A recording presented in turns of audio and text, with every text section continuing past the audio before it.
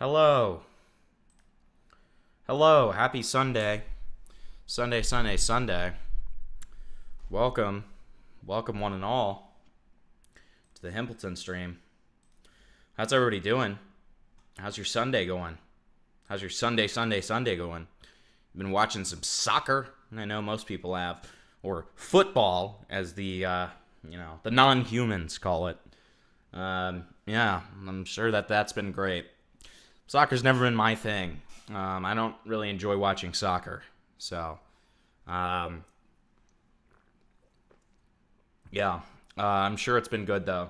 I'm sure it's been good. Hope you guys have been enjoying it. Can we see the shirt? Skeletons. Yep. So, yeah, we're covering quite a lot today. We've got We've got, news, we've got responses, and we've got call-outs, okay? 3 different themes. Someone was late to his own stream. Not me. Scheduled for 6, started at 6. Yeah.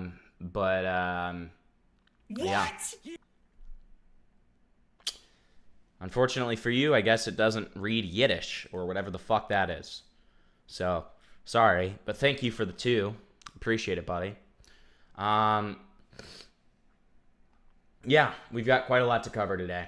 Kind of just to start things out, I kind of wanted to show you a little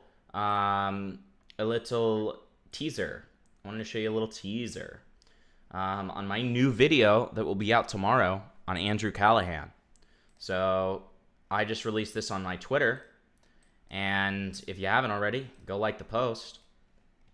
We want the Andrew stands mad, okay? Hoes mad, okay? So, actually it's Hebrew. All right, same difference, dude. It's the same thing to me. So we want the Andrew Callahan squad. We want them angry, okay? So check this out. Here's our little teaser. Hi, I'm Himpleton. Did you know that you have rights? The Constitution says you do, and so do I. But here's what the Constitution doesn't say. You can put on a ghillie suit, crawl up a hillside behind a man's house, and call it journalism. Have you been named in a 9-count civil complaint? Did you accidentally tell a crowd in Portland, Oregon that you're gonna, quote, get him? Did your camera crew sneak past a guard shack using someone's grandson like a hotel key? I believe that until proven guilty, every documentarian, streamer, and vexatious litigant in this country is innocent. That's why I fight for you. Well, not for you, per se. I'm not a lawyer. I just read court documents on the internet. But before you file that anti-slap motion, before you blame the judge for being old, before you launch that GoFundMe, better call Himpleton. Am I in front of a green screen in this? What is up with all these questions? Oh my god. It's fine. What? Jagi by ren shi zui da da yu tai ren. Thank you for the 2. Oh my god. Am I in front of a green screen? What time? Does it matter? Like, my god, these questions, man. These questions. Okay? Like, listen, it's gonna get to a point where, like, if I get these questions that are just like, and I'm not singling anyone out, but, like, these questions that just do not fucking matter, man. Am I in front of a green screen? Am I? Do you see me? I don't know. Like, no, I'm not. And then these people, yeah, the vapor withdrawal it's killing me, man. I'm sweating. I'm sweating really bad.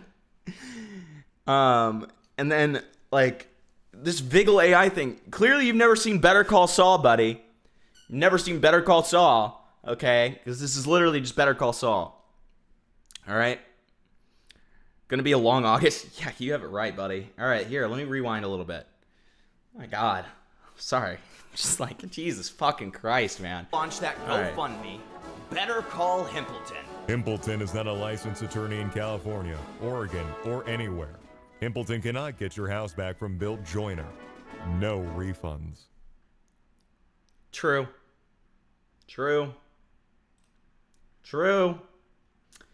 So yeah, I'm very excited for this video tomorrow. I think you guys are really gonna like it. I'm Himpleton. Ah, stop. Yeah, it's coming out tomorrow. It's gonna be at least an hour long if my calculations are correct. We'll see. It's being edited right now. So, yeah. So, wow. Okay, sorry. Phew. Need a mint. Himpleton is a cock. Thank you for being a member for 4 months. Can you slap the wall behind you? I don't believe you aren't using your green screen.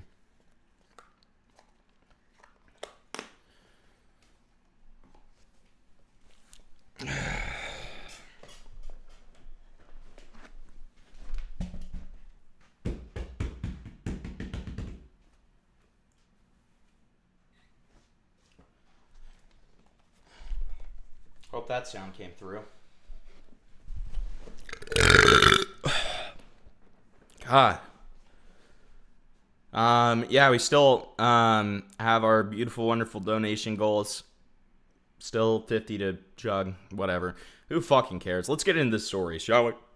Oh, God. Yeah, I'm doing great, as you can tell. CPS has decided to prosecute the Tate brothers, Andrew and Tristan, with additional sexual offenses. As of today. Okay? The Crown Prosecution Service has decided to bring further charges against brothers Andrew and Tristan Tate in relation to 4 further victims. Count them, 4. 1, 2, 3, 4. Okay?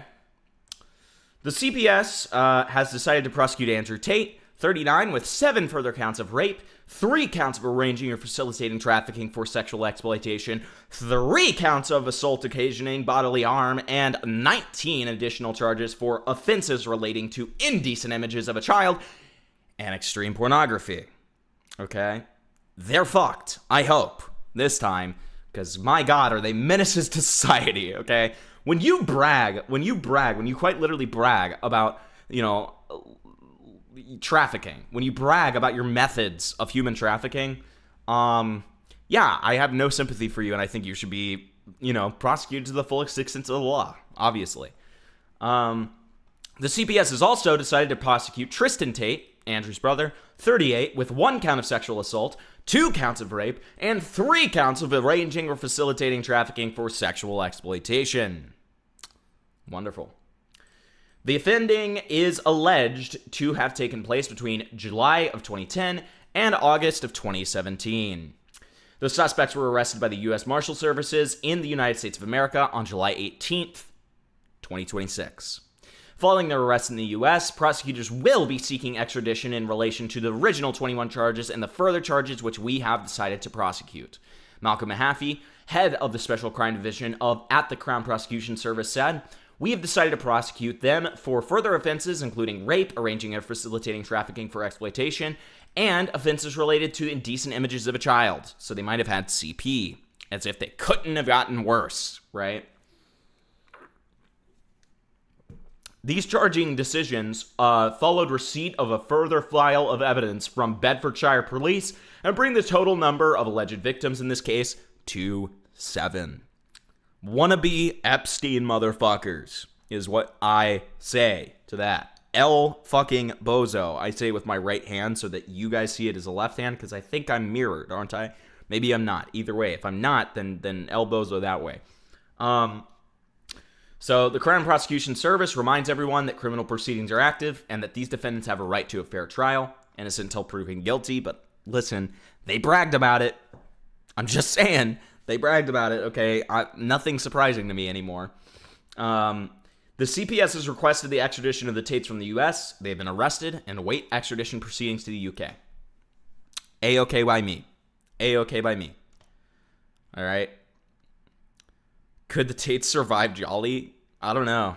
We should put them in there. Find out, I just kind of thought of this. I feel like this is a good idea. You guys really like the confession stream, so here's how we'll do that from now on. Yeah. If we get $1,000 a stream, then I'll do another one. No, we'll do that as a 100, because I think that's a much more fun way of doing the 100 goal. If we get 100, we'll do another confession segment.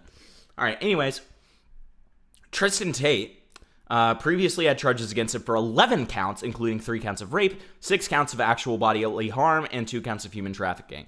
Lovely. The woman beater is also a human trafficker. Lovely. Andrew Tate previously had charges against him for 10 counts, including 3 counts of rape, 4 counts of actual bodily harm, 2 counts of human trafficking, and 1 count of controlling prostitution for gain. Okay? Dunzine, come on and don't be a pussy. Like, come onto the stream. What do I think of this image? I'm not looking at that. That's disgusting. Just kill yourself. How about that? Die. Die. Don't talk to me. Okay? The previous charges relate to 3 victims. This is just like a TLDR. Okay? So let's see the video of them getting arrested. Let's have some satisfaction. Let's have some satisfying karma and hope that it goes all the way. What? How do I review a movie? I forgot. I'll tell you how to review a movie, but it's going to cost you more than $2. For $10, I will show probably the most insane movie review I've ever made that was so bad that it got taken off of Letterboxd because it was like so charged. I watched a movie in VC in my public server the other day called Good Luck, Have Fun, Don't Die. It was one of the worst movies I've ever seen in my life. And I submitted a review to Letterboxd that was so charged and angry that it got taken off of Letterboxd by moderators. So I'll show that to you guys for $10. Okay, that's like a story time right there. I'll make it nice and entertaining. Let's see this though. Thank you for the 2.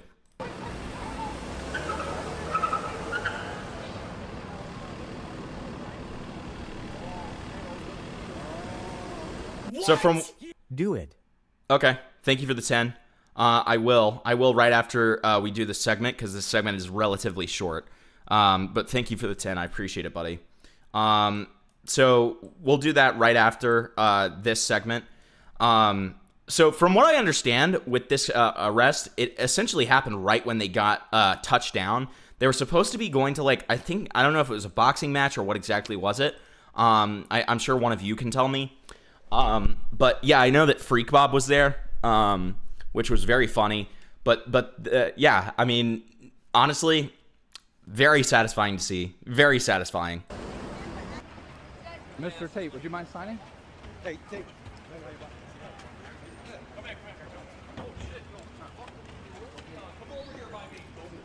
Get fucked. Look at this fedora wearing Reddit mod asshole. Look at this fucking retard, Tristan Tate. If I was on Kick right now, I'd be letting the F slur fly, motherfuckers. Like, look at this motherfucker, dude. He looks like Jack the Ripper. Like, who the fuck is this guy? Fucking Tristan. Tristan looks like such an F slur here, bro.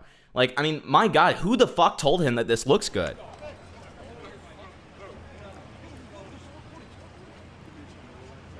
Get fucked.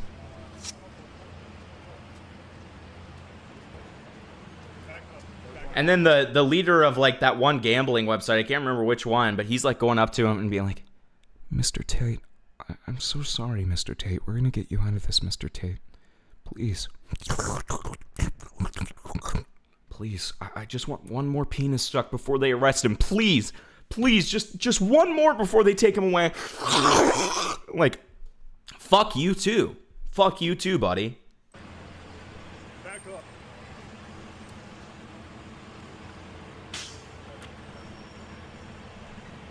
Andrew's dressed like the fucking Joker on a vacation to Fort Lauderdale, okay?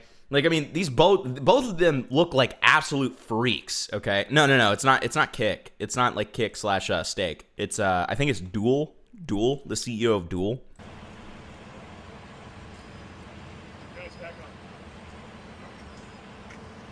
Get fucked, losers.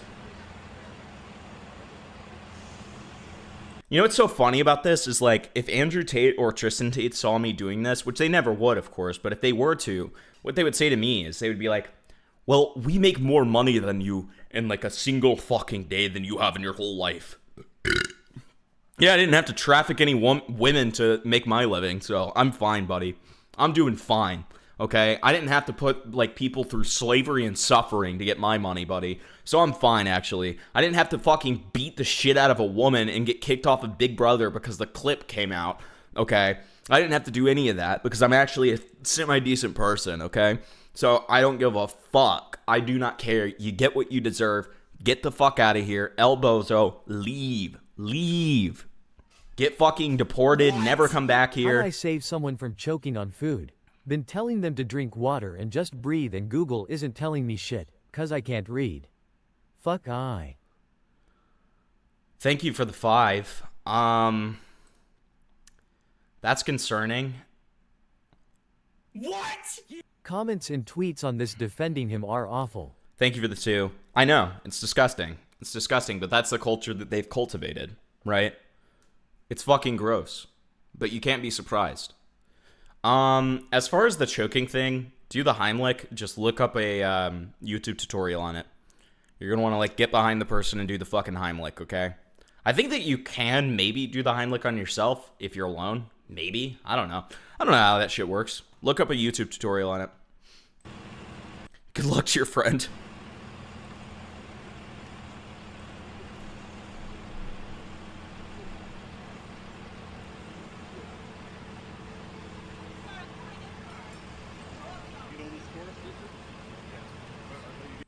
What? Don't forget it's Vic's birthday. Thank you for the 5 and happy birthday to Vic.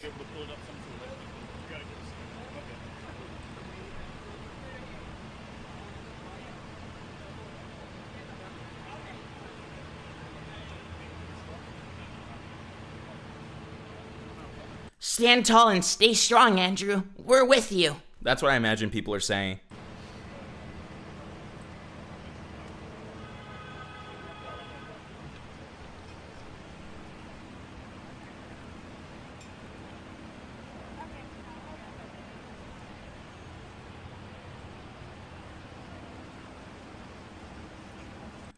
Well, hey, I'm very happy that you're in a better place now, I hope. What? Well, Spain just won. Thank you for the 2. Congratulations, or I'm sorry, depending on what side you're on. I don't care. But yeah, addressing this comment, I really hope you're in a better place. And I'm so sorry that you had to go through that. But I am glad that you're able to get some satisfaction by seeing disgusting, horrible people like this off the streets. What? Wait, did you say happy birthday to Vic? It's his birthday. Yes, I just did. I quite literally just did. Thank you for the 5. Tristan, anything to say? Tristan, anything to say? Get fucked! I wish we had, like, ruder reporters. I wish we had ruder reporters that would be like, Hey, Tristan, fuck you. Fuck you, buddy. You're a disgusting human trafficking freak, and I hope you rot in a prison cell. I want that kind of satisfaction, okay? Happy birthday, Vic.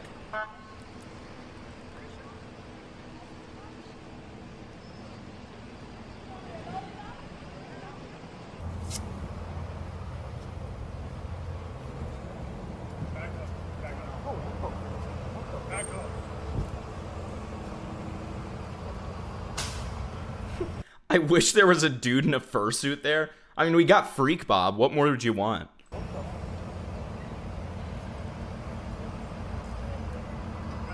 The unfortunate reality of it, Seal, is that there are genuinely people who think these guys are innocent, and they think that it's the Matrix against them because they are so gullible and they just want to belong somewhere so badly that they hear the Tate say that there's no evidence against them and that this is just the Matrix trying to put them down, and they believe it because they're not willing to look into this themselves, right?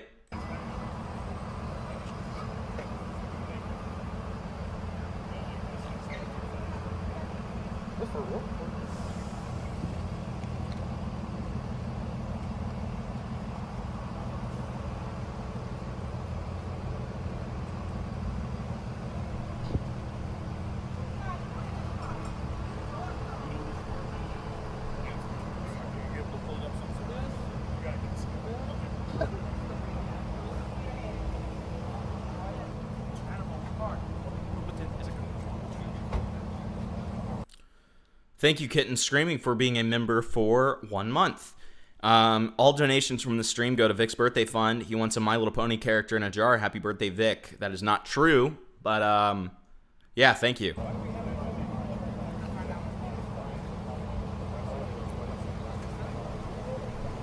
What? This video needs a birthday cake with Vic's name on it. So true. This is his birthday present, I guess.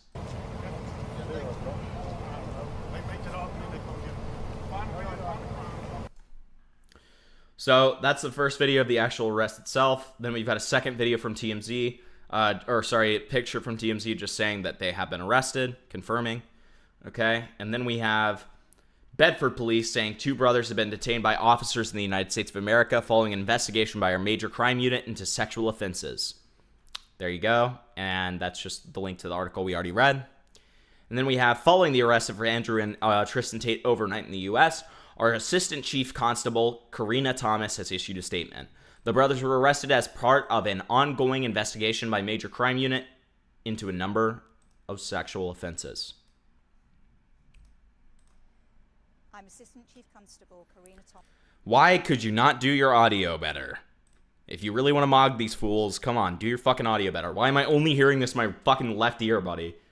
The fuck is this? Lead for the Bedfordshire, Cambridgeshire and Hertfordshire Major Crime Unit. In 2024, the CPS authorised 21 charges against Andrew Tate and Tristan Tate following our investigation into allegations of sexual offences dating back to 2012. Following the initial charges being authorised, we have continued to investigate further offences reported to both Bedfordshire Police and Hertfordshire Constabulary. As a result, 38 new charges in total have now been authorised against Andrew and Tristan Tate, bringing the total number of charges faced to 59. I mean, let's just restart this video with better audio. Hold on.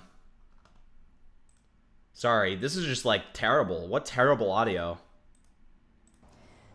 I'm Assistant Chief Constable That's a Karina little better. Thomas, lead for the Bedfordshire, Still only in my left ear, though. Cambridgeshire and Hertfordshire Major Crime Unit.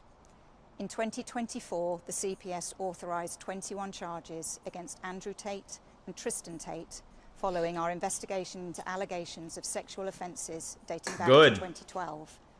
Good. Following the initial charges being authorised, we have continued to investigate further offences reported to both Bedfordshire Police and Hertfordshire Constabulary. Great. As a result, 38 new charges in total have now been authorised against Andrew and Tristan Tate. Good. Bringing the total number of charges faced to 59. Hell yes, brother. I hope they rot in jail for life. I hope they get raped in prison. I do not care. The charges relate to 7 victims spanning a period from 2010 to 2017. Our officers have worked... So he was arrested in the United States, and he's going to be extradited to the UK. Freaksure of the Deep. Just in case that was confusing. Arrested in the United States, but the charges are being brought from the UK. So the UK and the US collaborated, arrested the Tates, and they're going to extradite him, or them, both of them, to the UK. Closely with the CPS and both national and international law enforcement agencies. It won't matter if they get a pardon from Trump. Because these are crimes completely unrelated to the United States. This is all Britain. The United States just helped Britain with the arrest itself. These actual charges are coming from the UK. As part of this complex investigation. I can now confirm that officers from the United States have arrested both Andrew and Tristan Tate in relation to this matter, and they are being detained pending ongoing legal proceedings. We understand the interest that this case will generate, but we would urge... You know, they wanted to act like they were fucking immortal for so long. For so many years, they wanted to act like they were just above the law. They could do whatever the fuck they wanted. And I hope that this cements to them and anyone else who want to try to follow in their footsteps that you are not beyond the law. You're fucked. Get raped.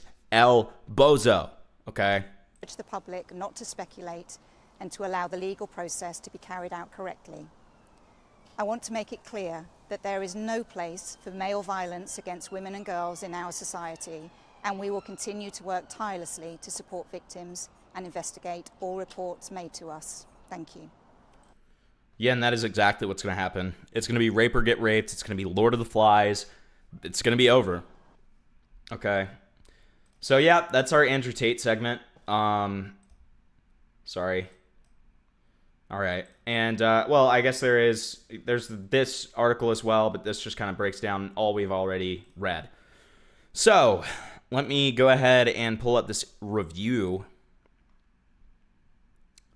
Hold on. God damn. Hilton is a cock. Cryptid, thank you for being a member for 6 months. Well, hello there, handsome. Hello there, beautiful. Good to see you, buddy. Okay. So let me find this review.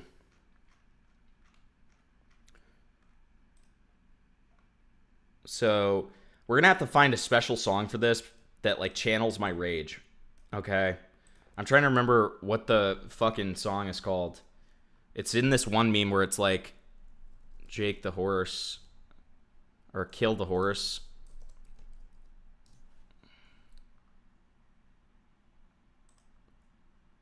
Void and Blue. Void and Blue is the song.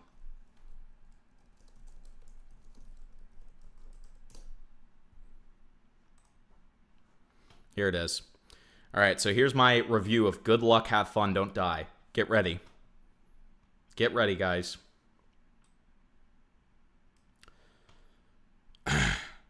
I did not hold back on this. Okay? That's why we're playing this song, because I did not fucking hold back on this. Okay? There's a reason that this got removed by the moderators. All right? Help with your cooking decisions. Anyone got any suggestions on what else I should put on my rice? I've already used cumin. Can we make flan? Oh God, Jesus fucking Christ! Jump scare.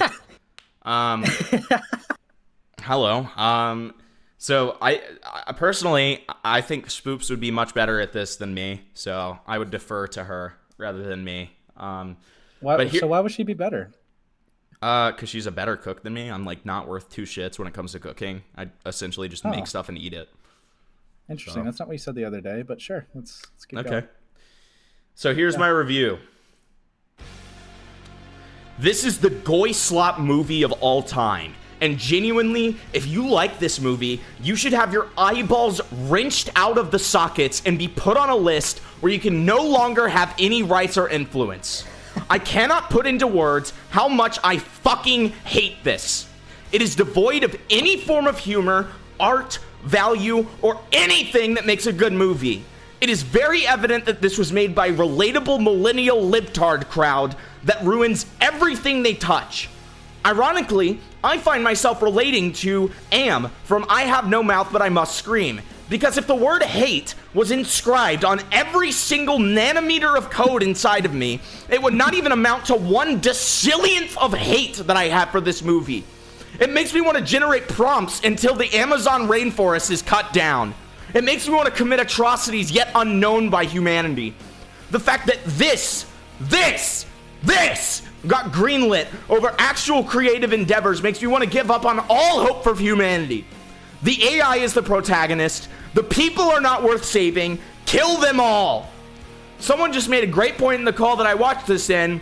This movie is actually the perfect advocation for forcibly revoking people's free will. I still don't understand why Letterboxd removed my review. It's really weird. I thought the movie was pretty decent. Kill yourself.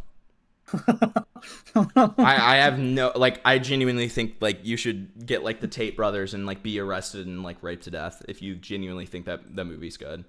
I mean, honestly, I think the actor for the time traveler wasn't that bad. But I mean, yeah, the acting was okay, but the acting wasn't the problem I had with the movie, to be fair.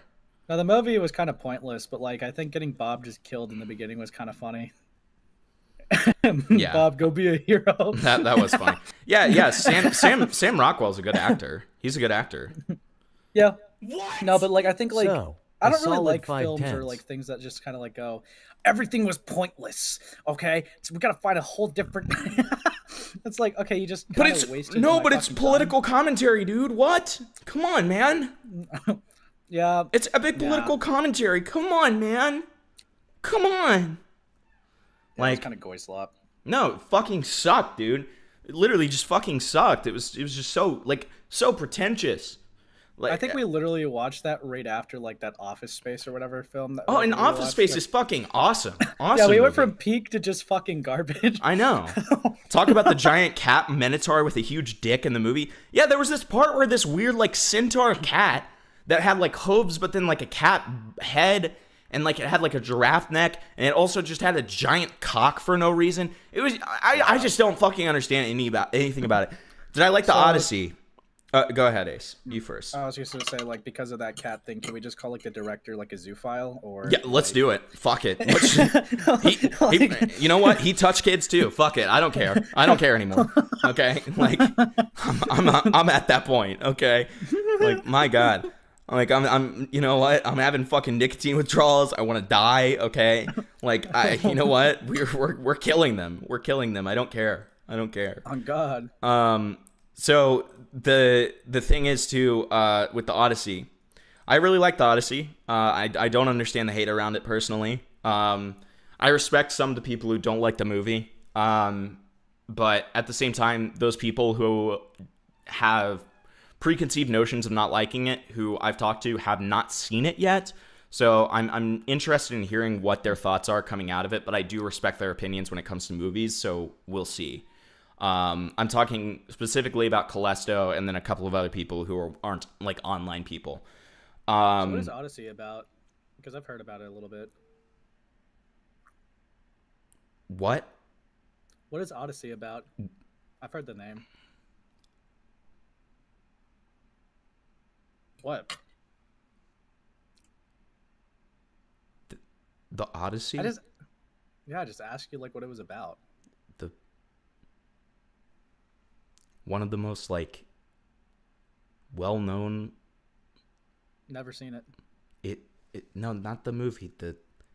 It's based on one of the most well-known like pieces of literature of all time.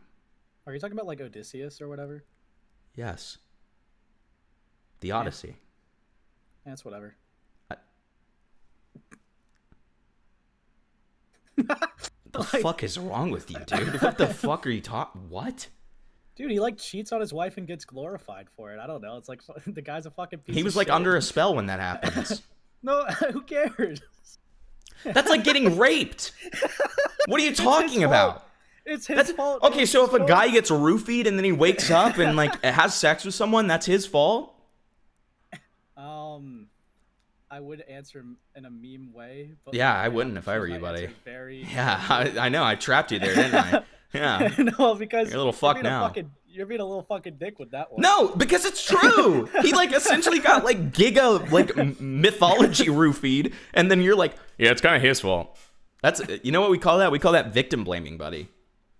He fucked like a goddess of love, and I'm supposed to like be like, this guy's a Chad. She's not a goddess of love. She's not even a goddess.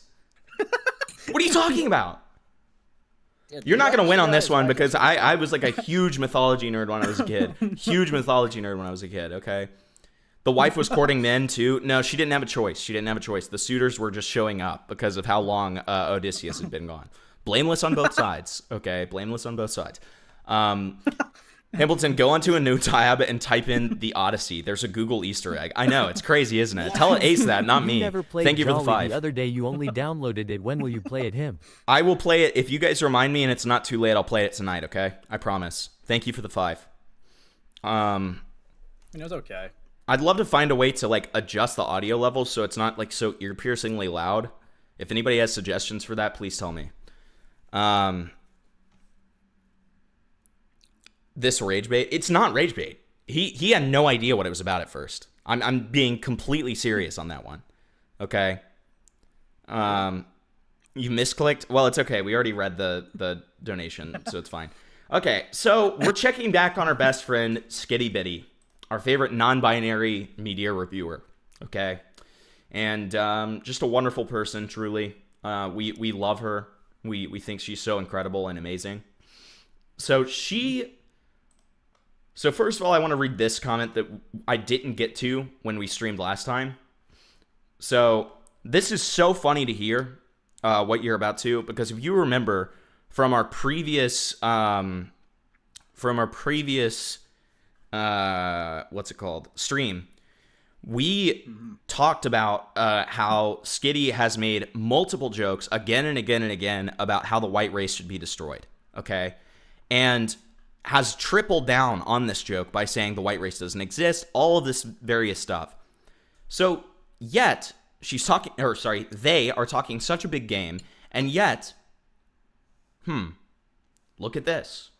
They'll tell you it's because I'm racist against white people. And their evidence for this is that one time I reposted a meme where the Destroy Ganon quest from Breath of the Wild was replaced with Destroy the White Race, which is obviously making fun of the ridiculous Great Replacement theory. They also accused me of celebrating murder because I reposted an extremely benign article pointing out the fact that Charlie Kirk being dead doesn't mean that we have to respect him. So they basically have nothing. Okay, 2 things on that.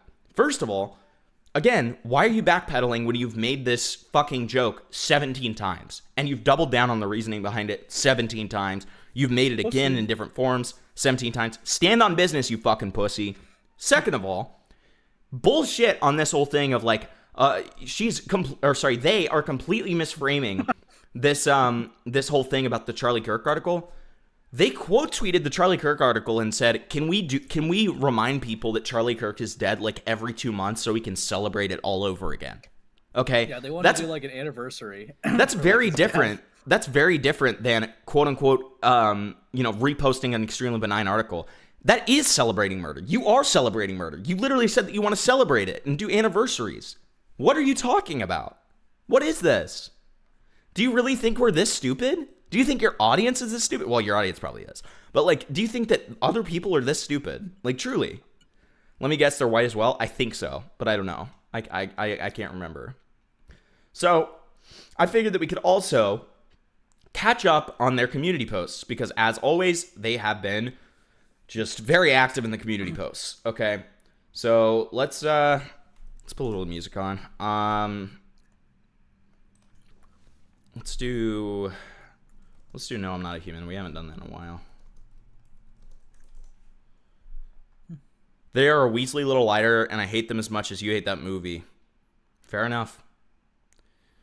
Did Ace also see that Connor Murphy died? That was who? The Looks Maxer. He was injecting gold into his skin because he thought it had magical powers. Because he was like full on like psychotic manic. He was injecting gold into himself because he thought it would give him like mystical powers. I'm not even joking. And then guess how he died, dude. It's even more depressing. He was getting chased by the cops and he ran into like the ocean and drowned. Yeah, that just hit me like a fucking fastball. Dude. Isn't that just like it's just no, it is. It's just kind of sad, you know? Like I mean, it's just kind of sad. Like it's just, you know. I mean, I didn't like the guy. He seemed to be a pretty shitty dude and a pretty superficial guy. But like, Jesus, man, like he clearly needed some serious mental help. I mean, yeah, no, they clearly had issues and definitely needed help if they were doing that shit. So yeah, kind of like it sucks. I mean, the guy should have gotten some mental help, and I mean, maybe if he did, he wouldn't be like a weird superficial looks maxer anymore. I don't know. I guess we'll never know. Why was he chased? I can't remember. I think it was due to some part of his manic episode. I'm unsure though. But yeah, that's how he died. Anyways, let's I suppose let's get back to Skitty after that. Just like sad bombshell. Yeah, Skitty would make fun of something like that too, you know. Probably. He is a white man, isn't he? Yeah. Well, and he was right leaning, yes. So yeah, like you just said that you're gonna wake up to like a tweet from Skitty. Why is anyone even feeling bad for this dude? They literally voted for Trump. El Bozo. Yeah. No, even better. El Family morning M. Yeah, like it's like they just post a gif of like the coffin dance thing. Like, so this is Skitty's response to harmful opinions covering her or them. Sorry. Fuck. Sorry. Yeah, okay. Appleton's really bad with gender. A washed-up 2016-era anti-SJW guy made a video where he accused me of rallying an army of children to mass report Octorok reviews on Twitter. Already such a loaded statement, but it doesn't distract from the reality that this is just true. but whatever. The inciting incident was a hasty Discord ping that I sent out after being harassed nonstop by people calling me slurs and telling me to kill myself on Octo's belief. So you're admitting it's true. But okay. I love how they have to add hasty. I know. Okay. What is this? So you're admitting it's true. So why are we even talking about this? But whatever. Still, I shouldn't have suggested people report him for harassment, even flippantly. I love this apologia language that's just layered throughout. The flippantly, like, I just did it flippantly. Okay. Yeah, they're doing like these like self justifications for themselves, for like essentially trying to get a guy deplatformed that they didn't like. Right. This is so embarrassing. I know. I publicly apologize for saying that message, but this guy made the video anyway. Do you think your apology matters? Guess what, Skitty? As I showed in my tweet, you did it after. You did it again to some random Twitter artist. So you didn't learn anything at all. Your apology meant nothing. So, and then she said, or they say, so at this point, there's nothing I can really do but lean into it. So shout out my elite child soldiers. You keep this whole enterprise running. I'm gonna get back to work on the Breath of the Wild script now. Great. And then I can't wait for that video personally. A day later. So Harmful Opinions made a second video about my child army, it seems. You'll never guess who's been hanging on the comments. I think Ramen said it best. Pathetic pearl clutching. It's a Discord well, actually, no. Somebody like this doesn't deserve that kind of voice. Pathetic plural clutching. It's a Discord server with 300 people, only 9 of whom have the child tag. It's also a Patreon exclusive subscription fee. SkittyBitty Child Army is 9 teenagers. Octorok says, call me crazy, but I personally think the acceptable number of minors, you should... I just realized that this image is not, like, full size. Octorok got cut off. Recruiting into stupid internet drama 0. Let me just open a new tab. That's going to be so much easier. There it is. They've apologized for the brigading attempt. It was made in anger and it was a mistake. I concur that it was foolish and I told them as much. They said it was harmful on Twitter and to their community directly. That's what people do when they fuck up. You, on the other hand, vindictively shared your right-wing audience that Skitty was Jewish. What? Dude, I was a closeted Jew and you just announced it to the world. Shut up. Shut the fuck up. My God. Jesus Christ. Dude, you know what's my favorite part about this screenshot Very so important far? derail. Thank you for the 5. I'll let that play. I'll let that play. We'll get to it after But- the Skitty stuff. Dude, my favorite part about the screenshot is them liking the second reply. I know, liking the... Yeah, you can tell that Skitty really loved it. And then... Just because you knew it would be fucked. Just because you knew they could use it. And they have. Where's your apology? Shut up. Shut the fuck up. You didn't get banned on Twitter. Nothing happened to you. You can go back to simping for your lolicon VTubers and cry about the uglification of video games. And you've said things that you can never take back. You can't untell everyone that Skitty is Jewish. They just have to deal with the fallout of that from now on, thanks to you. No amount of perceived victimhood will make that not freakish. In the end, you're no better than the worst of them. And in private, when you think that no one can see you endorse their bigotry, as we've seen, I can't believe I've ever thought otherwise. Wait, what kind of rebuttal is that? You can't take back the fact that you leaked that they're Jewish. Now their audience has to deal with that. Okay? Like, they have to deal with Skitty being Jewish. Are we fucking retarded? I mean, like, this is just like, so brain dead. It's just... Don't you understand how anti-Semitic Skitty's audience is? And you just fucking fed them to the wolves. When will they learn? When will they learn? So, the video in question is called SkittyBitty Strongest Soldier, and it's about all of our favorite YouTuber, Anthony Gramigula. So, of course, I want to give it a watch. Whoops.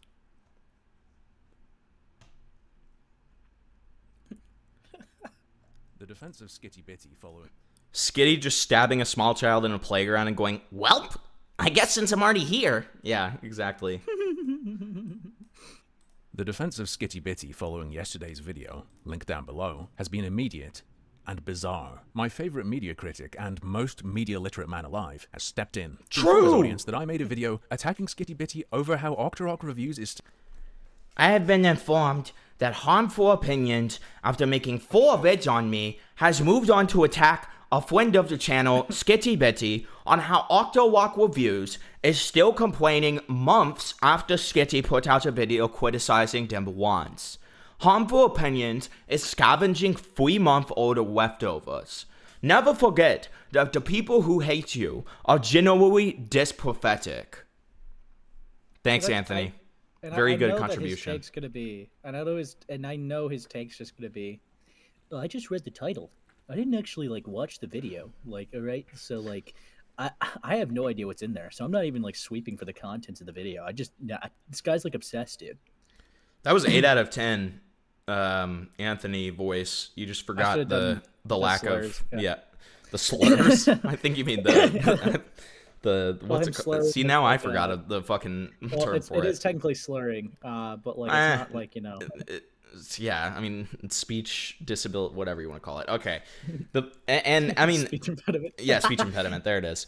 Yeah, I mean, Anthony Gramigula, as we saw last time, saw this initial video and said that it was transphobic. So, I mean, that's just awesome, too. Still complaining months after Skitty put out a vid criticizing them once. It was banter when I asked before, but is he actually schizophrenic? The answer is no. He's actually doing the Twitter lolicon thing, the thing I normally only see them doing. I've been informed. That's what's being said in the video. Hello, audience. This is what's happening. This is what's in this video. Oh, that's an insane mischaracterization. Well, it's not my fault, because I haven't looked at it. It may not have made much difference, though, had he actually looked. Because in the brief chit-chat I had with him underneath his post about me, it became clear once again that he's incapable of understanding anything I say. Genuinely. It's surreal. Like at the end of our little back and forth, he says, I think you're just mad. Your smear campaign against me failed to have any impact on me. I asked him what impact I'd be trying to have, and said, you've been cooked by weird click shit. Some people still have fun on the internet. Cooked, he retorts. You gave me material to exploit into content that I leveraged to increase my viewership.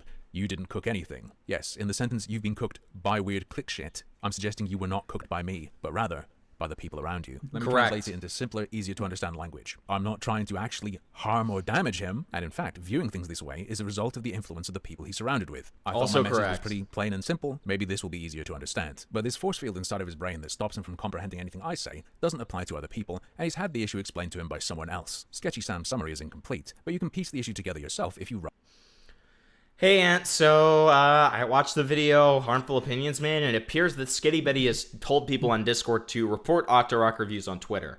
The screenshot's at 529 if you want to see for yourself. As for the minors thing, all Harmful Opinion states is that she was being irresponsible for having minors on the Discord in the first place, and that she was asking them to report Octorok reviews. Feel free to see the video for yourself if you want to check anything that I see in the post. And then I'll let you be, Anthony, since you do so well. So, in other words, Skitty did nothing inappropriate with kids, meaning it's extremely dangerous to imply that kids were a fear factor at all, especially towards a trans content creator. Skitty has already stated them telling their audience to report Octorok's Twitter was a step too far, but at the same time, Octorok was harassing them for 3 months straight, including spreading sensitive information regarding Skitty. I suspect Harmful Opinions omitted that detail, but hey, I just say shit, man. And then Twisted Toy Box makes a great point here, which is this media reviewer looks into shit that he talks about, but when it comes to shit, from his friends, etc., he just takes spark notes from people around him. It's hypocritical. True. It's so stupid. And then, I mean, look at this message right here. Proof that he didn't even watch it. I suspect Harmful Opinions omitted that detail. You don't even know. What are you doing? Up to brain Look, man, it's just the vibes, man. It's like an 8-minute long video, dude. Like, my God. Hamilton, I don't know why you have an issue. It's just fucking vibes, man. Dude, it's just the freaking vibe. I just say stuff, guys. Yeah. Thanks, man. Sam's summary is incomplete. What was the quote that he had on your little debate? What was that called? What was it again? I just say shit, man. Yeah, I just say shit, man. I mean, great example of that. Fantastic. Thank you, Anthony Gramigula. Thank you, Anthony Retardlia. Really appreciate it. But you can piece the issue together yourself if you rub 2 brain cells together. Anthony defends the call to action by saying Skitty already stated it was a step too far. Well, after lying about it multiple times. Correct. And of course, that not even actually being the issue I was raising. And he says Skitty did nothing inappropriate with kids, meaning it's extremely dangerous to imply that kids were a factor at all, especially towards a trans content creator. I didn't imply that kids were a factor. I directly, clearly stated that they were. In fact, the title Because of it's my true. video is SkittyBitty's Discord Child Army, but I suppose this is the state of media literacy on the internet. And while Anthony believes it's inappropriate to mention that children were involved, SkittyBitty disagrees. As I pointed out in my previous video, Skitty's Discord has a minor tag. People can identify themselves as minors and have that tag applied to them. I shared my opinion. All you can eat buffet for pedophiles. That's what I called it last time, and I maintain that still. That's a bad idea, particularly in a more cloistered Discord focused on a Nintendo IP. Making kids identifiable and helping predators pose as children seems to me to be a very, very bad idea. But you don't get it, harmful opinions. The minor tag is something that you don't have to have if you're a minor. You just can do it if you want. Then what's the point of it, retard? Like, what? That was Skitty's initial response there, by the way. I bet they don't watch it because they're afraid that there are honest truths around the video and shoot an inaccurate and not true statement. That's just me. Yes. I mean, that's why he delayed cutting off Noah for so long, in my opinion, as well. Like, he pled ignorance as long as he could. It's just stupid. You know? And he was trying to help him out of the hole or whatever, and the DMs was like, try to help him with his script, which, okay, I will say I should have definitely went a little bit harder on this one point, but like I asked like why he was even helping Otterly Noah, and I obviously this reason's bullshit. It's like, well, he just asked for help, man. Because obviously, if someone like EFAP asked for help, or if the critical drinker asked for help, you would deny them. So obviously, well, the real reason is because they're quote unquote on the same side, right? Like that's the real reason. So it's really 100%. Fucking retarded. It's really fucking stupid. Try to take them under their wing, and genuinely, my personal perception has always been that he tried to sweep for Otterly Noah and protect them, so that Otterly Noah would kind of look at Anthony like a little bit like a savior, like in a sense, like, oh, you saved my career, so I have to do this for you. Where Anthony would essentially breed a soldier out of him so that they could keep fighting like in team sports. That was kind of my perception of those DMs. That was my perception of like how it went. But honestly, then it got to like striking, getting like an artist to strike a critic, and then it was too unavoidable from there. Right. Right. That was, I mean, there was already arguably some cooked stuff, but that there was just that was already chopped. No, 100%. Skitty explains the reasoning behind it, though. The minor tag on my Discord is opt-in, and it helps to avoid situations in which people claim they didn't know they were talking to someone underage. I'll get to why this is important for me in a moment, but on its face this seems kind of silly. The strategy of sextortion predators is primarily to pose as kids to get another kid to do something that they feel will get them in trouble. Correct. And control them with that. In my eyes, this does the opposite of helping with one of the worst issues on the internet. And furthermore, this idea that it stops them from, saying they didn't know they were a kid. You want to know my strategy? Someone's being a weird creep. Yen says, I hate when identity politics is used for no reason. It makes it undermine cases where it does matter. Completely agreed. It's so fucking dumb. They say, well, I didn't know they were a kid, though. Very simple. Too bad. Don't care. Get fucked. Yep. On to why Skitty's statement matters for me, though. Skitty says the point of the tag is to avoid situations in which people claim they didn't know they were talking to someone underage. I'm saying, when Skitty tags everyone in the server and tells them to do something, to look at something, to whatever, Skitty knows this is talking to kids. Skitty has a system designed to ensure that no one could deny that they know they're talking to kids. Skitty's defender, Anthony, says it's dangerous to imply that kids were a factor when there is a system designed to enforce that recognition. Skitty claims that keeping members of the community safe is top priority. That this what did Anthony mean by stop mentioning kids around, like about trans people, dude? Like, what do you mean by that? Yeah.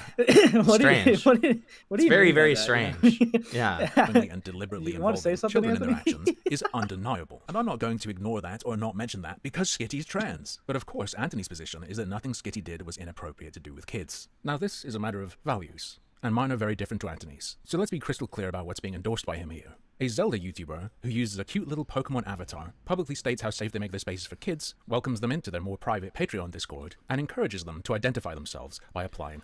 Also, what's so funny, too, is like making the minor tag opt-in it literally undermines your entire point of doing it in the first place. If it's not required, then there is still a chance of multiple minors being in there who are unidentified and people don't know they're talking to a minor. So what's the fucking point? Yeah, and I feel like this is really getting I know like this was not really a situation you handled. It just really is giving me flashbacks to a year ago with Side Scribbles. And I feel like it's only a matter of time till like some stuff gets out there where like some people say sexual stuff and the general stuff, and it's like poor moderation. because that's exactly what happened with the last one. It was similar circumstances. There was minor roles, so like it was recognized to be minors. They had an NSFW room in the server, and it's like, well, the minors couldn't access it there, but people were talking sexually in the general chat, and that was another person that kind of got swept for under the rug for a bit till it was indefensible. Right. So I'm just waiting for like that next part of the chapter just to come out, because I feel like it almost always happens. Like, Yeah. it's like Skitty's like, I'm not saying Skitty wants it to happen, but you're almost inviting that when you Yeah, have you're that begging type of for it to environment. some extent, right? Yeah, I mean, it's just like- so fucking stupid. A minor tag, Yeah. but their safety, so no one could deny that they know they're interacting with kids, and Skitty interacts with them, pinging the server that Skitty says is run with child safety as the number one priority, to tell them to report a Twitter account. Not only to report it, but to go and look through all the posts. What does Skitty say the posts are? Nazi pedophile simping. I don't think you should be Great. drawing in kids, saying it's safe for them, they can be here, it's cool, we'll keep them safe, and then pointing them at Nazi pedophile stuff in Skitty. And encouraging them to look through it. Yes. Words. I personally think that's highly inappropriate behavior with kids. And let me reiterate, let me hammer this in. It's not just that there happen to be kids. If you're going to engage with this stuff, cover this stuff, talk about this stuff on the internet, it's impossible to totally get rid of them. But this... I remember when I found a minor on Himpy's Discord. Thank you, Nick Andros. Very cool, man. This is a Nintendo YouTuber's... Yeah, and what was my response, Nick Andros? You want to tell the stream about that?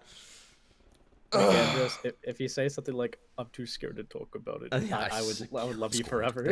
I will kill you. Specifically caters to children. It's set up with them in mind. It's at the front of Skitty's thoughts. Number one priority, right? Not even slightly questionable to Anthony. Using kids like this is fine. In fact, the evil thing is mentioning that kids are being used like this. Right. Fuck me. Maybe it just is totally normal to these people. Business as usual. Like, it doesn't register as something It out of the seems like ordinary. it. Like, imagine in real life you get an adult running a hobby group or something, and it's like, we welcome kids, your kids will be safe here. It's a mixed space, but, you know, we will look after them. And then you find out that the person in charge has been, like, showing the kids what they call Nazi pedophile simping accounts on their phone. You would break their fucking fingers at the very least. That person would be a pariah in their local community. You would be the sicko who tries to show kids weird stuff. You're not more chill with it online because it's so different. You're more chill because you feel safer. In online chat rooms, it's way less likely the parents will find out what's Okay, see, now you just made it sound way worse, Nick, because you said, when I said what was my response, you said Hempy sprung into action. What does that imply? I mean, it's true, but like not in the way that you're making it sound, okay? My God, okay, Jesus Christ. Okay. You asked for their number? That did not happen. Stop it. Wait, okay? didn't you like, wait, I'm going to stop spreading that rumor. Yeah. But anyways. Yeah, I know exactly what you're about to say. been going on. For instance, you're not running the risk of older, more sensible members telling their parents because they don't know who they are. Correct. Or maybe you would behave like this in person, in real life, in like a real group. In which case, Jesus fucking Christ. As is to Anthony, even though you won't see this, he has an anxiety disorder or something, I guess. Gets panic attacks when he hears my voice. Brigading and stuff is lame, but I wouldn't have made a video. The call to action alone is what it is. I tweeted about it. What I'm laying out here is what made me feel off, feel a bit funny, stuck with me in my gut. Almost wanted to do a sanity check, like, you see this too, right? This is crazy, yeah? A little side note. I know that some Skitty viewers understand my issue with the identifiability of minors, because I saw in the Discord, there's a person in there who says they're a kid, and they've repeatedly identified themselves with their age, and you can see in one instance that other users are saying, hey, maybe don't do that. Don't put out information about yourself. Don't make yourself so identifiable. Don't make it so clear you're a kid. That person's right, in my opinion. To me, it's common sense. Agreed. First layer of defense. No info about yourself. Anyway, this is all I can do. If people really think this is normal, I'm not going to change their mind, and it's going to continue to happen. The children's media content, internet race war child armies will continue to be a thing. Talking about it at all, addressing it at all, is just victimizing the tranoids, I guess. And we will forever live in hell. Have a nice day. The tranoids is crazy, I've got to say. God. Yeah. So I'm not vague about it, so people don't start like thinking like or use that clip of me saying that I did have a minor in my server to like spread stuff about me. Because unfortunately, as we'll talk about in a couple of weeks on my next video after the Andrew Callahan video, what you guys are gonna learn is that people do use the misinformation that is spread about me against me to paint me as a terrible person. And that's the only hint that I'll give you. Like, everybody who said that the Denal tweet is just bullshit and nobody is ever going to call me a CSAM hoarder off of it, I'm completely vindicated after you see my video in a couple of weeks. But it's just, it blows my mind. I'm not going to leak it, obviously, because I'm not going to cock it, but it blows my mind for people to take something so obviously malicious and not bad true. faith. Yeah. And they fall for the hook, line, and sinker. And it's like I can't tell if they were just so malicious and was like, yeah, I'm just gonna use this, or they're just so retarded that they think it's true.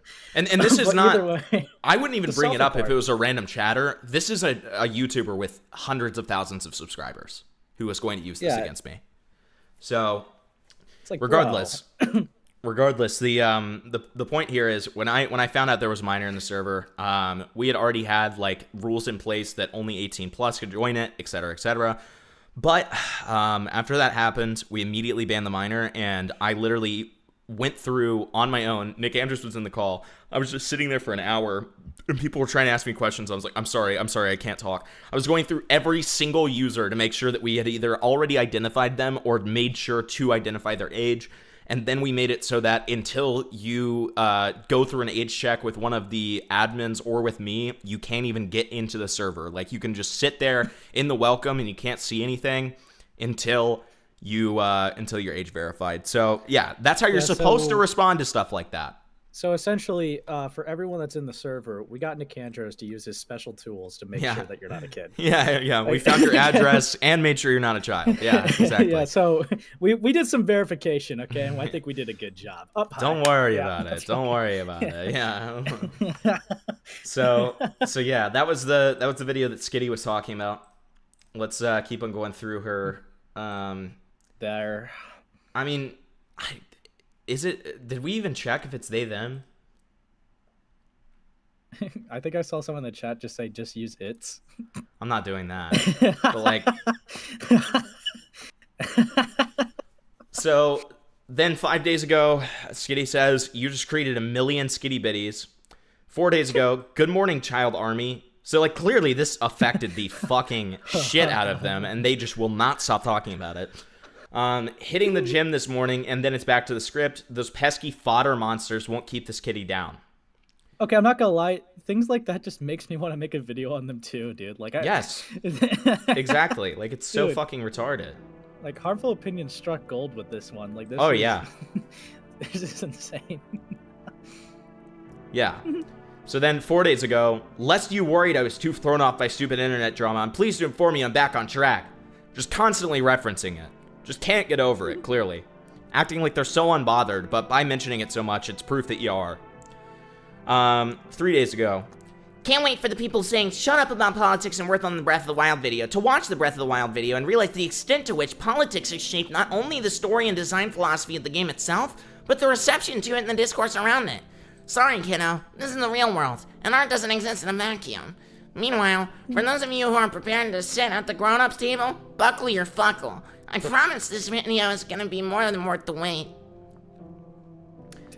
And then, last one from a day ago, puffins are birds that can fly and swim. Doesn't cater to children, by the way. That's pretty Doesn't cool. cater to children. Yeah, I didn't know that about puffins, to be honest. Yeah, great. Fantastic. So, without further ado, let's watch Octorok's video. Thank you for the 2. Hi there, I'm Octorok Review. Is Skitty having a mental breakdown? It feels like it. It sure feels like it. Thank you for the 2. So Octorok finally made a response to all of the stuff that happened. So let's check it out. I'm looking forward to it. Hi there, I'm Octorok Reviews, aka the guy who made that one Gerudo video that somehow sparked an entire flame war across Twitter for about 2 weeks. Was a few that of the you might be image? aware of a little video that... Probably. Dude, hold on. Wait, okay. What is this? I'm just like reading the tweets. If that's the image that was, being referred to, I don't care. Yep. somehow sparked an entire flame war across Twitter for about 2 weeks. A few of you might be aware of a little video that got published on March 13th of this year titled, What's Wrong with the Gerudo? A Response to Octorok Reviews, published by a middle-sized YouTuber by the name of SkittyBitty. There's a good chance you've probably even seen that video. It did get quite popular after all. You also might have noticed that for the last 4 months, I have not made any public response to it. My reasoning for this silence was simple. Though I took exception with many of Skitty's arguments, and was even rather disgusted with how weird and personal the video got in its final 15 minutes, ultimately, I believed it simply wasn't worth my time to research, write, and edit a whole response video to it. That would have taken weeks or months, which could have been better spent on making videos my audience actually enjoys, which is Also exactly what fair. I've been doing instead, making my normal brand of content. I figured that rational minds would see the two videos, pick out the flaws in them, and then ultimately decide which of us had the more persuasive argument. Why take... Hassan implemented the fix that you made a whole video about that Flash and you recommended. That's good. He probably watched your video. Get any further than that. So I adopted a strategy of silence, simply waiting for the whole drama to blow over and for everything to return to normal. That Good way to do it, usually, if you're not a drama tuber. has not happened, unfortunately. Not because of the video itself. It had its time in the limelight, and the brigading my channel got from it did pass within a month. No, the problem I've been facing since March, and I'm sorry to say, but even earlier than that, has been more personal. Harassment from SkittyBitty themselves and their inner circle of moderators, friends, and even an ex-boyfriend of theirs. Quite the motley crew indeed. This harassment has been personal, targeted, and has taken root across all my social media platforms constantly for the last 4 months, minus an interim in between, which I'll be explaining in a bit. The strategy of silence that worked in the case of Skitty's video unfortunately did not carry over into this personal harassment that's been levied against me. And with things constantly escalating and a concern for my IRL safety becoming ever... I brought you into this world. I'm going to take you out. There's still time for late abortion. He's such a weirdo twin. We might have to end him. I mean, and again, this is over a Breath of the Wild video. More reasonable by the day. I think that's like strategies. always going to be my favorite thing about this space. Because like, again, I know like I've told you about like even like the old group I looked at, but it's like, it's always such extreme, like, you know, statements over such low stakes drama. And that's, I guess that's why I've like been so interested in this for like over a year. It's so fucking weird, man. Any of those people just like blow my fucking mind. Yeah, I mean, it's just so insane and weird. And the only thing I can think to do at this moment is to finally fight back. So that's what this video is. I want to explain and document for you, the viewer, just the kind of harassment that SkittyBitty has inflicted upon me for the last half a year so that the public can finally understand who this person is, how far they've gone to try to screw with my life, and while I'm at it, dispel more than a few mistruths that were spread along the way. Now, I have to warn you, there will be some leaking of DMs in this video, which might at first seem unethical, but keep in mind... Oh boy. What if as soon as he like started the introduction, he's like, by the way, SkittyBitty is Jewish, and that's no coincidence. Like, dude. I sent a graphic to someone who forwarded it to Hassan, but his chatter seemed to know all about the shit because they had seen my video. That's cool. This could have been the most racist Breath of the Wild video ever made, and it wouldn't justify harassment. Exactly. It doesn't make any sense. This claim about the Gerudo being racist isn't even new. I remember this when it first came out. On Tumblr. In like 2015. Thank you for the 5. Yeah, I mean, yeah, it's a pretty age-old argument. Yeah. And then so, I guess this was a message from Octorok. You're literally the guy in the picture, Limphal. Skitty, are we not cool? You seem very aggro in most of our recent interactions, and I'm not sure why. I'd really prefer not to have issues, so if you have a problem with something I did or said, please let me know. Skitty leaks their DMs and says, you really said, are we not cool? I prefer not to have issues. After you made your video. My image of you is not made up. It is the direct result of the things that you have publicly said on the internet. If I'm wrong about something, be specific. Skitty has already done the same to me and has made excuses for it. So why should I extend a courtesy to them that they have not given to me, especially when my claims will inevitably require proof? I hope you understand then that this is not a general rule of mine, but rather an exception being made in response to my own privacy not being respected by this individual. Finally, before we get into this, I want to make something abundantly clear. My aim with this video is not to start a counter-harassment campaign against Skitty. My end goal is to essentially kill the momentum of Skitty's own harassment against me by dispelling their false claims and exposing how obsessive and weird they've been acting towards me. In other words, I don't want to do what Skitty did to me. I just want the harassment to stop entirely. That's been my position since day one of this fiasco, and it will continue to be my position going forward. Skitty, I didn't want to pick a fight with you. You misunderstood. Well, okay, so first Skitty replying to, or which is what Octorok's replying to. Skitty says, the persecution complex you managed to maintain throughout all of this, you picked a fight with me, and then you made a video about misrepresenting what I believe is remarkable. No humility, no introspection, just liking comments from people telling you you've done nothing wrong. And then he responds, Skitty, I didn't want to pick a fight with you. You misunderstood my intentions with that video, and I even offered to talk things out with you. You never responded. You instead spent the last 4 months making up an image of me in your head that isn't real. Just stop. So with that out of the way, let's start from the beginning. There's a common misconception about my past history with Skitty, which they have spread both in their Gerudo video and on... So, you hate the Gerudo? I think they're fantastic addictions to Ocarina of Time, precisely because they're meant to be this tragic other that got dealt a bad hand in life. Now they're products of their environment, not inherently evil. Now, Breath of the Wild Gerudo, it's another matter. Twitter, which is that I'm some random guy who suddenly decided to reply to their Twitter posts and pick a fight with them one. I think you need to move on from Octorok. I mean no offense, but it's starting to seem obsessive. If someone made multiple videos trying to get your attention and subtweeted about you constantly, despite having your contact information and knowing he could reach out to you privately if he wanted, I'd be fully supportive of putting that person on blast. Okay.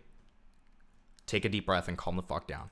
This is a blatantly false framing of our past interactions, because what Skitty has thus far neglected to mention is that they were actually a mutual fan of mine. Here's the proof. On SkittyBitty's original trailer for the Breath of the Wild video, released a year and a half ago, I wrote a comment saying, "Can't wait to have another one of your overly long Zelda reviews on in the background while I edit my own overly long Zelda reviews." Skitty hearted this comment and replied, "OMG hi, I listen to your videos in the background too." Wow. Wow. Okay. Okay. Great. Something I learned while editing, Skitty deleted this comment, lol. The only reason I have a copy of it saved is because I screenshotted it the day it was posted and texted it to my brother. If I hadn't done that, Skitty would have gotten away with covering up evidence of their past love of my work. And then I'll save you guys 4 hours. Wah wah, the intro is longer than Octorok's stupid Gen Z attention span can handle. Wah wah wah, the game's development cycle was... And then April 24th, 2025, heart failure. Okay. Find this enthusiastic acknowledgement of my work with that time they bullied a hater of mine in the comments section of my Majora's Mask video, and I think it's fair to say that they were a fan of at least some of my reviews at one point in time. The enthusiasm for each other's work was not one-sided, as Skitty tries to claim nowadays. Additionally, the nature of my interactions with Skitty were, in their own words from the Gerudo video, cordial, even friendly. Of course, occasionally, Skitty would post more of a hot take, and one day, I made the mistake of trying to engage them on one such hot topic. This was the infamous Twitter thread that Worst thing you could ever do, buddy. Worst thing you could ever do. Don't ever, ever challenge a person on their ideas when they give hot takes. Because people like this, they just can't handle it at all. They will have a meltdown, okay? This is such a weird post to catch a stray on because this person clearly hasn't seen any of my work. Like, me? A famous Gerudo Orientalism hater, SkittyBitty? Famous Princess Zelda defender, SkittyBitty? Famous good take haver, SkittyBitty? Bizarre. Octorok responds, "You hate the Gerudo? I think they're fantastic additions to Ocarina's storytelling precisely because they're this tragic..." So we already read that. Post deleted by post author. Orientalist isn't inherently problematic, though. Just the same as the romanticization of European or Japanese culture isn't inherently problematic. If there's a problem with the depiction of the Gerudo, you have to be specific instead of calling it Orientalist. SkittyBitty says, "Orientalism is inherently problematic. What are you even talking about? But as for the Gerudo specifically, making your Middle Eastern-coded characters as an entire tribe of midriff-bearing thieves who fight with scimitars is indeed racist." And then Octorok responds, "There's nothing wrong with depicting foreign cultures in interesting and respectful ways. It's only an issue if done distastefully and poorly. I agree that the Gerudo in Breath of the Wild is horribly underdeveloped, but their original purpose and role in Ocarina of Time's world building was great." Started the whole Orientalism debate between us, which made me interested enough in the topic to research it further and create my In Defense of the Gerudo video. But after its publication, things between me and Skitty got weird rather quickly. Their replies became more curt, and they eventually even drew a crude... Nintendo fans love attributing decisions that countless people were involved in making to like 3 or 4 specific guys, and it always sounds like this. "I'm Miyamoto. I live inside of your television and draw every frame of Nintendo game by hand. And I'm a Numa. Everything you didn't like about Zelda is entirely my fault." Mocking cartoon of a Zelda fan, which they later said was supposed to be of me. Seeing these rising tensions, I decided to reach out and send a DM to Skitty, which they later mockingly leaked. It reads, "Skitty, are we not cool? You seem very aggro." What? Calesto, thank you for this too. I appreciate it, buddy. In most of our recent interactions, and I'm not sure why. I'd really prefer not to have issues, so if you have a problem with something I did or said, please let me know. Their response to this outreach was to block me for a week, which was the end of our interaction until March 13th, with the sole exception of a single post where Skitty reported they had been in a car accident, and I expressed concern for their safety. This all changed with the release of Skitty's Gerudo video, which was just... So she got into a fucking car wreck, and then his response was to be like, "Oh my god, I'm so sorry, are you okay?" And then this is the person who Skitty wanted, like, taken off Twitter, by the way. Okay, for sure. Just as much about me as it was about the supposed topic at hand. Skitty's claims against my personal character in this video are strange and based on flimsy assumptions, but they importantly became the basis for their attacks against me in the months to come. What's key to note about this video is that Skitty claims very early on that they did not wish for any sort of harassment to be targeted towards me. It was a gesture I appreciated. That aged poorly. When I first watched the video, but unfortunately, Skitty, it seems, couldn't help themselves. Because immediately after uploading their video, Skitty took to Twitter to taunt me and send their followers my way. "Finally able to break my silence and say this shit is so embarrassing. I don't know why Skitty is so aggressive towards me. I hate drama. Then why are you behaving like this?" Shifrilla says, "Yeah, Echoes of Wisdom really wasn't all that. Try saying that around SkittyBitty and they'll kill you. Honestly cannot stand SkittyBitty. Hop off, Skitty, they're chill. I saved this post and come back to it after Skitty's next video is released. I promise that it'll be hilarious. What video are they making? Sorry to vague post, but I won't ruin their surprise. They've worked so hard on it after all. And then SkittyBitty quote tweets him saying, Skitty, I don't want to pick a fight with you. You understood my intention of the video, the one that we've already read. And reposts somebody else's quote tweet of it, yeah, I may be racist, but you were mean, and that's worse. The fuck are you talking about? Making multiple mocking posts. I responded in order to calm the situation down and let them know I was not interested in any drama, but Skitty's one of those great examples of why I don't get involved in video game communities. You have these weirdos that get terminal about a video game and opinions to them are akin to personal attacks. I know, it's so fucking stupid, man. Replied by again sicking their audience on me and making up claims that I made a video misrepresenting them. Which, well, there's a lot of things you can say about my Gerudo video. The idea that I in any way misrepresented what SkittyBitty believes is false on its face. And I want to take a moment to dispel this claim because it's the main cudgel they used to justify their response video and to play the victim in this drama. First off, my Gerudo video was not about Skitty, as there were at least 4 other people who gave our There you go. victim in this drama. First off, my Gerudo Zelda and Tetra should have kept her iconic tan in Wind Waker like this mod.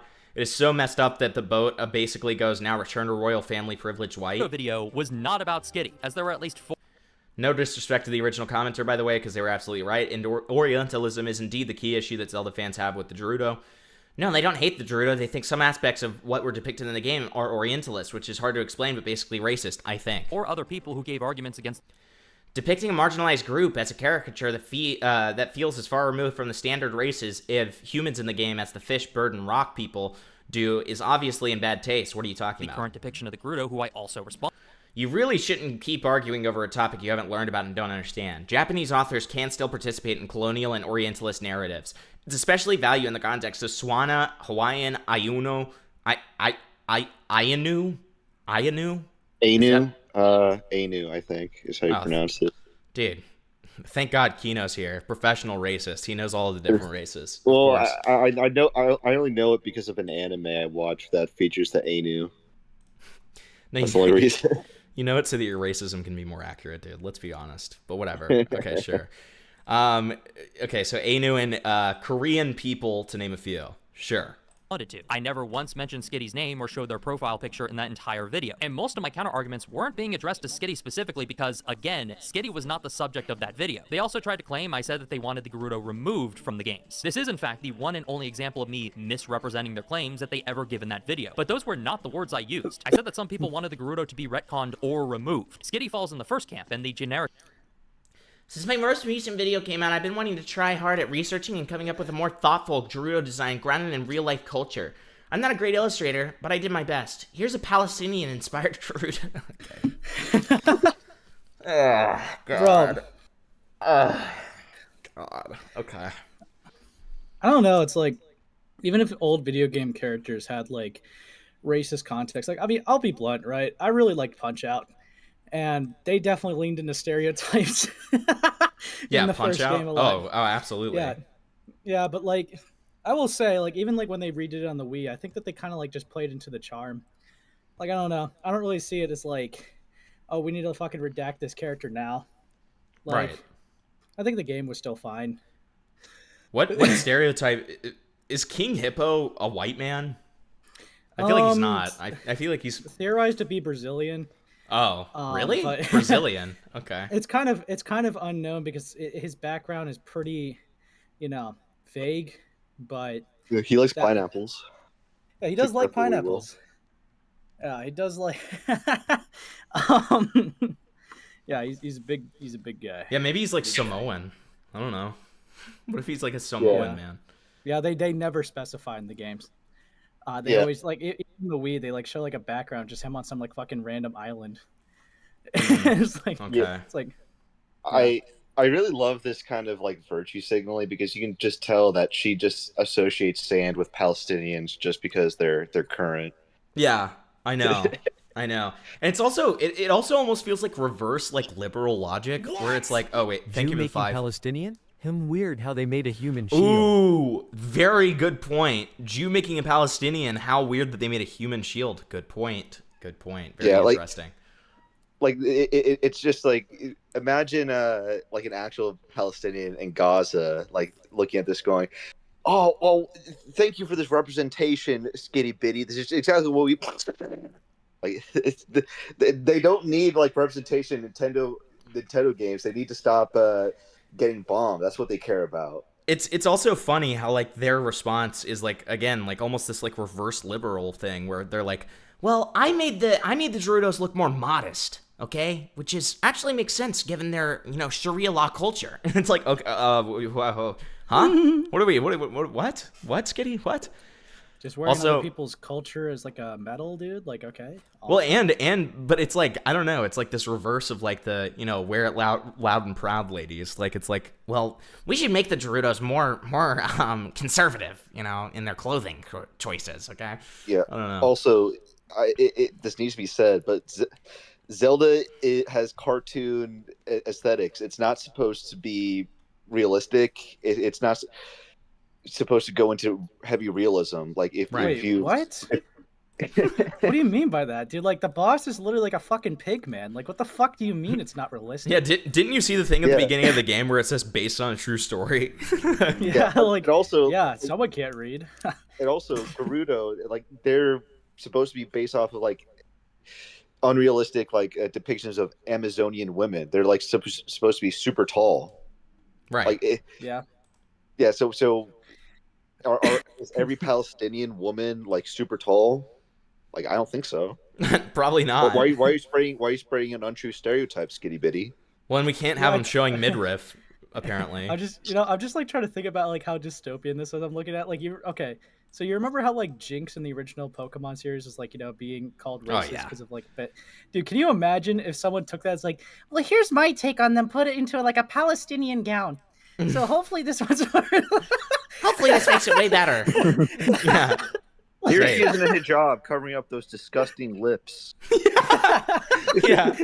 They're in a full hijab now, so they won't offend anybody. It's fine. Redesign they drew of the Gerudo not long afterwards proves that much. They want to desexualize the Gerudo and change their clothing from being loosely inspired by a wide range of Near Eastern cultures to just blatantly copying one of them, essentially robbing them of their most basic visual traits. This is a blatant retcon, just as I said it was, so this whole idea that I in any way misrepresented them is completely false, and somewhere deep down Skitty knows that. They just want to pretend like they're a victim of defamation while simultaneously pushing for redesigns that quite literally retcon the most fundamental traits of the Gerudo as a people group. You cannot advocate for sweeping redesigns and rewrites of video game characters, then pretend as though you are not retconning them. And you especially cannot claim that I am misrepresenting you simply by pointing that fact out.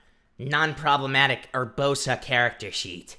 Thank God. Thank God someone made this. Skitty did call the current depiction of the Gerudo racist after all. What else was I supposed to interpret from that statement other than that they wanted to change the Gerudo? So when Skitty tried to slander me by claiming that I misrepresented them, not only was this blatantly untrue, but as I pointed out in their replies, I had actually offered to talk things out privately with Skitty when they seemed upset by the video. This is when they leaked that DM and mocked my attempts at making peace, which proved to me that what Skitty wanted wasn't for us to come to an understanding or to even simply agree to disagree, but rather to harass me for clicks. As a result, I decided to take on a strategy of staying silent in the hopes that Skitty would eventually tire themselves out. That never happened, unfortunately.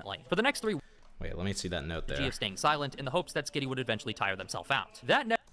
Literally, as I'm editing this video, Skitty is still posting about me. I blocked this plushie on June 8th, and I'm editing this part on July 8th, meaning that they're still on my ass even a month after being blocked. Absolute insanity.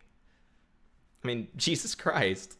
Never happened, unfortunately. For the next 3 weeks, every move I made online, be it on Twitter or even my own goddamn YouTube channel, was being monitored and immediately made fun of by Skitty and their orbiters. I would heart comments on my own video that I thought made great points or were generally supportive, and then Skitty would screenshot them and go after both those fans and myself. I mean, the level of A-logging here is just, like, insane. I mean, it's fucking crazy. Such supporter was even another fellow Zelda tuber who I warned to delete like his supportive comment before Skitty's mods could screenshot, to which one of them, a man called Boobly, mockingly replied, "Too late." This harassment was malicious and targeted not just towards me, but to any fans of mine who expressed even the slightest bit of support in my favor, with Boobly being at the forefront of most of this harassment. Which should be no surprise, given that Skitty explicitly gave him permission to harass me at the very end of their video. Oh, except for Boobly. He's allowed to do whatever he wants. Speaking of... Oh, great. Fantastic, dude. No brigading, unless you're my one fan, who is actually an ex-con.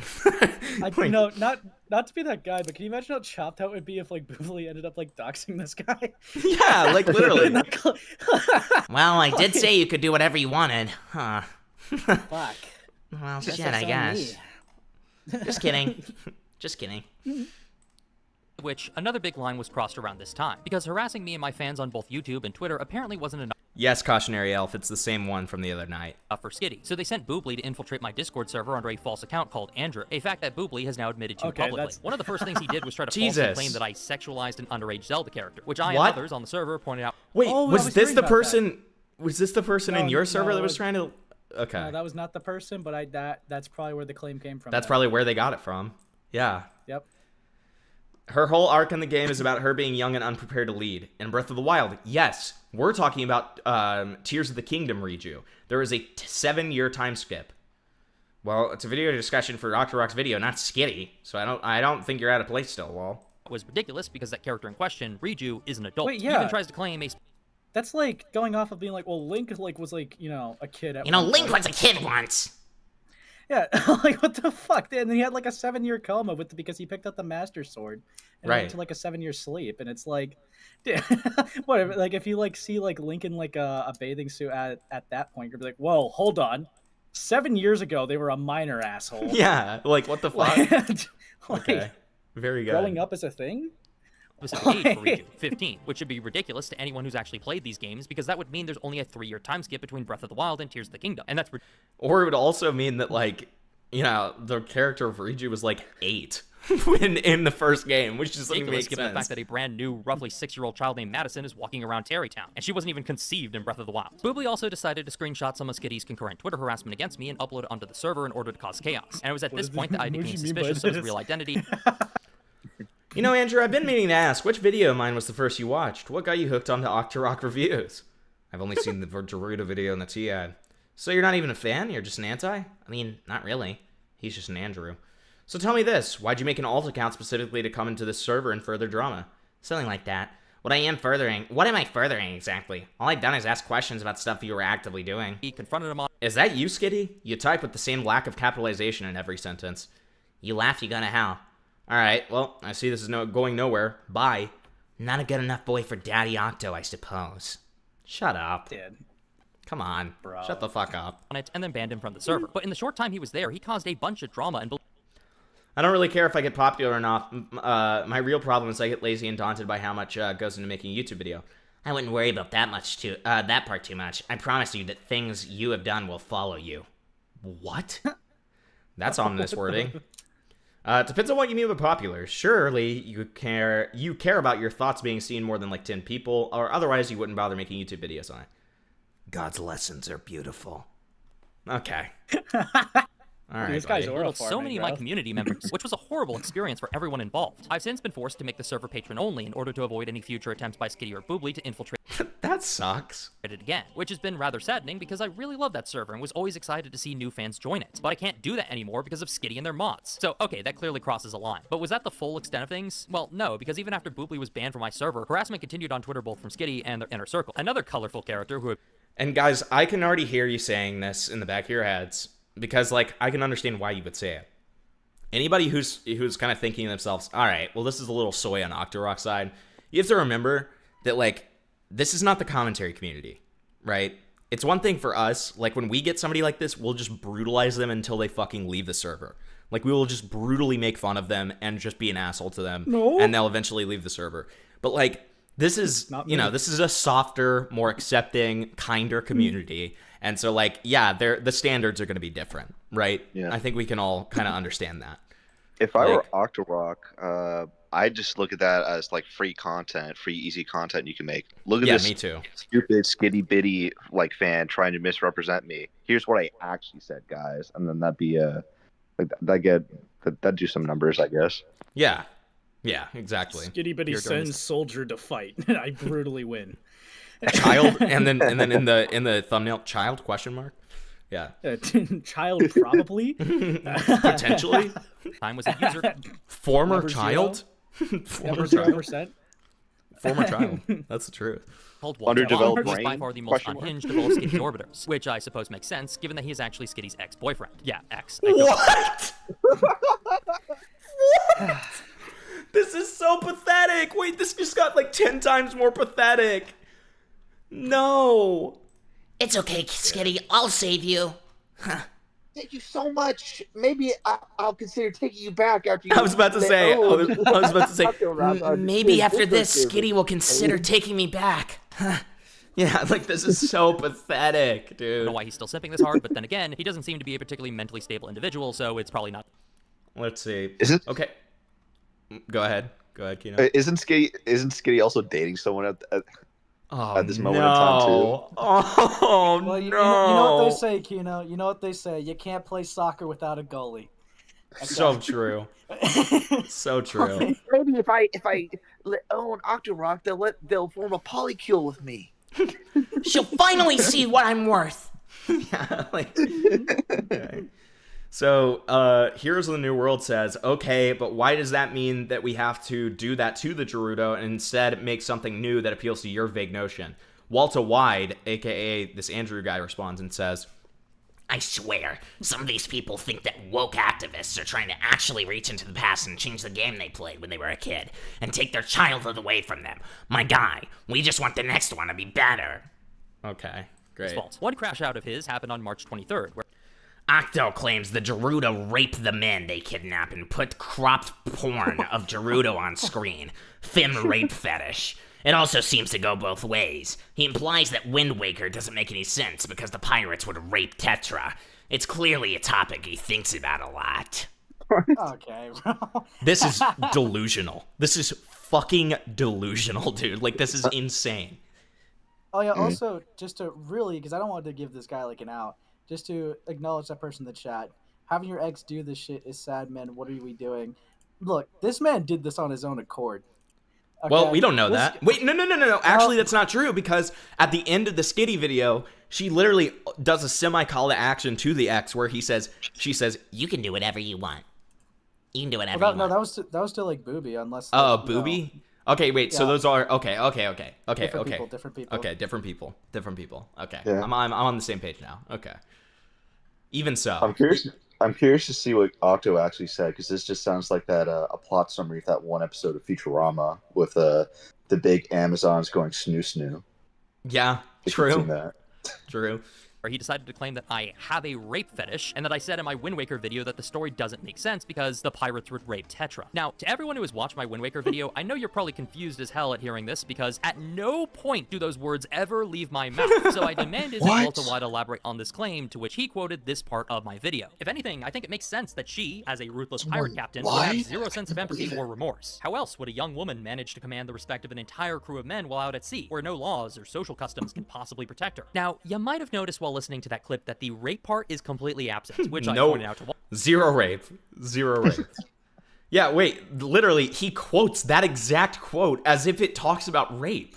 He's projecting rape is on his mind. He got the rape out of it. Is that why he's the ex? Okay, buddy. It's like, dude, rape is just like on. He checks his fucking watch and it's rape o'clock. This guy's just like constantly got it on his fucking mind, dude. This is crazy. Yeah, okay. Like Octo's entire point was, hey, this kid leading these these adult men, that's pretty impressive. Oh, so are you implying that they're raping her, Octo? What the fuck is wrong with you? No. Fuck no, buddy. And then, so Octorok responds to the quote with, that doesn't imply rape. I'm pointing out a very simple reality that a woman on the high seas needs to be ruthless and cunning to make her way into a man's world. If your first and only thought was rape, that's your problem, not mine. Exactly. Walter, to which he responded with, what does she need protection from? Let's think about that one, guy. The men could kill and beat her to death. It doesn't have to be rape. It could be a million different things. Guys, game show time. Pop quiz. What do pirate captains like Tetra need to fear most from their own crews? Is it A, scurvy, B, rum, C, rape, or D, mutiny? Congratulations! If you answered mutiny, you were right. If you answered scurvy or rum, please rewatch the first Pirates of the Caribbean movie so you can catch up with the rest of us. And if you somehow managed to answer rape, then you're a demented fucking freak and you should take your goddamn meds. Obviously, mutiny is what pirate captains need to look out for should he or she ever lose the confidence of their crew, which is what I was talking about in this section of my Wind Waker video. Yet Skitty's demented ex-boyfriend and part-time channel contributor decided to accuse me of projecting a fetish onto the game with absolutely no supporting evidence. And this marks a very strange pattern of behavior for both Skitty and their orbiters. The constant baseless accusations of sexual Trans people are pedophiles. The pedophile billionaires and their handlers chant. Trans people are pedophiles. The greasy neo-Nazis who gooned underage AI-generated anime girls reply. The fucking projection makes me sick. I'm getting all my work done, going for walks, all the while the Catholic flag and bio anime child porn addict brigade is lobbing accusations of racism and pedophilia at me because they think that's how it works. Sorry. I'm having a lovely weekend. Great, dude. Fucking fantastic. Wait, the AI porn made their weekend lovely? No. Yeah, exactly. All these replies I get to go through after this is going to be so awesome. Yeah. Conduct that they levy against people they hate. One of the weirder claims Skitty tried to make in the Gerudo video was that I was projecting a fetish onto the Gerudo when I claimed that they captured men for reproductive purposes. The problem with this claim is that ample evidence in the game itself points to this possibility. The fact that the Gerudo need men from other races to reproduce is core to their lore, since they are a race exclusively comprised of women. They capture men who wander into Gerudo Valley and hold them in cells for what other purpose exactly? Skitty tries to claim that they did the- Wait, so... I love that Octo's response to this, and I think he's right, but Octo's response to this is literally just like, yeah, canonically, these are like woman rapists. They like fucking, they literally like capture and rape like the men so that they can make more babies. You ever played the game, jackass? Yeah. That's literally in the lore, so yeah. Okay. Okay, great. Cool. This because the Carpenters trespassed, but besides the fact that such a reason is never stated, that doesn't explain why they're being held indefinitely. If they wandered too far into Gerudo lands and were unwanted, they would either be killed or turned away. Why bring them back to your fortress and keep them housed and fed if you don't want them to be there in the first place? There's no due process or judges to worry about, nor do these Carpenters have any important confidential or strategic information to extract, so why not just send them on their way or kill them if they resist? The logical theory then, and one that is actually extremely common if you look up this topic on Zelda forums, is that they're keeping these men captured to force them to be their mates, which has historical precedence in the opposite direction in the real world. Everyone is familiar with the story of the Sabine women, and that was unfortunately a reality that all pre-modern societies used to live with. It's far from ridiculous to assume that an Amazonian tribe short on men would do the same thing, but in the opposite direction. Historians are not rape fetishists simply because we point out obvious historical facts like women weren't treated well in pre-modern societies, and Skitty being ignorant of these facts isn't my fault. And besides, if acknowledging the possibility of an implied sex crime being committed in a piece of media makes you a rape fetishist, then you're going to have to turn that energy back onto Boobly too, because he seems to think that Jabba the Hutt raped Princess Leia. Yeah, that's right. What the fuck? What the fuck? Okay, so responding to sex slave is when you sit half naked and do nothing for a few days. What exactly do you think the word slave means in this context? It's not prisoner, Leah. What labor do you think is being performed when she's bound and dressed like that? Okay. Okay, bud. I mean, I never knew that we needed to think about these things so much. But I mean, hey man, you go crazy with it. If that's all you want to do, go for it. Right, Boobly, you're not the only one who can look through Twitter replies. Should've scrubbed that shit, buddy. Of course, none of this stops Skitty's drones from constantly defaming me with all sorts of false labels. A racist, a creep, and even a pedophile, which is as baseless an accusation as it is disgusting to simply claim out of nowhere. Skitty has made no attempts to curb, discourage, or disavow this behavior in any way, and it continued for weeks after the video was uploaded. Until one day, on April 2nd, Skitty decided to reach out to me via Twitter DMs with the following message. Hi Octo, sorry to not get back to you. I haven't really felt like there was anything I needed to say to you directly, but I did want to run something by you. I and a few of my friends have some strong feelings on your Wind Waker video, and I was thinking of reacting to it on stream. In the case of the Gerudo video, I admit that communicating more directly would have been a better way of handling that situation, at least interpersonally. So this time, I figured it would only be right of me to ensure in advance that you are okay with me doing that. If not, I will respect that. I imagine you wouldn't be against it just on principle, but I do want your express permission to rip into your work this time around, especially since that video is in no way related to me. Now, keep in mind, everything I just talked about, the video with all those nasty claims about me, the incessant online harassment and name-calling, the infiltration of my Discord server at Skitty's command, all of that happened in the weeks leading up to this message. And there's two important things I think this sudden request to criticize even more my work. Somebody said, I don't think the space slug has genitals. I don't think so either, man. But hey, maybe it's like has like one of those, maybe it's like a lizard type of thing where it's like hidden and then it comes out from like a pouch. Who fucking knows? Or cares, really? Yeah, I thought like I might be misremembering, but aren't the Hutts supposed to be like a really inbred species? I think that, yeah, like, isn't that part of the point? Yeah, like they don't speak English. They speak their own language to showcase their own superiority. Right. And the other slaves, like, I think he just keeps them out of entertainment purposes. If he grows bored by them, they just they feed them to the Rancor. Well, and that's what it seemed like Leah was like. Or Leia, sorry, Leah, Princess Leia something. That's what it seemed like Leia was, just like eye candy. you know, like for the HUD or whatever. And then Look, as guys, soon as look, guys, I've diminished this this mighty princess, exactly to my slave. Exactly. Like, that's the vibe I always got. power move. Like, I don't know why we immediately jumped to rape on that, but I mean, sure, man. Well, sure, fuck it. Work reveals about Skitty's state of mind at this point in time. One, that they were still obsessively thinking about me extending well into my work outside of just the Gerudo video, and were doing so even after having spent 4 months making a video centered entirely around me. And two, Bungla says it got a tongue penis or something, man. Fantastic. Thanks, man. I really appreciate that. that they seem to have no sense of perspective over the severity of their own actions. Because in what universe would I allow a person who sent their fucking moderator into my Discord server to make up disgusting allegations against me to ever review my work? But wait, I want to see more. I didn't really care about the political stuff, TVH. The thing that was kind of weird to me was the cropped porn. Ignoring the fact that Riju is like 15 or something, it seems like kind of a bad look to put cropped porn of a character in a video, responding to allegations of otherization and fetishization. It feels like someone who is truly engaging in this topic in good faith would be a little bit more sensitive about that kind of thing. Her whole arc in the game is about her being young and unprepared to lead. And fucking then, moderator. Yeah, 7-year time skip. Into my Discord server to make up disgusting allegations against me to ever review my work. But regardless of the circumstances, I was actually pleasantly surprised to see Skitty admit that they had made a mistake. And that made me hopeful. Maybe this person was finally willing to put down the pitchfork and get their fans to cool it with the personal attacks. So I responded with this. Hell Thanks for no. reaching out to me, Skitty. While I appreciate your request for permission, I don't think I can grant my blessing to a React video without addressing a few key issues between us. I think you were completely in your right to make a response video to my Gerudo essay. There was cropped porn, but I'm almost positive that it was in a negative connotation, first of all, and it was of an adult, not a child, because, again, the 7-year time skip. So, yeah.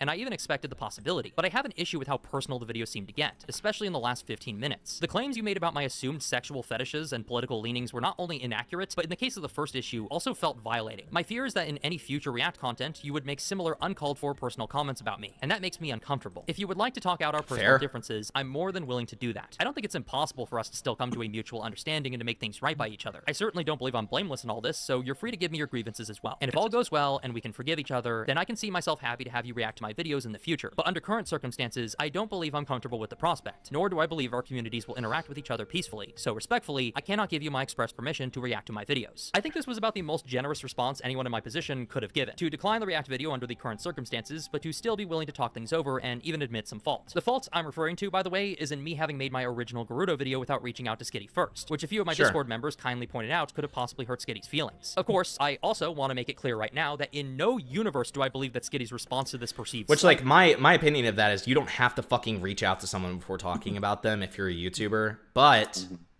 I mean, sure. If you want to take the high road on that and that's like a position that you want to have, then that's fine. Yeah, that's fine. Was proportional, especially given that I explicitly shielded Skitty from any harassment in my own video. But two wrongs don't make a right, so I meant it when I said that I had some fault to play in things souring between us. Skitty agreed to talk, and on April 6th, we had our secret discussion. What's important about this conversation was that an understanding was reached between us, and while I apologize for my part in having hurt Skitty's feelings by making a video involving some of their tweets without talking to them first, Skitty promised to draft up a retraction of the personal claims against my character, which they would then pin in the comment section. In turn, I wrote my own message which encouraged people not to harass Skitty on my behalf, and a sense of peace and understanding was finally reached between us. Now, reading Skitty's retraction back today, it does seem... And it lasted forever. skirt around a lot of the specific issues I had with their video. But as little as an apology as it may have been, I was just happy to see Skitty... Let's read it.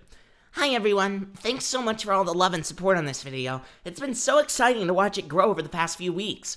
I want to clarify that while this video gets personal at times and I ascribe particular motivations to Octo throughout, it's ultimately just the impression of him that I got from his videos and other behavior online. I think many people can identify the archetypal Gamergate era reactionary by certain phrases, behaviors, and other tendencies, and while I do think it's important to push back against that rhetoric, I don't think that Octo's a bad person. And it's very disappointing to see so many people flocking to his video to leave hate comments, especially after I repeatedly asked for people to leave him alone. While his video contained moments that I consider to be tasteless or racially insensitive, I do not think that Octorok Reviews the person is a creep or racist. The drama portion of the video is more of a framing device than anything else, and I would much rather see people engaging with the topic of Orientalism than see him dogpile someone who made a good video, or a video that I thought wasn't very good. Dude, just... God. I don't know, I just got like flashbacks, dude. So that's just that culture and that community. It's like the vibes I got that's just like the impression I got. And they just made like, very strong, like factual claims off of just the vibes based stuff. Right. That's just normal for, dude, fuck these people. I know. It's so fucking stupid. It's so dumb. Dude. Like, fucking hell. Yeah. I have nothing but contempt for these people. Finally getting their followers to stop constantly harassing me. Now, you might notice if you click on our respective videos today that while my pinned comment asking for peace within my community is still posted, Skitty's is notably absent. That should Uh-oh. But so Octorok says, "Hi everyone, first off, thank you all so much for the support many of you shown me these past several weeks. I know this video resonated with many of you, and I'm glad you found so much enjoyment in it. That being said, I've noticed a worrying trend of personal attacks levied against Skitty and retaliation, many of which specifically target their identity. This is unacceptable behavior, regardless of how much you may disagree with their video. I do not want anyone in my community to attack or harass another creator under my banner, ever.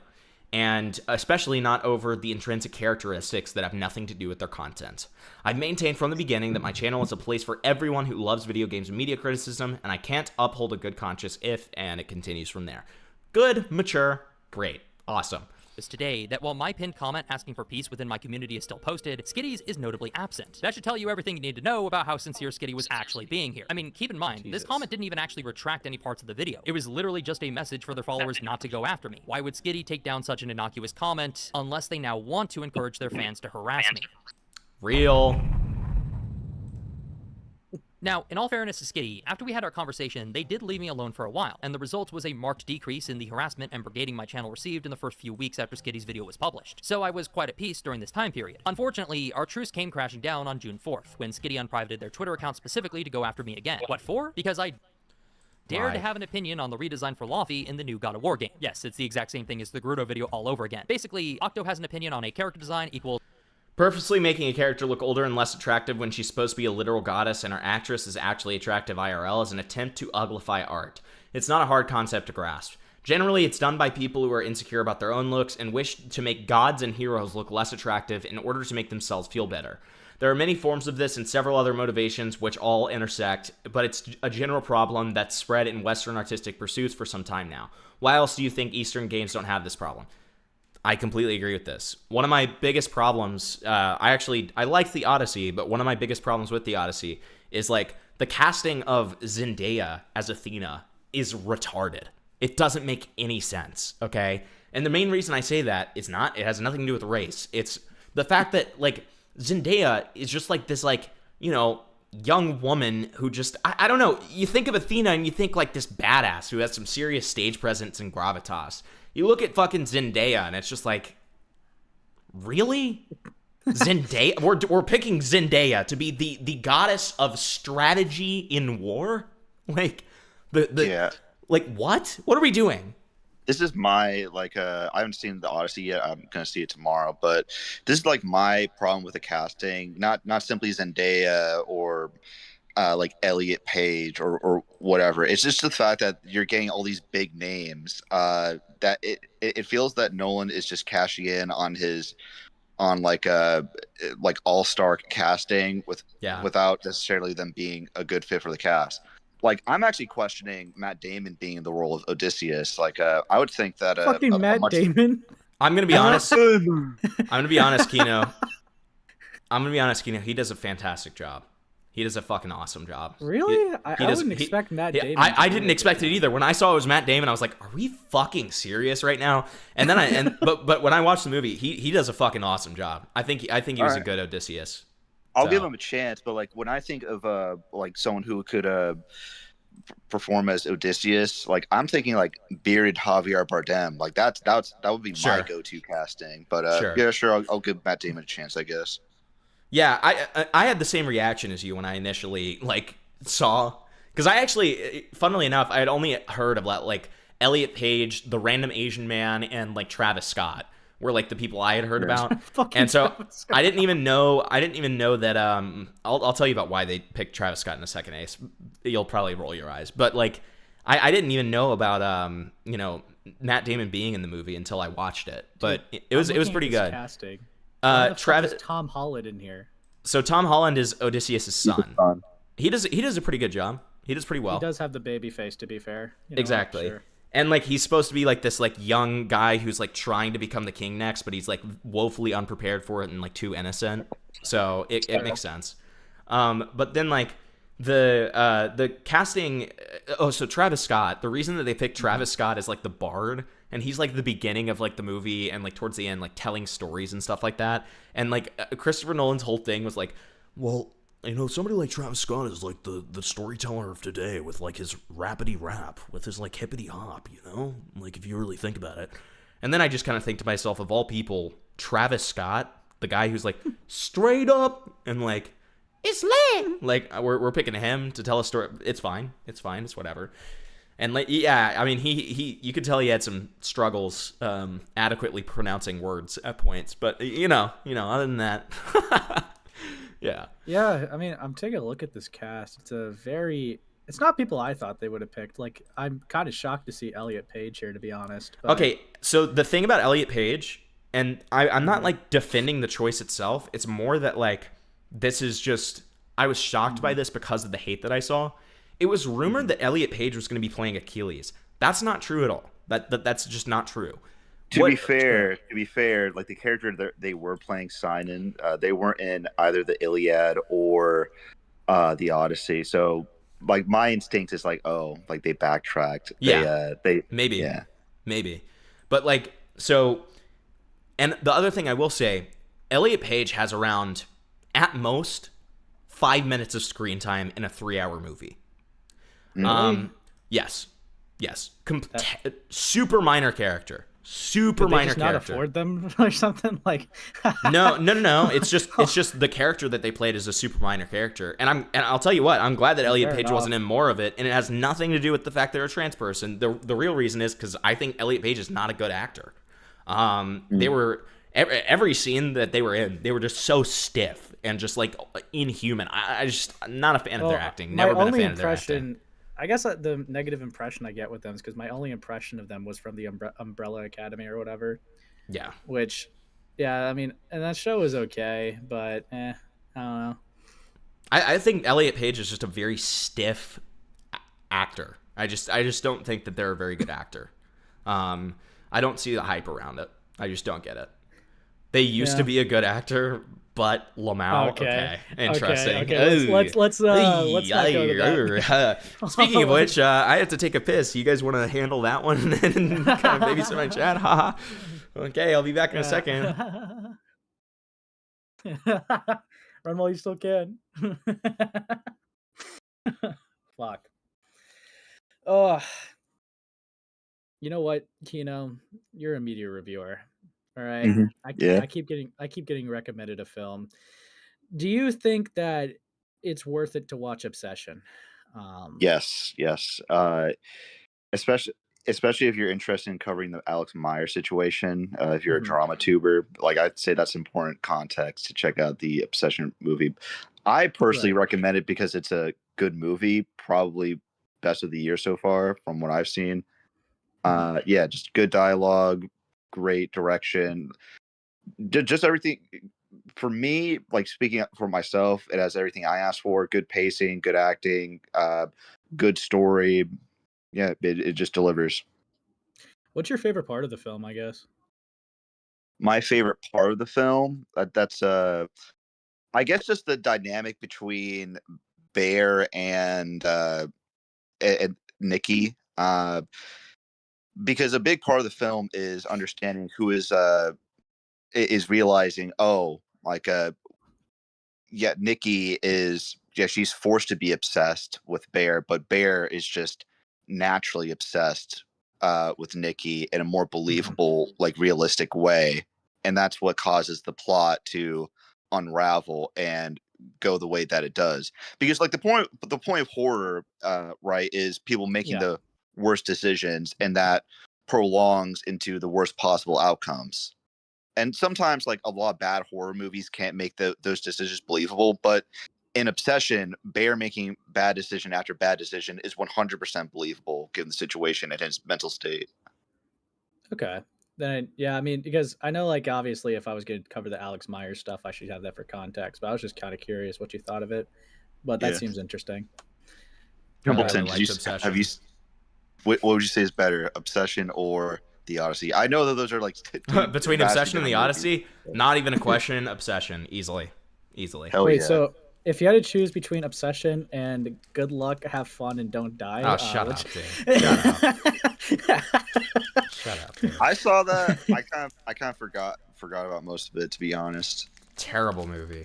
My review of that movie was so like charged and like aggressive that it got removed by moderators on Letterboxd. You didn't love the carnivorous giraffe cat or whatever the fuck. Yeah, with the giant penis. Yeah, I loved it when they like hit you over the head with the political message for the entirety of the movie. It was really cool. I loved it. AI bud. Meanwhile, like Terminator did kind of the same thing, but didn't feel as heavy-handed. Yeah, they did it in a great way that was like, oh, I'm getting it now. They're gonna fucking kill me and rape me, dude. This is gonna be horrible. Yeah. I don't know. I feel like you could do the whole like anti-technology route without being like gay about it. Like I don't know. I personally really liked iRobot or whatever a lot. Really? When I was younger. Yeah, actually I did. It's fine. Yeah. Yeah. No, I liked it a lot. I still Can a think robot of, write like, a symphony? Can you? Have you seen that? Come on, Ace. Say the racist version. Say the racist meme version. I've seen that one too. I've seen that one. Get a job. Yeah, but I guess like the most fascinating time or the most fascinating moment for Have Fun, Don't Die, wherever the fuck the name was, escapes me at the moment. It was just the beginning where Sam Rockwell has to recruit people for his team. That felt like something that could have belonged in a video game, like a turn-based type game, like Fire Emblem, where you had to experiment a bit with the different combinations of characters. That was like the only time that I was like, that's pretty interesting. The concept itself, and that's what I even said when I was watching the movie. The beginning concept that we start out with is cool, but the execution of that concept is horrible. Yeah, most of those characters aren't really explored at length, and they just like die randomly.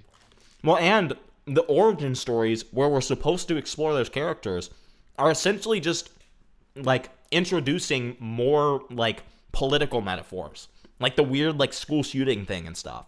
It was pretty two-dimensional. I did not feel any attachment for those characters at all. It was very like I will say, like I said, I did like the main time traveler character. I thought he was very charismatic, but the other characters I didn't really care for too much. That's just because Sam Rockwell's a good actor, though. Yeah, no, well, yeah. Sam Rockwell did like a pretty good job, but like it just kind of felt like very boring if it left him. It's like I just kind of was like wanting the backstory to be done quicker for any time it flashed back. Here's the thing, Joshua. War of the Worlds was fucking hilarious and a delight to watch. Okay, this on the other hand was just painful. It was just painful. It was not fun to watch. It was just painful most of the time. Yeah, I think the only part, like I mentioned earlier, that I laughed at was just being like, Bob, go be the hero, and he just gets fucking gunned down. Yeah. But like that's like near the beginning, and then they just never have a gem like that again. Dude, it's fucked up. Yeah, I saw Templar like hating on the movie, and I was like, "Did you even watch it, Templar?" And then he was like, "Yes, I made a review of it. I'll have to watch it. We'll have to watch it at some point." The Odyssey. The Odyssey. Well, if Templar's hating on it, then he's got a good reason. Okay. So true. Well, like Hamilton, not to like not to browbeat you or anything, but have you read the Odyssey in school? Yeah, of course. Like how well does it execute like the Cyclops scene? Is that like one of the biggest, like one of the best scenes in the movie, or nope? That was one of my least favorite parts of the movie. Was the Cyclops scene? Yep. I feel like that's like one of the more iconic parts, though. It is. How could they, like, it is. fuck it? Everybody I've told about this movie, I've said movie good overall. I enjoyed it. Really hate how they did the Cyclops. They made him way more animalistic and monstrous. They take away the iconic thing of Odysseus saying that, the nobody. They take that away, which is stupid. Pissed me off a little bit. Yeah, one of my least favorite parts of the movie. Yeah, Rare Templar W if he hated the Odyssey. True. Guys, I actually really did not like the part where he fucking cheated on his wife, not consensually. I don't really have a problem with anybody like hating on it. if they have like, normal valid reasons for it. The only people that annoyed me are the people who are like, this is a bad movie because Elliot Page is in it and also some random Asian guy is in it for 3 seconds. And it's like, okay. Zendaya is literally a fucking whore, and they're having her play Athena. What the actual fuck? I mean, that is that's what I said, though, essentially. I mean, yeah. I think I would like his review if he said that. It's like, we literally saw her get railed by multiple fucking guys, and now they're gonna make her a goddess. Like, dude, I goon to her every day. No, dude, and then it's like him arguing on Twitter, just like they're taking my goon queen and they're turning her into a modest goddess? I think not. Maybe if she was playing Aphrodite, maybe then, but my god, Athena? Yeah. Dude, that'd be awesome. Yeah. And a robot It write a could symphony? be good. Like maybe I'm just having holding it to high standards because it's based on the Odyssey. Of course, which makes sense. It does make sense. I mean, they got the material. Like, it's they can't really fuck it up, right? Like, they got like good material to work off of, right? It's just adapting it. Apparently, they based it off of a specific translation, the Emily Watson translation. That's what Bob Emily was saying. Wilson. Yeah, but like Wilson. my immediate reaction to hearing that it would be one movie is just like, I feel as though like the Iliad could be a couple movies, like the Odyssey could be a couple movies, but condensing it all like into one 3-hour film How is sad a was bit the risky. dog But scene? You know the one. I'm interested. I'll just say that. Yeah, I'll be interested to hear your thoughts after you watch it. How sad was the dog scene? You know the one. Thank you for the 2. Argos. Yep. Well, Hippleton kind of Argus. laughed about it. There are 2 scenes involving Argus that are pretty sad. One of them is like sad in like a cute little, aw kind of way, and the other one's sad in like a Jesus, this is a little disturbing kind of way. That's kind of all I'll tell you without spoiling. Well, you can't really spoil the Odyssey. It's just it's such an iconic piece of literature. That's fair. Yeah. Yeah, it's either is. Okay, so in the Odyssey, Odysseus has like a loyal dog that stays that waits for him while he's gone, like years after he's left, but then dies after seeing him arrive one last time. Yeah. And think of like in Futurama, like Fry's dog waiting for him, but instead of just dying after never having seen him again, he sees him again, then dies. Yeah, and then like fucking what's his name? Robert Pattinson like fucking kicks the dog like 17 times in one scene, and it's a little upsetting. I did not like that. Fuck, dude. Yeah. It's a little upsetting. They're committing to like the dickhead suitors. That's good. Oh yeah, the suitors are a big part of the movie. Yeah. And Robert Pattinson does a great job as one of the suitors. Honestly, John Bernthal does a really good job as Menelaus as well. John Bernthal, I can't remember the fucker's name, but the Punisher. Okay? You know who I'm talking about. Yeah. Shane from The Walking Dead. Yeah, Shane, the Punisher, whatever the fuck you want to call him. Can a robot write a symphony? Can a robot turn a canvas into a beautiful masterpiece? I had my wee son. Okay, that's not what I thought it was. I thought it was going to be the one where it does the fire alarm sound. That would have been cool, but whatever. It's fine. That would have been kind of fucked up, actually. I don't really know why you were looking for that one. It would have been awesome. I don't care. Personal attack towards unrelated YouTuber SkittyBitty. In fact, Skitty seemed to take such exception with this comment in a random thread that they were not a part of at all that they decided to break our truce over it and quote retweet me, saying, how is he not deeply embarrassed by this behavior? Now, you might have noticed that this isn't an argument. It's the literary equivalent of a school teacher making a nasty face to indicate that a child said a no-no word. So I tried to engage with them on this topic, but that went... Okay, let's see how they tried engaging. A school teacher making a nasty face to indicate that a child said a no-no word. So I tried... Hey Skit, good to see you back. You're free to disagree on this, but in my opinion, I think they could have done a better job with the character model. I do think the actress looks prettier in real life, and I don't know why they didn't capture that well in game. I tried to engage with them on this topic, but that went nowhere because... I object to the idea that older equals less attractive. Gods have been depicted as middle-aged or older for ages. I don't see the issue with how she looks, or I think hand-wringing about the ugliness belies a really sinister way of thinking about and looking at women. Really, dude? Immediate jump to you're a sexist because you think that a character looks bad. Okay.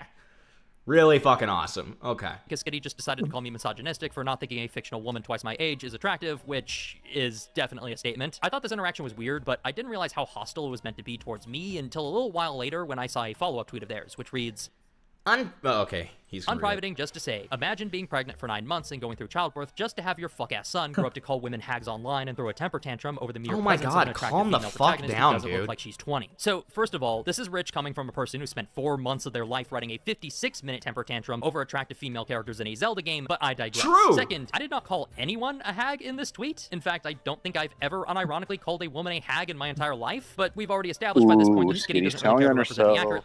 Yeah, true.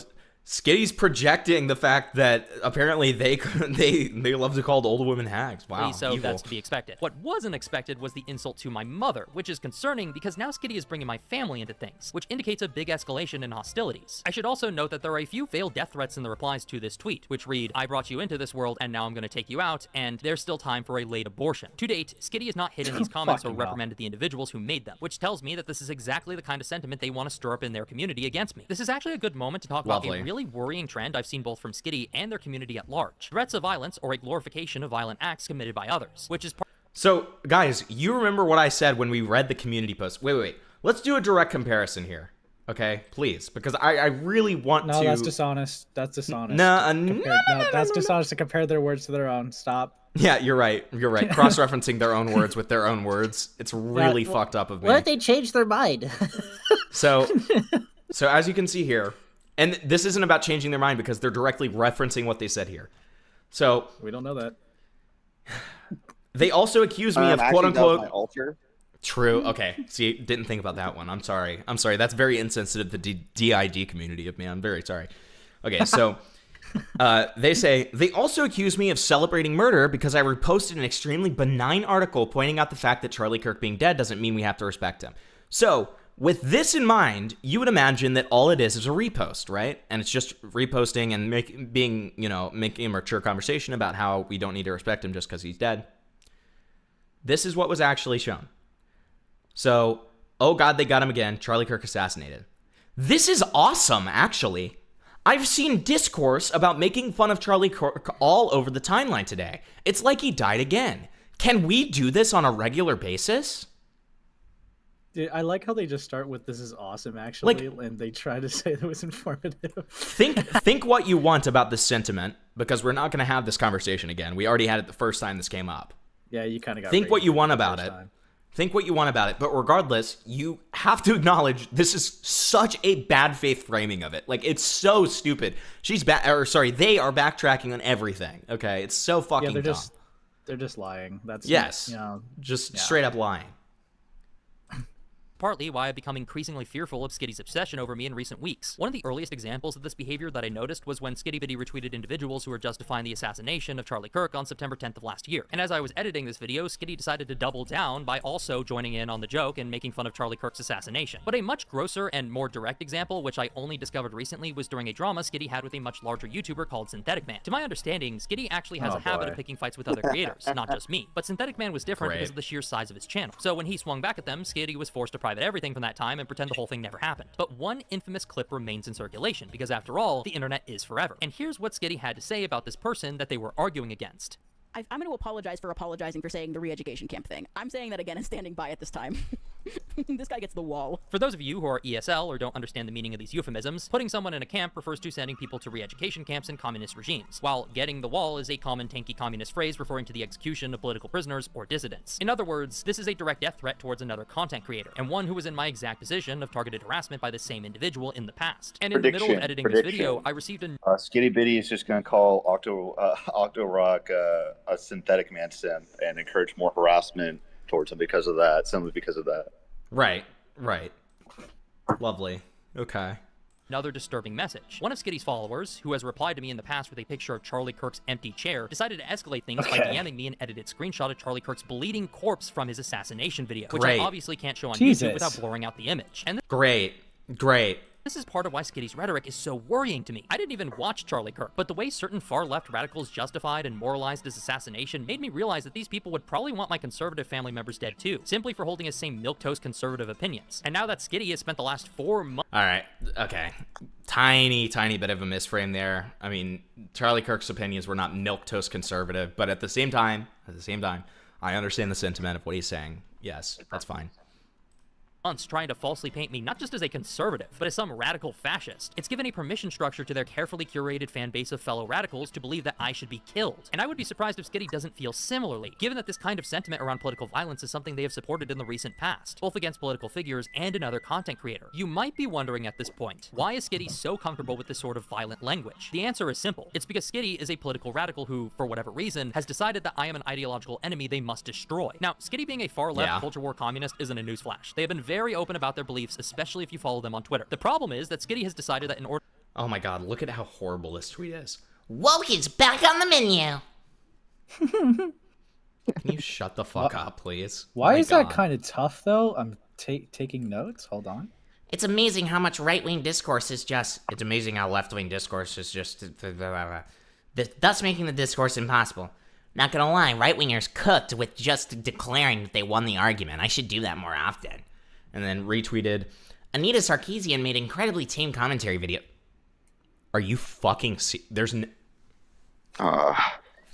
something a lot of them say. Like they've never actually watched a Anita Sarkeesian video. Clearly, but will say that they got everything right. They're just fighting against sexism, despite just getting basic facts of games wrong. Well, and just like you're gonna call it tame. Like even if you like Anita Sarkeesian, it is a lie to say that Anita Sarkeesian is tame, okay?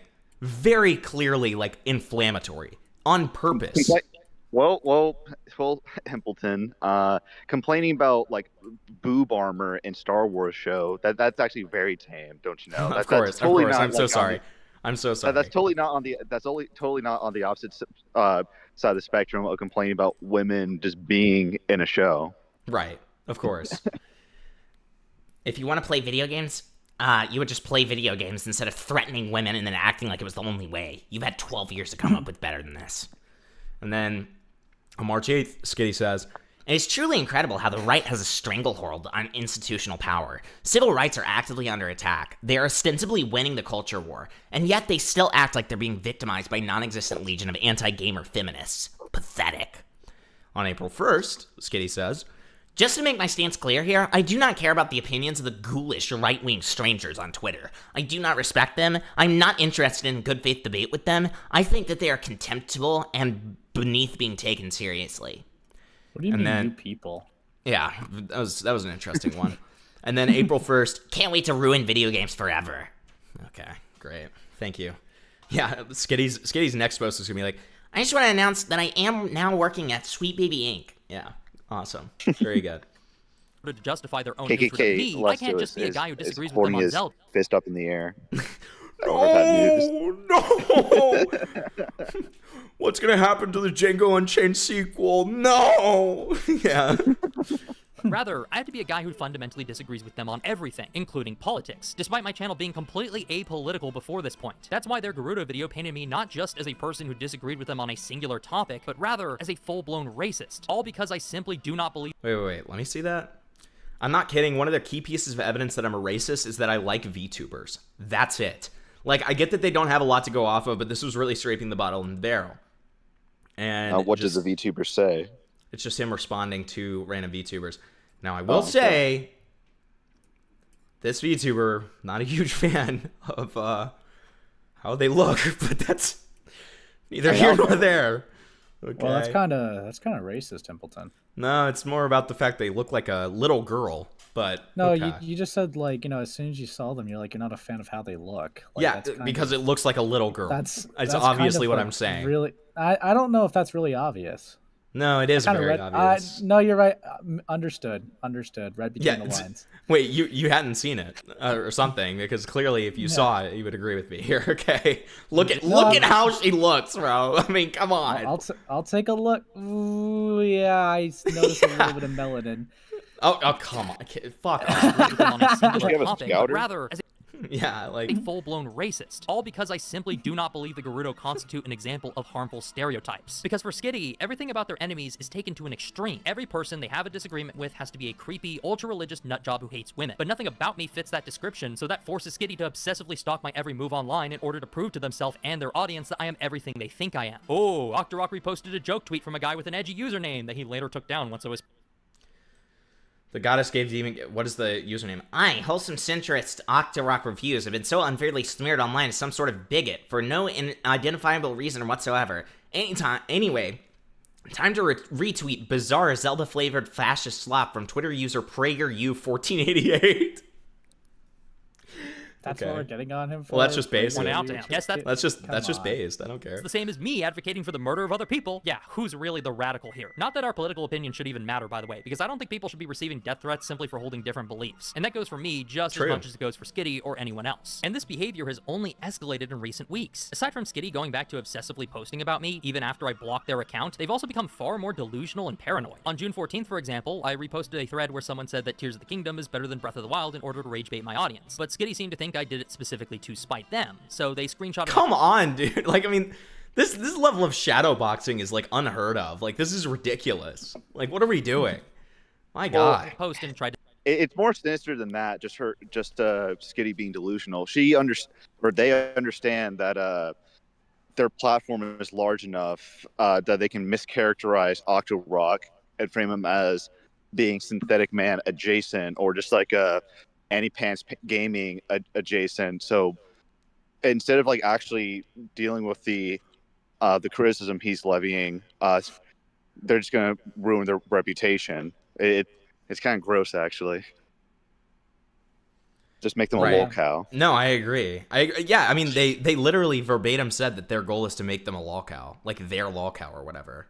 Yeah, like everyone wants a punching bag, but some people are a little bit too like, soy to admit it. But like this, I don't know. I feel like the charm about a punching bag is that they make themselves out to be the loser. Like if you have to go to extreme lengths to frame them as a loser, then I just don't feel like there's much of a charm to that. Like, I thought the whole point of like, making someone a joke in your community is because they're already like a fucking retard, right? Like try to like make these mental gymnastics just for them to reach your perception of what a joke should be. Then I don't know. This is not it, bro. This is not it. What? Yeah, like I just want to make sure we can do I've had suggestions like later. That was fun. I've had personal Please drama continue with this like Arlie weird Noah and Pokemon Southpaw. I don't post about them nearly as to the extent that SkittyBitty does with Octorok, and like those are like 100% more deserved.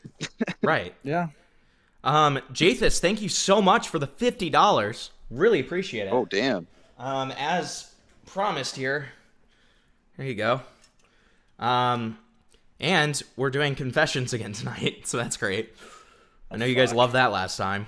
I'm so raped. More horrible things gonna be said tonight. Dude. Last time we had people killing animals. We had people almost setting forest fires. So I'm sure tonight will be great too. Okay. Hopefully we get another admission to having a bad tweet, but that's just my own wishes. Yeah, or I love when John came on and he acted like he was about to say like the most damning horrible like crime, and then he was like, "Yeah, I like put both of my hands on the stove when I was 4 years old." And it's like, that makes sense. You were like a small child. And then he was like, dude, I was just such an idiot. And it's like, you were a child, John. Like, you're okay, man. It's okay. I would get if he'd want to burn me from the community for this. Yeah. You're gonna want to never talk to me again after this. And it's like, okay. Okay, man. See, John, next time you call in with a confession, I want it to be about what you saw when you were living in Florida. You know what I'm talking about, the palm tree story, okay? I'm not going to give it away to the chat, but I want you to tell the palm tree story next time. To stick their followers on me again. What was disturbing to me about this post in particular was the reply under it, which reads, "Screenshot courtesy of Boobly, by the way. Thank you for keeping me abreast of this guy's weird antics." So here's Skitty admitting that they've tasked their moderator Boobly with stalking my Twitter for the sole purpose of screenshotting all my posts so that they can tweet about me every time I say anything they don't like. This is obsessive behavior. Keep in mind that by this point, Skitty has already spent 4 months of their life making a video about me, brought in several well-known bread tubers and a random Egyptian woman to give it legitimacy, then spent the next month harassing me and my community members. Sorry. So sorry. I ruined it. I'm sorry. No, I just love the addition to that line of two well-known bread tubers and a random Egyptian woman. I like that. That was cool. Dude, I can't believe, bro. God damn. They're so all just like trying to like make a punching bag out of this guy, and it's just embarrassing. I don't know if they just don't know what the fuck they're doing, or they just know that they have to lie because they just don't like this person. It's just really, it's really chopped, bro. Yeah, I know. It's you know what? There's really no other word for it than just pathetic. It's just pathetic. Like, no, because like if you think of any of our punching bags or whatever, it's like I'll name one, a personal favorite of mine, internet adjacent, but like we don't have to like falsely frame things about them. They keep tripping on their face constantly. Well, and the whole reason that these people become punching bags is not because we have this explicit plan to make them punching bags. The reason they become punching bags is because of their terrible, stupid behavior that they repeatedly do, even when people give them second chances, again and again and again. Like, that's the issue. That's how people become punching bags in our community, at least like on our side of things, right?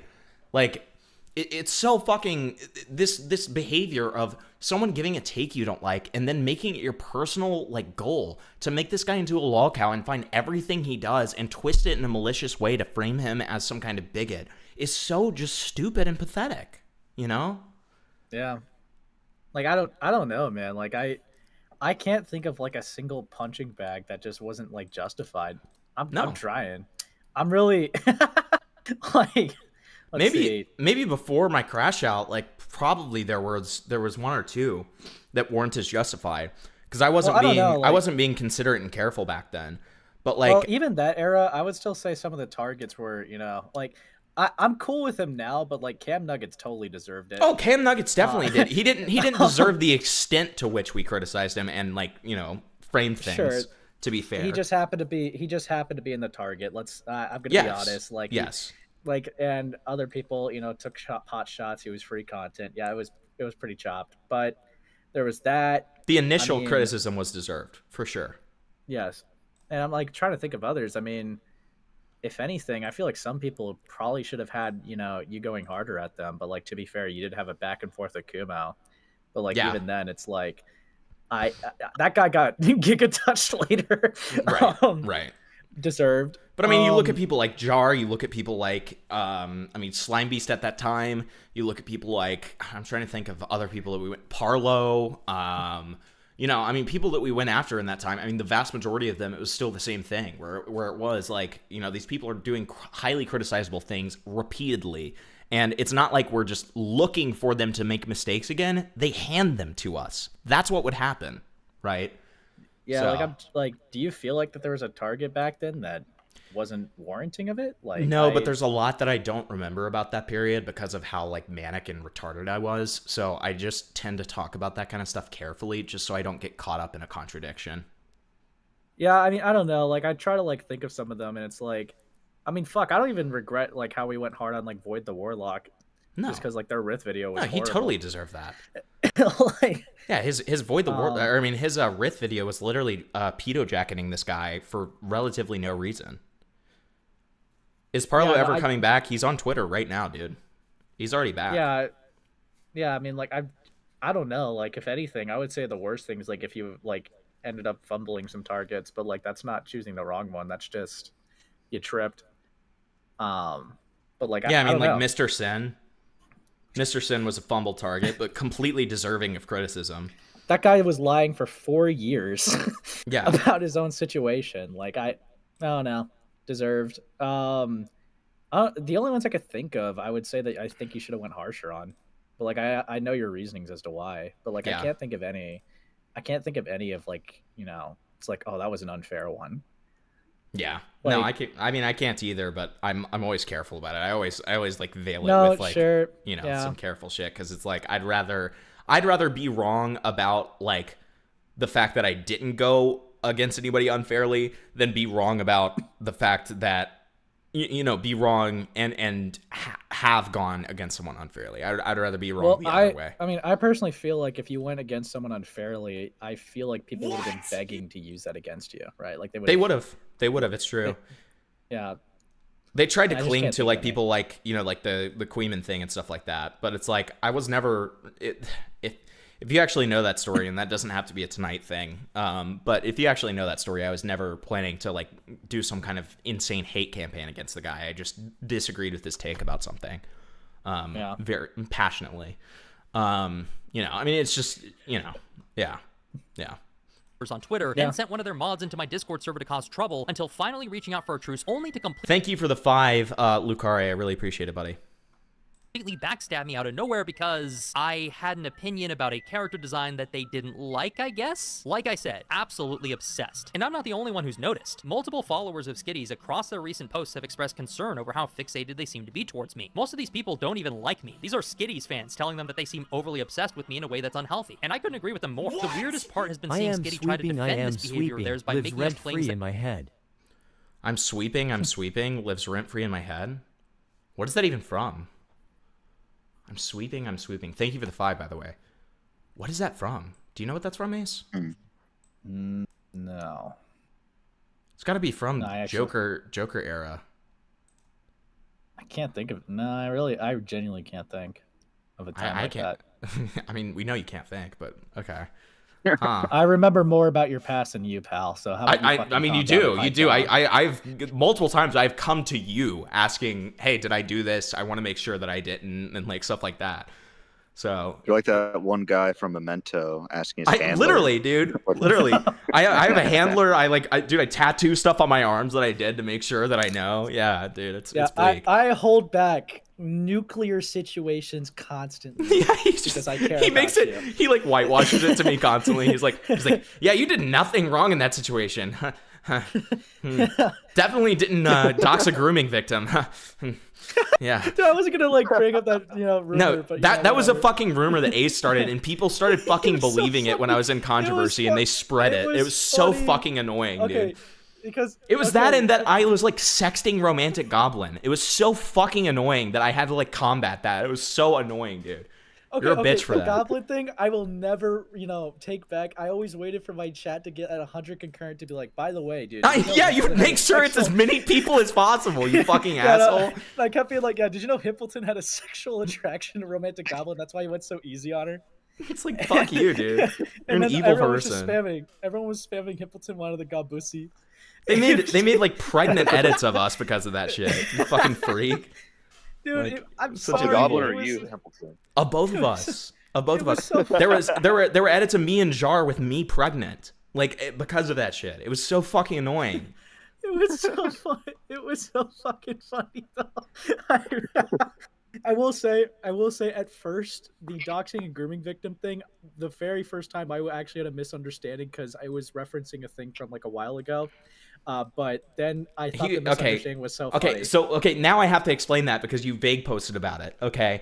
What he's referencing is the fact that a victim of somebody named Robert IDK, who is a well-known, I think, is he British? I don't know. He was like in the no. I'm not saying. Shut up.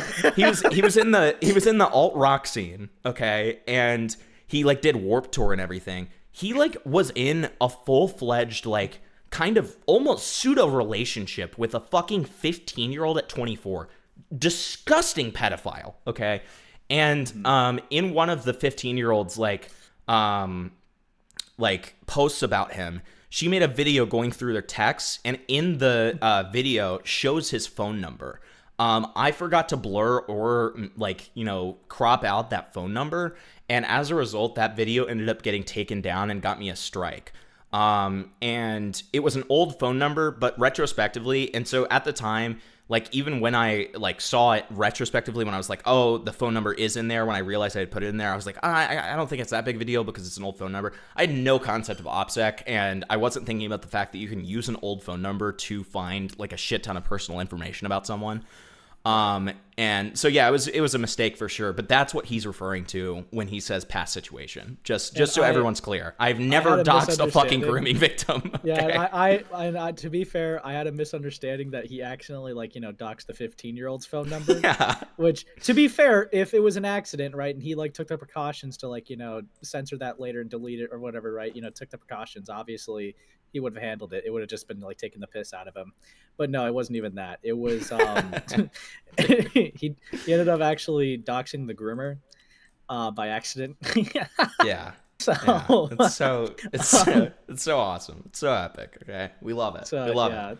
Yeah, I mean, I might start some other rumors soon. Whatever you say, Doxpleton, fuck you. Why, dude, am I literally, I feel like I'm the Los Pollos of the fucking commentary community, because I'll just say anything, and then my own chat, my own moderators will be like, yeah, you're a pedophile. And I'm like, thanks, man. Really appreciate it. Like I'll be like, how's everybody doing today? And they're like, if you come to my city, I'm gonna fucking end your life. And I'm like, thanks, man. Really appreciate that. Really good. Yeah. Thanks, guys. I have been the one. To be fair, Erdblood did say like interesting to find out Erdblood, that he lived near you. Erdblood like pseudo threatened me. It was horrible. I hated that. I don't care that it was a joke. I don't care. It made me extremely uncomfortable. I'm scared of him. I think he said something like "good to know" when he found out that you were close. Yes. I was like, I live in Buffalo, and he was like, wait, are you being serious? He thought that I knew he lived in Buffalo and was saying it to like scare him. And then I was like, no, I live in Buffalo, and he was like, good to know. I was like, okay, well that's great that you're saying this at the end of a debate where I just like kind of raped you. That's not good. I don't like and then that. He shortly left, and then like screenshotted him about like the fake report Impleton. Yes.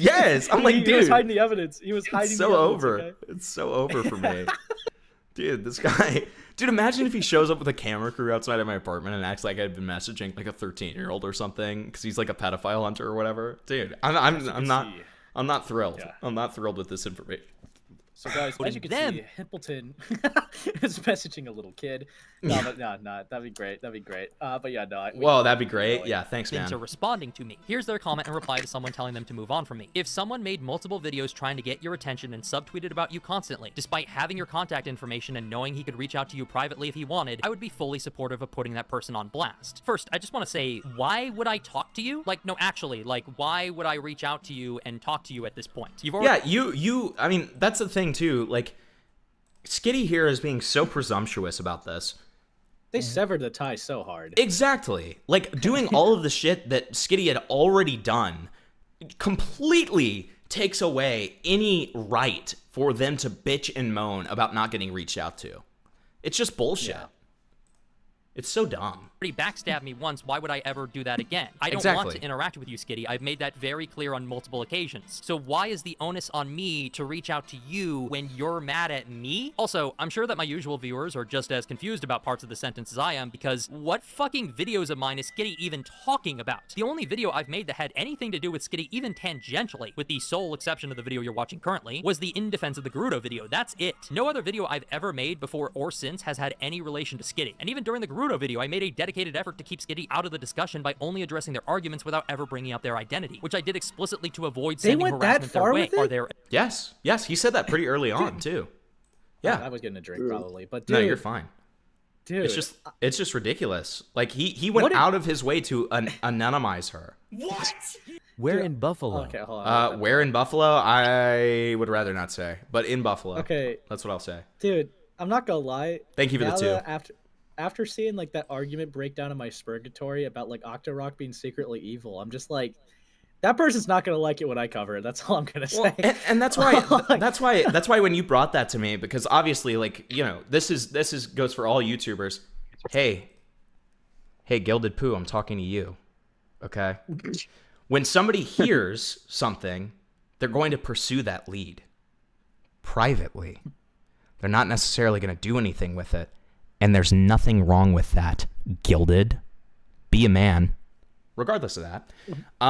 You know, if you know, Ace comes to me because he had heard this, and he's like, hey, did you hear about this? And I was like, this sounds bullshit. This just reeks of bullshit. I don't like this. I don't like the way that this sounds. And then he was like, okay, well, we'll figure it out tonight, because he knew that I was streaming about this. And here we are. And it is indeed bullshit. It smelled of bullshit, and that's because if it smells like a shit, if it tastes like a shit, it is a shit, okay? Like, that's, you know, that's my new walk like a duck, talk like a duck. I don't like it very much, and I'm never going to use it again. But I tried, and I get A for effort, okay? So, anyways, Additional Skitty videos I have made that I am somehow not aware of? Is Skitty just lying to their audience, hoping they won't check out my channel and see if what they're saying is true or not? Or are they perhaps so deluded, so obsessed, so paranoid that they somehow think one of my normal videos was actually about them the whole time? Like if by reviewing Final Fantasy, I was really trying to say that Chaos is an allegory for Skitty, with the Fiends being their orbiters, constantly harassing me in a never-ending time loop. Okay, actually that kind of does work as an allegory for the situation, but obviously I'm... Dude, I mean, but it does go to show, like, the schizophrenic lengths these people are going to like, try to claim that this guy is, like, some kind of freak. Like, it's so stupid. Being facetious. There are no multiple videos that were made to get Skitty's attention, which doesn't even make sense, because if I, for some reason, wanted Skitty to harass me, then why the fuck did I try to make peace with them in the first place? Why did I block them after they suddenly came back and started harassing me again? It's me who has the track record of trying to calm things down since day fucking one of this stupid drama, not Skitty. As for subtweeting, again, my retweet of this guy's post saying Tears of the Kingdom is better than Breath of the Wild was meant to be rage bait for my followers. In case Skitty forgot, I am a Zelda tuber. I talk about Zelda games online as a profession. It's quite the privilege. Just because you made one good video about Tears of the Kingdom doesn't mean that every discussion of the game for time immemorial is about you. Besides, yes, it's such like a narcissistic thing. 6. Dude. I'm talking about you. Okay, no. Okay, let's show it the vague post. Let's show it. Dude, it's so fun now. I can't stop. I'm addicted. Dude, okay. You're just gonna keep doing that, and they're all just gonna gang rape you at once. Dude, it's just so easy. Like I find a characteristic that's applicable to one person, and I just start saying it's them. But it's like, no, it's extremely narcissistic to just assume that, like, I'm talking about one video game. It has to be about this person. No, you fucking bitch. Like, fuck off. Okay? Yeah. Bitch is a non-gender specific term, by the way. Sure, the exact same rage bait in the past. It's a completely normal joke for a content creator to make. Keep in mind, too, that Skitty has been tweeting some really nasty stuff about me this last month in particular, like trying to claim that I praised a short animation's writing only because it, quote, had a little girl in it, which is obviously code for I'm trying to call it. We gotta check. We gotta take that back. Okay, we gotta read this. Hold on. This guy will praise anything, even literal actually AI slop, if it's got a little girl in it. I actually did see this AI short. The joke is that there's this upstart, like a wizard girl, like saying, "I'm gonna defeat this dragon," and then she like gets blown the fuck out of the cave by it. She asks like the elderly wizard, like outside the cave, and says, "Hey, do you need an apprentice?" Like that's it. That's just the entire joke. Okay, right. But no, it's because it's a little girl. And can be used as a springboard for expressing some vague grievances about modern media or whatever. I don't like using it's not sexualized at all, is the point. Yeah, like, what the fuck is this? This is so just, like, shameful. Writing only because it, quote, had a little girl in it, which is obviously code for I'm trying to call this guy a pedophile without getting sued for defamation. I don't respond on Twitter to petty attempts to rile me up like this because they're simply not based in reality. It's a gross and pathetic attempt at trying to force a response out of me. So I'm adding this next section in post because since getting deep into the editing process, something big happened. On Saturday, July 11th, Skitty once again posted about me out of nowhere, except this time, they decided to escalate things. They deceptively edited a screenshot of a reply I made to a rock solid tweet to cut out the date and context, and posted it in a quote retweet to a very unpopular post he made on a certain gross hypothetical meant to demonstrate Christian morality or something. I don't know what he was thinking with this one, honestly, don't ask. But the point is that I didn't reply to this post because I hadn't even seen it. The reply of mine that Skitty actually posted was from a completely different tweet on June 18th. So I called him out on this lie, and somehow this led to a weekend-spanning crash out where Skitty kept backtracking to more lies. I dispelled them, ratioed them a bunch of times because I somehow got picked up by the... Which tweet? The one calling him a pedophile? Yeah, so this is what... Oh, wait, real quick, getting a donation. Derail. We need to invest in Kurji plan we wizardry. Why did Kino say that the AI kid gets blown out just now? Is he okay? Oh my god. Kino, I'm sorry, with my chat, you just can't win, dude. I'm sorry. Like, it doesn't matter what you say. Like, you're just getting BTFO'd for no reason. True. I also put in side chat for, like, what Octo reviews is getting called a pedophile by, like, Skitty here. Okay, so. yeah, let's see the media in question. Fuck it. Yeah. Also, hello Yen. Hello Yen. Friend of the show Yen. Hello. Okay, so let's see. Oh man, decided to push this further. Wow, I love it. Okay, Jonathan wow, Middleton. Or Josh Dawes. Like being pro AI. Wow. Like you hate actual artists. You can't face the dragon until you've been trained. I don't need training. I just need to realize how awesome I already am. Suit yourself.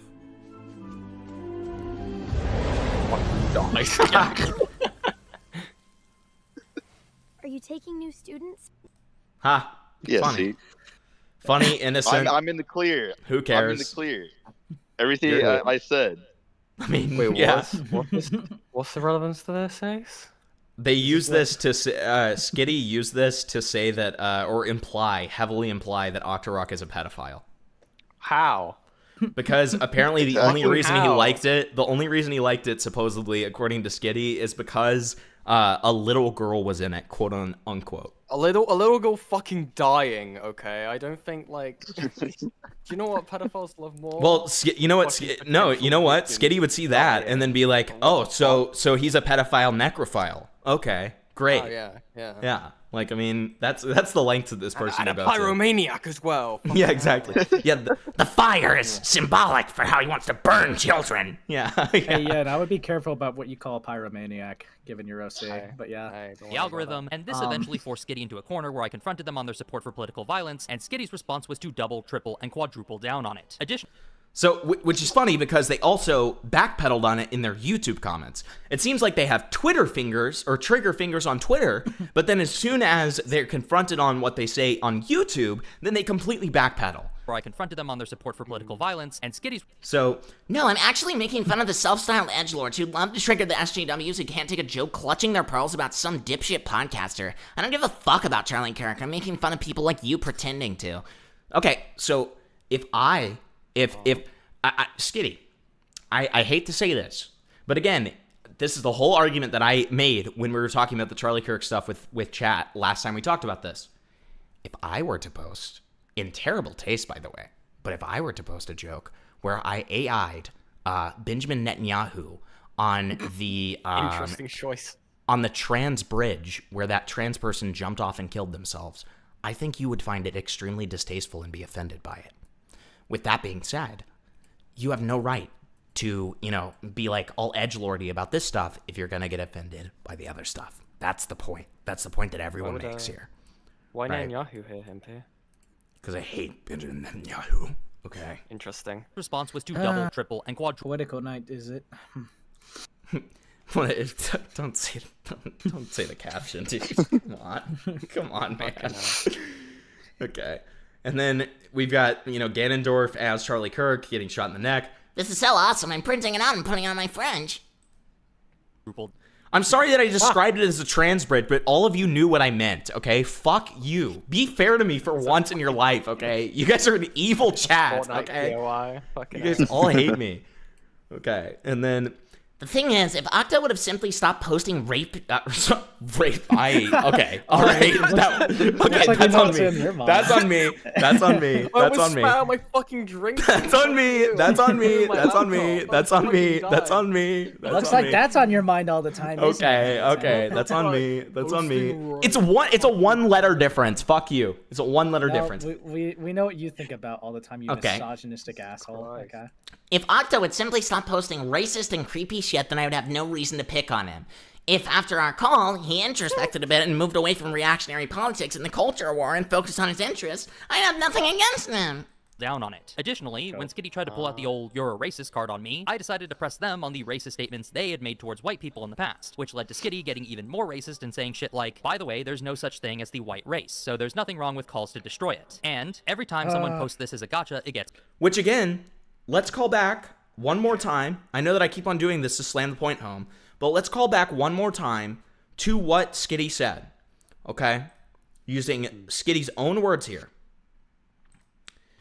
They'll tell you that it's because I'm racist against white people, and their evidence for this is the one time, not true, multiple times this happened, I reposted a meme where the Destroy Ganon quest from Breath of the Wild was replaced with Destroy the White Race, which is obviously making fun of the ridiculous Great Replacement theory. No, you've doubled down on it for completely different reasons multiple times. So every part of this is a lie. Literally just to cover their own ass on the YouTube audience, who they probably assume is not all just like SJWs and people who are going to inherently agree with them like it is on their Twitter, right? Coward. Triple down on it on your YouTube comments. Do it. It's funnier. Like, yes. Dude, look, you're featured in an Octorok video, Kino. Fuck no. Oh boy. Wow. Let me be somebody. Dude, Isn't that guy like a fucking giga racist though? Like the hell? And here's Skitty once again tripling down on this whole thing. Every time someone posts this as a gotcha, it gets funnier. Like, yes, girl, destroy the white race. I thought it was just one time, Skitty. What's going on? Destroy the white race. And don't forget my favorite. I wonder if Octo feels insecure about the fact that we're going to spare him in the white genocide. So what's the takeaway here? Well, remember how I talked about projection earlier? Every baseless accusation with someone like Skitty is an admission of guilt. They talk with all this bravado. Oh, I'm turning Octorok reviews into my own personal lolcow. Meanwhile, they're getting clowned on by the entire internet and being forced to go private because their disgusting worldview is so vitriolic and unpopular. I'm out here touching grass and living my life, they say, all while posting 20+ tweets in a single day. And I think with that in mind, it's easy to conclude that when Skitty responded to my Gerudo video by calling me racist, that's because it is them, in reality, who is the racist. Because they seem to think that hating white people, belittling their history and identity, and jokingly calling for their genocide is okay. The entire point of critical theory, which Skitty has publicly declared they support, is to subvert and destroy Western academia, history, and culture, all in the aim of remaking the world anew in a Marxist fashion. It is an inherently revolutionary, radical, and dangerous worldview, the left-wing equivalent of Nazism. And while for a long time I didn't want to think that SkittyBitty genuinely believes in this stuff... Alright, okay.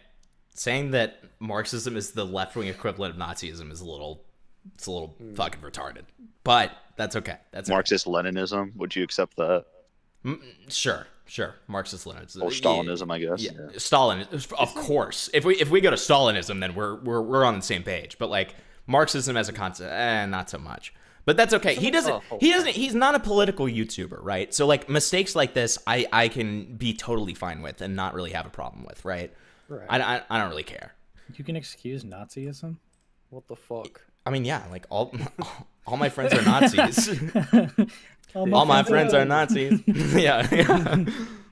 Isn't the whole thing about like a lol cow is meant to be you're meant to be the half the time, right? Someone's a lol cow when you're giving them like genuine like normal criticism, right? And then they are the one who tweaks out as a reactionary response, not the other way around where you're like, I'm gonna keep poking at this guy while looking like an insane psychopath, like. You're the one who's giving like the insane behavior here. Meanwhile, he's just kind of sat here like, oh no, I just talk about Zelda, man. Oh no. Yes, exactly. You're a racist. Yeah. Also, just a slight derail. I actually made an analysis of that banger Kanye West song. If you're interested, really? Check it out. I will have to check that out. Is it that's on your channel? You have an analysis of NHH on your channel? I think you'll like the thumbnail. Hold on. This fucking guy, bro. Oh god. Kinoflex not beating the racism allegations. Very disturbing. It's like from a year ago. Oh, okay. So it's okay. He was racist a year ago. Whatever. It was 4chan culture. Okay, he got better. Gay schizo, low IQ Nazi black. Lovely. Okay, hold on. Let me show that to the audience. Asking the important questions. This is giving very like she was 13 vibes. Yeah, true. Zam. Yeah, look at that, chat. What did Himpleton mean by leaving a like on the video? I didn't even click it yet. They see my screen, Ace. If you look at like the autism and you look at like FNAF like fairy thumbnails, some of them are fucking deranged. You have like one was just like he ate them. It's just like big text with just like some random character's face. It's awesome. He raped them. Great. No. That's my I'm afraid that after all they've said and all the ways they've attacked and mocked my racial identity, combined with the desire to subvert and supplant stories that portray Westerners in any positive light, I now have to believe that they just legitimately hate white people and want their societies destroyed. For what reason, I cannot possibly say. That's a radical political position to hold, but I think that Skitty has made themselves abundantly clear that they do in fact believe this. And we all know that if I said even half the same rhetoric about any other ethnic group on the planet, I would rightfully be deplatformed and driven off the internet. So let's call this behavior out exactly for what it is. Racism. Skitty is a racist, and they're trying to deflect from their own hatred of white people by trying to claim that it is I, in fact, who am the racist. Against whom? I don't know, but some group of people apparently. But the craziest development to come out of this Twitter fight and its fallout was something I never would have expected. A fellow YouTuber called Harmful Opinions apparently saw my internet slap fight with SkittyBitty and decided to check us out. And after a few minutes of scrolling through Skitty's replies, he came to a similar conclusion that I did and assumed Skitty was projecting their insecurities onto me. So he took a quick peek inside of Skitty's Discord server and made a discovery that I'm sure will forever kill this person's credibility. They made a post calling for their entire Discord server to report my Twitter account to try and get me banned. Yes, you heard that right. Famous YouTuber YouTuber SkittyBitty organized off-platform harassment against me, which is explicitly against YouTube's terms of service. Correct. I'll be honest with all of you. I've known about this since March. It's been a gut feeling. I know an AstroTurf video when I see one, and I know what an organized harassment campaign versus a spontaneous one looks like. But I had no way to prove this, beyond little crumbs like a Skitty fan infiltrating my server while saying that Skitty had sent them there, and the fact that so many large breadtubers all joined in on promoting and amplifying a video that really should have just been a stupid internet slap fight between two literal hoots. But now we know the truth. And Skitty's apology after the fact only attempted to downplay the significance of this finding by saying, oh, well, Octorok didn't get his account banned, so it's all right, before later admitting in their own Discord that they did, in fact, want that You know what to this kind happen of to looks me. like? So, like, instead of just them making a lolcow, it just seems like they're trying to, like, kick another guy from, like, growing. Like, for, like, a business opportunity. Yeah, I mean, they're trying to... They're trying to hate them from the Zelda community. They're trying to hate on a Wigga while he's down, dude. That's what's happening. Okay. Okay. Yeah. This is an interesting point that was made that I haven't seen yet. They admitted in their own Discord that they did in fact want that to happen to me. Let's see this message. That's insane. Oh my god. It doesn't matter because Octo didn't get mass reported. He certainly didn't get banned. Even if I did genuinely, or even if he did, I genuinely couldn't care less. His whole account is simping for Nazi pedophiles and crying about how the West has fallen. Not true. You know what? Just to prove a point here. Just to prove a point here. Political individuals, like, I don't know, Epstein, like, big fan. Just to prove a point here, okay? Let's go to Octorok's. Let's go to Octorok's Twitter, shall we? No, I would rather not, but okay. I don't. You're. Okay. So Whatever, you're not screen sharing, so I actually didn't ask you, but I'm just saying that we were doing it. Well, you were. I figured you were kind of just trying to be nice for once in your life and ask a question. No, to your couldn't be friends. me. But, Okay, yeah. so Nazi pedophile number 1, Mr. Melancholy. Okay, are they a Nazi pedophile? Let's find out. Just immediately. Immediate Connie. Yeah. Yeah, like I'm just like, yeah, okay. And Hippleton's like, that could mean anything. Okay, I probably shouldn't bring up random Twitter accounts, but the point is, Random okay, accounts, so yeah, okay, this is him talking about the Odyssey. This is him talking about the Odyssey again. This is him talking about Link and making a funny tweet, funny like little thing. Okay, this is Zelda and Link together. This is Odysseus, like more Odyssey posting. This is Jabba the Hutt with a fucking lightsaber. Okay, this is slave owner. Yeah, sex slave owner. Yeah. This is the fucking Oppenheimer man, okay? Zionist. This is Zionist. This You is just said Oppenheimer. You call him Oppenheimer man. yeah, the Oppenheimer man. I'm not The wrong. Oppo I just man. did it in a long-winded way. And then this is Todd Howard posting. Okay, so apparently this is all about the West falling. Okay, guys, this is all about the West falling, and he's loving pedophiles when he does this. Okay. Oh wait, rock solid retweet.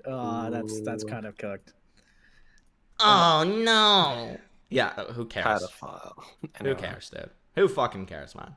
It's Okay. kind of fucking over, dude. You're literally Saul Goodman. I'm so glad that you understood the concept of my tweet. Okay, it's fine. It's fine. That's great. Oh, look, I also liked it. Wow.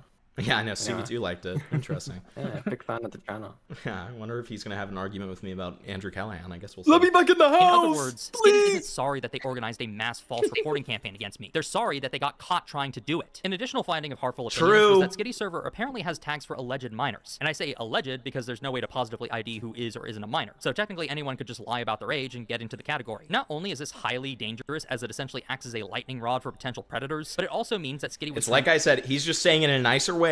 It's just like I said, all you can eat buffet for pedophiles. to recruit literal children into their internet war against me. And I don't know about you, but I'd say that's highly unethical, especially when you read what Skitty said to justify this behavior, that I associate with, in their own words, Nazi pedophiles, and therefore should be deplatformed. So let's dissect this statement. Obviously, I object to this idea that I am or associate with Nazi pedophiles, because obviously no one I interact with on Twitter, to my knowledge, is a pedophile or a Nazi. Now, that's not to say that some of my mutuals don't post out-of-pocket shit I don't agree with sometimes, but I refuse to be follow-policed in this way when I continued being friendly with Skitty for a long time despite all the racist and violent political rhetoric they spouted. I make friends from across Fair. the political aisle on YouTube and Twitter both, and not everything they say represents my own values. That being said, I think this framing of Skitty's reveals something rather sinister, because in my opinion, I don't think Skitty actually genuinely believes that I'm a Nazi pedophile. Again, I think this is all just projection and a way to frame me so that their audience of crazies will threaten me into silence. So let's assume I'm right. That means that Skitty knowingly lied to their audience, including minors, in order to recruit them into a harassment campaign against a creator who they knew was innocent of these allegations, but whom they wanted to deplatform anyway simply because I was starting to get the public on my side. That is highly unethical and manipulative, and I don't think that someone like that should be a role model for children. Teaching kids Agreed. to harass and defame people you don't like on the internet is bad.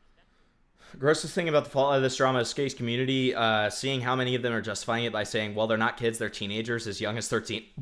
Okay. Just immediate, like, pedophile. Okay, great. Very cool. Okay. But don't worry, guys. Octorok's a pedophile. But let's take Skitty's words at face value for a moment and assume they really do believe what they're saying here. That means that Skitty knowingly sent children to go fight an internet flame war for them against Nazi pedophiles. In what fucking universe is that even remotely okay? If I were a parent to one of these kids, I would be pissed. I would go full Karen on Skitty's ass and report the server for endangering minors. Because what the fuck do you mean you're trying to recruit my child to fight in an internet flame war against pedophile Nazis? Does that make any sense whatsoever? So to recap, the very same person who has been calling me a racist creep for the last 4 months turned out to be themselves a raving racist who tags minors in their Discord server and sends them to fight internet flame wars against alleged child predators. Like I said earlier, pure projection. The point I want to make here is this. Skitty is not a trustworthy person. They leaked our DMs back on March 14th. They revealed privileged details about our private conversation on June 24th. They recruited 2 former members of my Discord server to feed them information about me behind my back. That's how Skitty learned I was part Native American in the first place. And then the moment I call them out for being a racist piece of shit towards me, suddenly they're the victim. Never mind the fact that this person and their friends have repeatedly called me spineless for not engaging with Skitty in the past. But now, when I suddenly fight back and start winning, it's them who's the victim. It's like when you almost kill a bandit in Skyrim and they shout, I yield, I yield. And then the moment you let them get back up, they say, never should have come here, and attack again. So all of this is to say, do not let this person's crocodile tears convince you that they actually feel victimized. Because if they really felt like I was a bully, they wouldn't have called me their personal lol cow. Does that sound like a victim to you? Of course not. Someone who says something like that is clearly the aggressor. And just because a bully gets punched back doesn't mean they weren't a bully to begin with. I think my fundamental mistake when first dealing with Skitty was to view them as a fellow rational person who actually wanted to debate ideas and arrive at some semblance of the truth. That was the impression I got of them from their Tears of the Kingdom video. But I now know that to Skitty, words are just tools they use to deceive good-natured people. And the moment you realize that, every contradictory lie, baseless accusation, and racist contempt they have for positively portrayed Western culture starts to make a lot of sense. Remember, if Skitty is willing to spend 8 months of their life trying to cancel me specifically, a guy who has gone out of his way to respect their pronouns and welcome fans from all across the political aisle, then they'll do it to you too. It's just a matter of whether or not you ever say anything to get you caught in their crosshairs. Alright, post-edit notes over, back to the core video. Skitty cannot simultaneously— You know what Skitty's gonna say about this?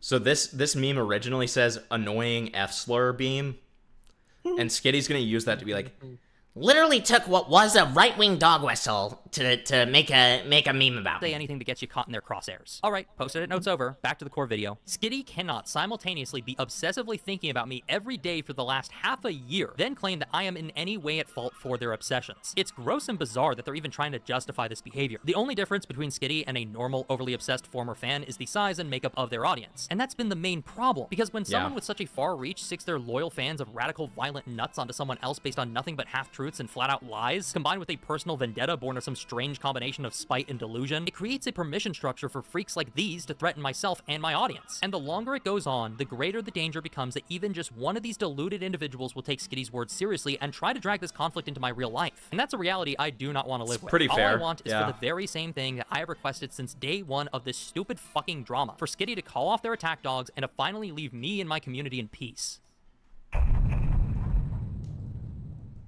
The decision to make this video was not one I took lightly. In a perfect world, I would have liked to stay completely silent and simply continue to make my videos regardless of what was being said about me. But nearly 8 months have gone by since Skitty first decided to make a video on me. That is so pathetic, dude. Video that would go on to spread all sorts of disgusting lies about me personally, rather than simply sticking to the debate topic at hand. And in that time, both myself and my community have faced constant harassment, threats, and pathetic attempts to completely destroy my channel. Skitty went out of their way to harass one of my sponsors in February. Didn't Anthony make like a whole point against harmful opinions of being like, he's just trying to milk this old ass drama? It's been going on for like 8 months. What are you talking about? And Skitty's the one who never stopped it. Wrangle your fucking tard, man. Wrangle them. Do what you did with He did the same shit with Arlie Noah, right? Like it was like a month-old drama, and that he was still that still hurt his credibility, and he's just like, oh, that's drama I've moved past. When responding to Remnant, went, no, actually, you have still to yet make a video addressing Arlie Noah like you said you were going to. Newsflash: you can talk about a situation several months or even years after it happens. Look at my channel. That's what I do. That's my whole fucking thing, because half the shit I covered is just doesn't get documented well enough. Right. Welcome to retrospectives. As a guy that's never done deep dives in his life, I mean, He's you never know, done the internet. videos, yeah. Yeah, the Shut up. internet's forever, dude. Okay, Shut up, the internet's bitch. forever. Yeah. It's, Shut the it's fuck up, always... man. Okay. I Goes find it well incredibly beyond a mere fascinating. Like, a lot of these media review channels, like, they'll like, I don't know, how do I describe it? It's whenever there's like a quote unquote like real situation or real stakes, they immediately become incredibly unhinged and schizophrenic. Like, as soon as it's anything outside of talking about like the latest movie or TV show, it's just always seems to be the most insane jumps and leaps. Right. Just stick to your shit that you're good at, okay? Like, let's leave the same topics to the same people. Yeah. Or disagreement over video game characters, which at the end of the day is all my Gerudo video was really about. I never called anyone a racist. I never called anyone a creep. I never even mentioned Skitty's name once. A sustained cancellation campaign. We is love not a Southpaw proportional here. We're a response to Southpaw. simple internet We're disagreement. Southpaw And family. now, because of No, I all just this, find it I so have to start fucking worrying funny. about how much I find it farther so things might fucking funny. escalate. Skitty's already proven It that they have an started unhealthy obsession with me. If I'm being because of honest, I don't think they saw our Daredevil. discussion in April the same way that I did. I thought it was us burying the hatchet. And No, finally not come just to a because mutual of understanding. not just because of Skitty, I now Daredevil, because of the physics behind Yeah, the fire extinguisher, dude. in I know, Daredevil. Fire it's- extinguisher. It's awesome. It's awesome. Okay, like that's dude. We need to normalize, you know, disagreeing with each other with movie takes to be like, didn't you actually date a minor? Remember when you killed a hooker in a gas station in 2005? Yeah, I do.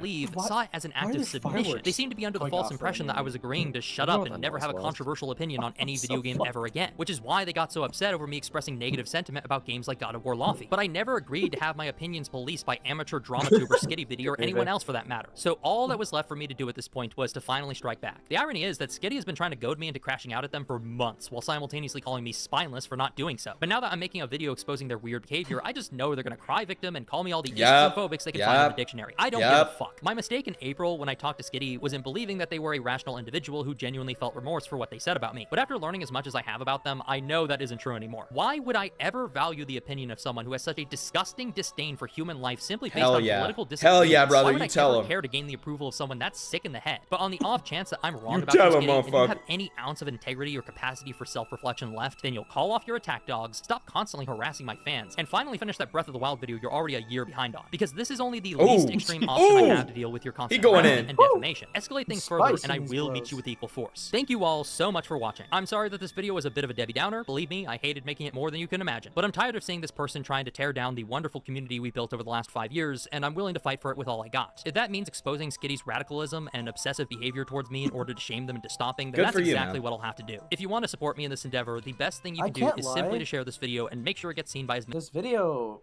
I not to like glaze or anything like that, because like I still have to like look at the earlier videos.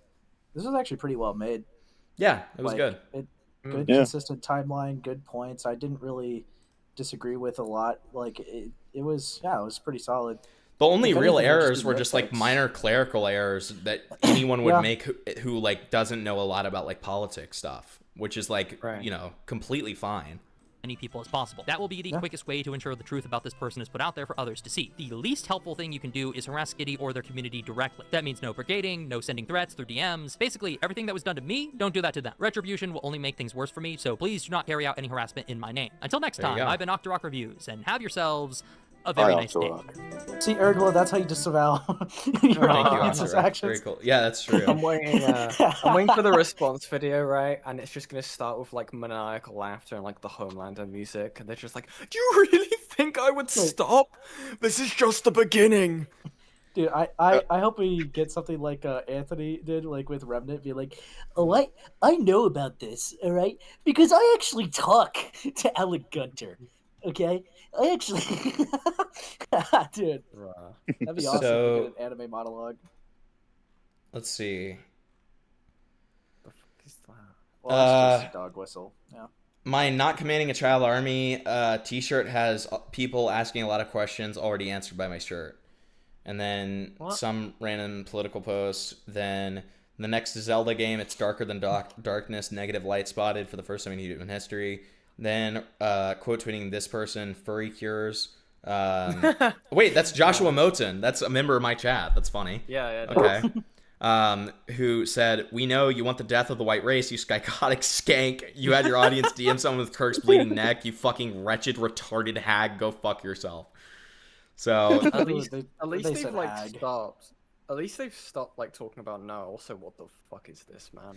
And Josh apparently also DM'd them on Twitter, which I disavow. Don't harass people. Yeah, disavow. And said, "You're a goddamn lunatic. How does it feel to be outed as a major piece of crap? You fucking low-life bully. You keep attacking people, then cry victim when you get caught. Advocate for political violence, or maybe go after people's families and call for a mass genocide. You literally the main reason why people have abortions. Jesus Christ. How about we do the same thing that you did to Octo onto you and see how you like it, you effing F-slur freak. You are fucking unhinged and you don't deserve an house or remorse. So don't do that. Let me explain the reason that you never do something like this, okay? Yeah. You are giving Skitty ammo when you do stuff like this. You are giving Skitty ammo and an ability to victimize themselves when you do something like this, okay? It is, I'll admit, it's a little funny. But, no, it's not okay to do. Don't do this. You're giving them ammo. Even if you believe that they deserve this, you are giving them ammo to further victimize themselves, okay? Oh, no, man. I just quite unhinged going into someone's DMs to do I that. agree. I know, but this is what happens if we stop giving this guy Noah content, okay? He's gonna snap and, do something we will regret. Right. Josh is kind of known for going on crash outs like that. He was doing so during the Arlie Noah drama. Like K-Hug had to time him out for saying some stuff. Oh, I know. Yeah, Dude, don't do shit like that, guys. Again, if somebody has a habit or a pattern, don't do this regardless, to be clear. But especially when somebody has a pattern of victimizing themselves. Because you're just giving them ammo. You're just making them seem like a victim, right? Who looks worse? Yeah. Well, but you're giving them ammo, Josh. That's the point. You're allowing them to victimize themselves further and have their audience be like, "Oh my god, they're such a victim. They're such a victim." That's the problem. That's the issue. Received. Okay, bro. Yeah, I don't know, man. Just going into someone's DMs just to say how much you fucking hate them is, I don't know. Personally, kind of childish, at least from my perspective. You have a disagreement with them, just do it publicly as well. I don't know why you went into their DMs. Yeah. Bit weird. I don't know. Because then, it kind of gives a certain impression of it, which I'm not saying there is, okay? But, it looks a certain way. Yeah, just don't. The point is, just don't do it. Just don't. They just wanted a trophy wall, but this is a gay way to go about it. Okay, all right. Correct. All right, yeah. we get it. Easy as that. All right. Yep. Okay. So that was the Skitty drama. We're gonna do a couple of derails, and then we're gonna get into. We don't have to. Yeah, no, we do, because they pay for them. We could. I don't know if you knew that. Don't know if you knew that. They actually pay for them. You should look at the thing I sent in the side chat. Okay. And then we're going over Glitch's allegations of you haven't sent anything on side chat yet. Yeah, I did. Oh, POV, me trying to remember all the evil stuff I did. Yeah. Here comes back the fireworks. Fuck.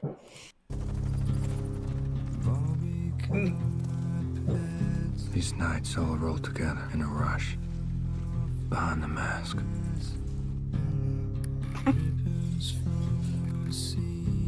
Sometimes in the morning, I have to force myself to remember. True. Everything that happened.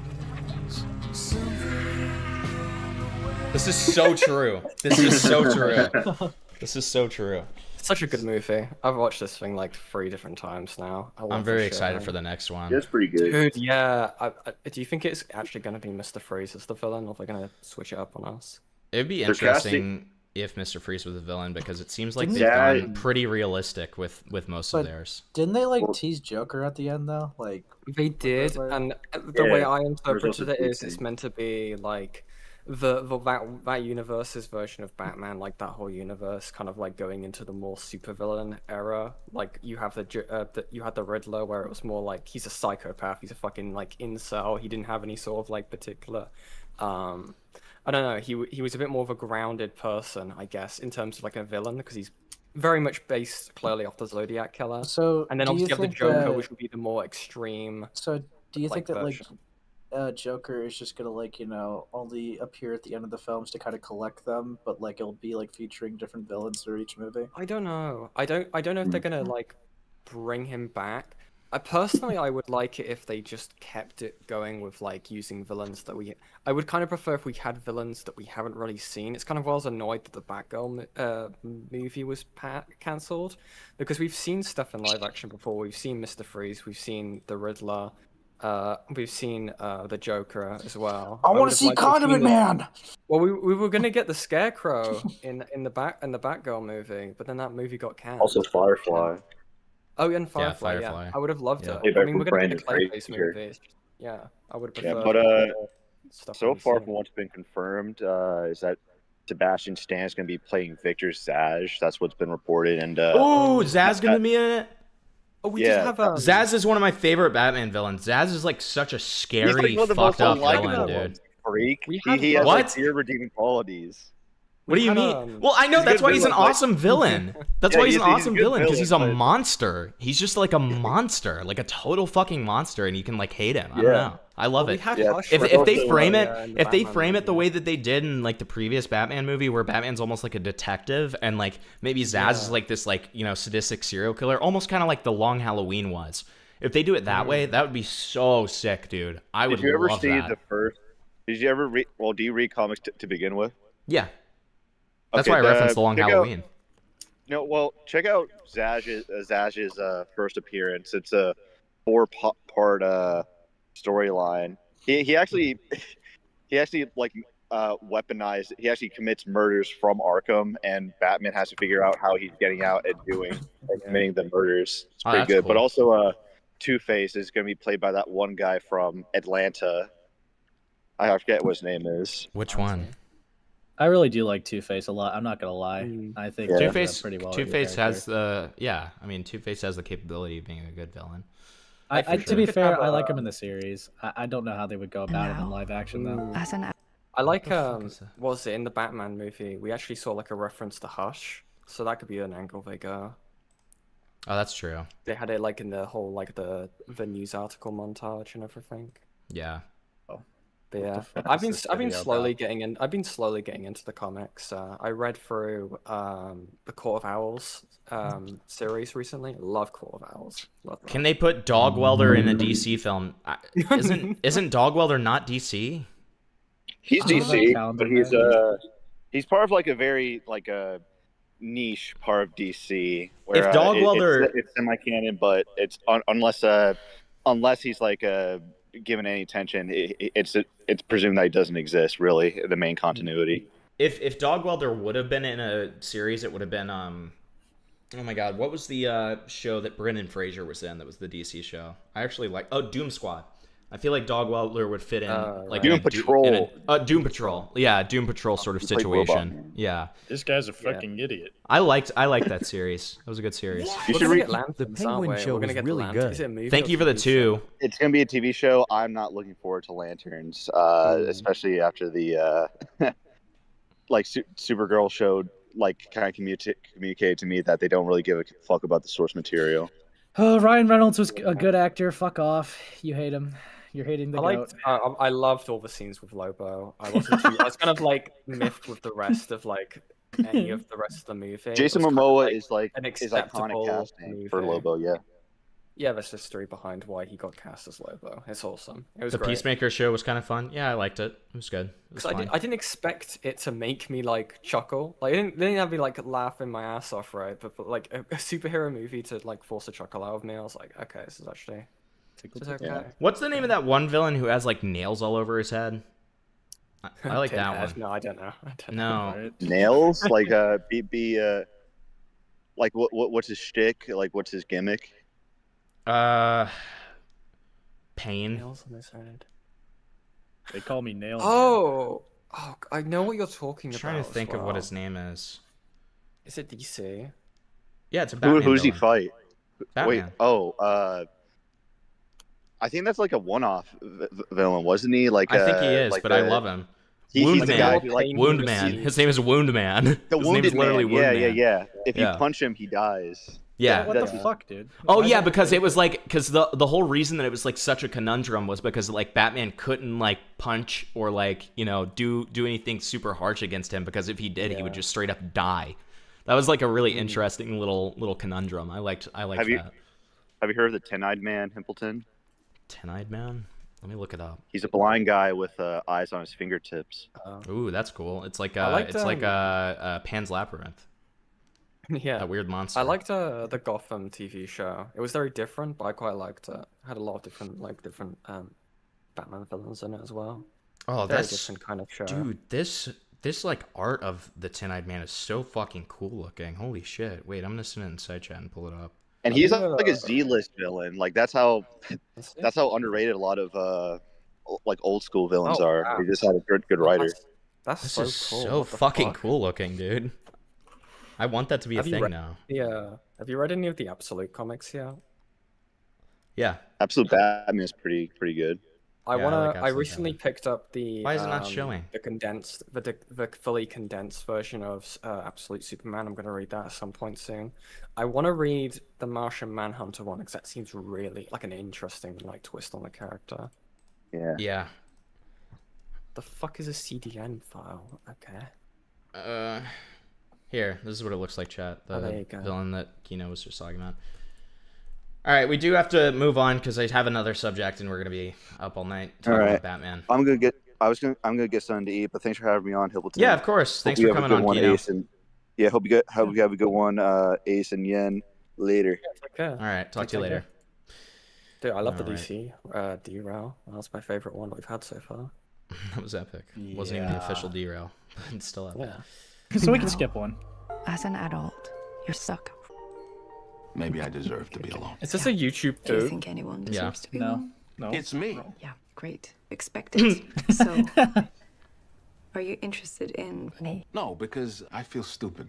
So I want to role play. The acting thing? Yeah. Okay, so, I was in the class, and she Okay. comes. And how do you feel? Bruh, I was drunk. Felt stupid, like a skunk. I know. I can smell it on your breath. What, the That fucking shit. Yeah. Okay, And how do you feel? I'll give you a hint. I feel stupid. And how do you feel? Can you say that to me? I feel stupid. I know. I know. Maybe if you'd come earlier. Bruh, I came straight after work.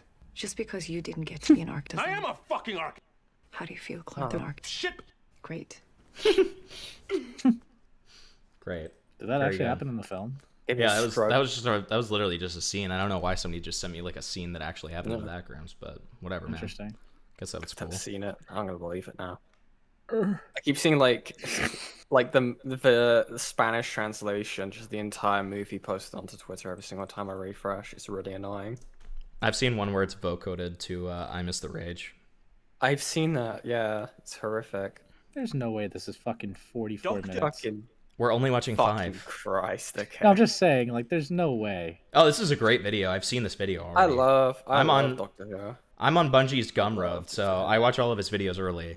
This is a great video. Who? Oh, I'm it's not embarrassed Bungie? to say. I'm a Yeah. little embarrassed to say. I was a big fan of this show as a young boy, and I can prove it. I had like 3 whole Doctor Who children's toys. Matt Smith in David Tennant clothes, Slevine, and Wheelchair Cyberman. I watched all the way up through Capaldi. Everyone said it was I thought it was alright. Then they tried to thrust a woman like onto me, and I was Capaldi. like, whoa, whoa, whoa, whoa, whoa, whoa, whoa. Women? My children's television program? I'm a 37-year-old man. I've avoided them The up to this writing point. I'm was not going to fall off the ass. wagon now. As it turns out, nobody else likes women either, and the show's ratings dropped drastically. The BBC that's sees not this disaster, reason. decided to bring back Yeah. Russell T Davies, who wrote the show back when it was good. Everyone was very excited about this, so much so that they didn't see all of the horrific warning signs, such as Davis being a homosexual man and completely retconning one of the main villains of the show for virtue signaling points. And there's a problem with Davros of old in that he's a wheelchair user who is evil. I hated this. And I had That's so stupid. and a lot of us on the It's production so team had dumb. the He's problem not with a fucking wheelchair associated user. disability He's with a evil. fucking Very rich alien. coming from the guy who invented wheelchair Cyberman. He didn't even need to be in the wheelchair. Well, You know, it's you not chose to an put him in alien, that wheelchair. You spent half the show's budget making that fancy wheelchair. He gets out of it like 5 minutes later, starts walking around. Has anyone ever looked at this character and thought, wheelchair user? He's supposed to be a robot. It's like some centaur as a wheelchair user. Luckily, nobody saw the Children in Need special because nobody in the UK cares about children, let alone children in need. When returning to the show, Davis made the executive decision that instead of writing anything good, he was instead just going to play on people's nostalgia for the old stuff by bringing the old cast back for the 60th anniversary specials. They do like anniversary specials every 10 years. It's all very homosexual. Everyone's really excited for the return of Doctor Who. After slogging through the woman era, the men's men are back in charge. You're assuming he as a pronoun. True. Yes, sorry, good point. Are you he or she or they? That's right, folks. We got transgender Nice. aliens and transgender black people. It's Donna over. Noble's daughter is trans. You may be thinking, ooh, gross. Not my Doctor Who. My doctor was a transphobic racist. That's where I used to live when I was a little boy. When I was a little boy.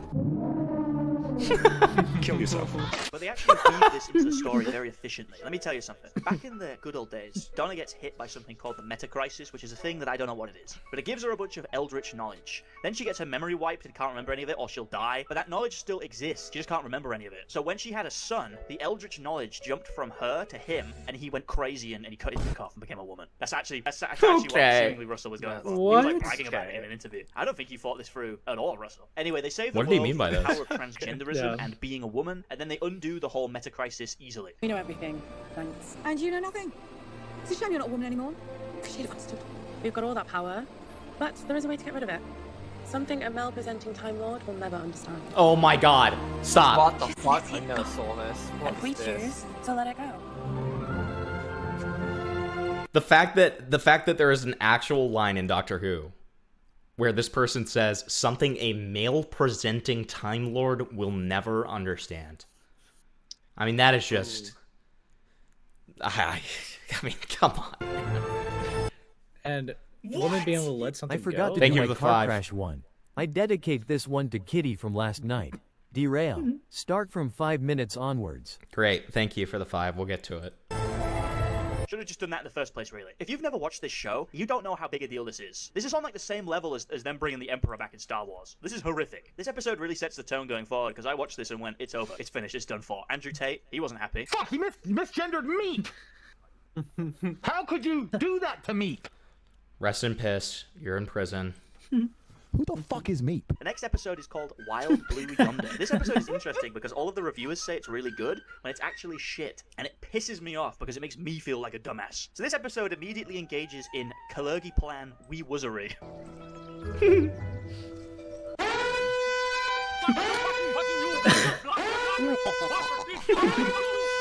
The Doctor and Donna end up getting stranded on a spaceship. Keen-eyed viewers may notice that it looks like shit. The monsters here are the not things. They are shapeshifters who slowly transform into exact replicas of the Doctor and Donna, but simultaneously they have to make them really scared using bad visual effects. Because when they're scared, they like think faster, and that means that they copy their brains quicker. These characters are mind readers, but they don't shapeshift into any sort of deep-seated fear. Like they don't turn into a big spider. It's just sort of like exclusively Freddy Krueger arm-stretching shit. Low-budget type stuff, you know. They give themselves long teeth. I mean, that's pretty scary. They don't go crazy with it. They don't give themselves a big multi-mouth like Orochi. It's more like Wish Halloween costume type shit. Then the Doctor and Donna get split up and forced into a who's the real one scenario. Tell me something only the real Doctor would know. A little bit difficult considering it knows everything he knows and also knows exactly what he's thinking at the exact time he's thinking it. Realistically, Russell T Davies created a creature that should be basically impossible to beat. He does this more than once. So at this point, he just starts inventing a bunch of fucking bullshit. Oh, well, I can't follow any of this. And that is proof. Because let's not pretend I'm a stupid one. You think you're stupid? Of course I do. That's very Donna. That's so Donna. That's my Donna. Except, Donna does not think she's stupid. Oh, I do. No, Donna thinks she's stupid, and sometimes she thinks she's brilliant. She thinks both. Because that's the astonishing thing about people from our planet. They can believe two completely different things at exactly the same time. Why can't they grasp that? They know everything you know. Yeah. And you're thinking. Let's save this. Okay, that was 6 minutes. Dude, I'm just... I just really liked that video, so I got sucked in a little bit. No, yeah, no, I'm just... What the fuck happened to Doctor Who, man? It fucking sucks now, dude. Have a conversation with Sam about it. He'll literally start crying. Okay, like no, I'm literally. that guy loves I'm Doctor actually, Who. I'm tempted just to rage bait and be like, dude, I love what they did with the franchise. Just Dude, he will go through the screen like the Ring and fucking kill you. Okay. I know that's really funny. He and I had a conversation about Doctor Who like a couple months ago, and he was just like furious about it. And like then I saw that video and I was like, oh my god, Jesus Christ! Like I was a pretty casual Doctor Who like watcher of like the old stuff, and then I saw that shit and I was like, I can understand how this would make anybody pissed off. Okay. Oh wait, actually, fuck, he would know it's rage bait because I think we actually shit talked it a couple months ago too. Yeah, probably. Fuck, no. No, he might have forgotten about that, to be honest. Him and just turns him in towards the outside wall. You see the tire car. Great, and then now we're just watching people die. But then Speed Racer is going to insist to me that nobody died in this video. Okay. Well, the video says no fatal. Now the engine's already pretty much. For third, Bastion Bourdais also trying to make a move. Right now it's Rossi the leader, then it's Power. Wicked John, they're gonna make I mean, my god, dude. Come on. Come on. It's Robert Wickens that spins. Ryan Hunter-Ray was just underneath him. James Hinchcliffe involved. We have a major mess here exiting turn number 2 at the Pocono race. Come on. I mean, my god, dude. There's just no way. There's no way. It's 10 seconds away from exploding. This guy's not alive. He's not alive. A roll cage. It's fine. Dude, you can't park there, sir. Minor concussion. Minor concussion. Yeah. New start finish line, which isn't always this big. An enormous accident. That's exactly what I would have done. Car launched meters and meters into it's the like air. those It looks physics like another engine driver who videos tangled where with it's just Ben like, would this car survive this crash? Dude, this you know what this feels like? It feels like the people being like, if I was in the car, I'd be fine. Yeah. Yeah, dude, I was just thinking that. Yeah.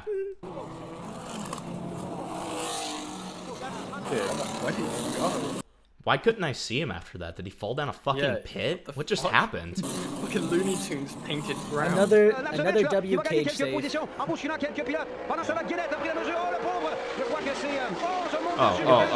Oh my god. Oh my god. Dude, one of these are just gonna explode, man. Maybe a headache. Oh my god! Oh my god! Maybe just like a small scrape on the knee. Yeah, he came out and actually he just kind of had a paper cut, so. Former car Dude, I called it. That guy's so dead. What is with race car drivers and just seeing like a horrific crash that has like a 1% chance of survival and then being like, oh.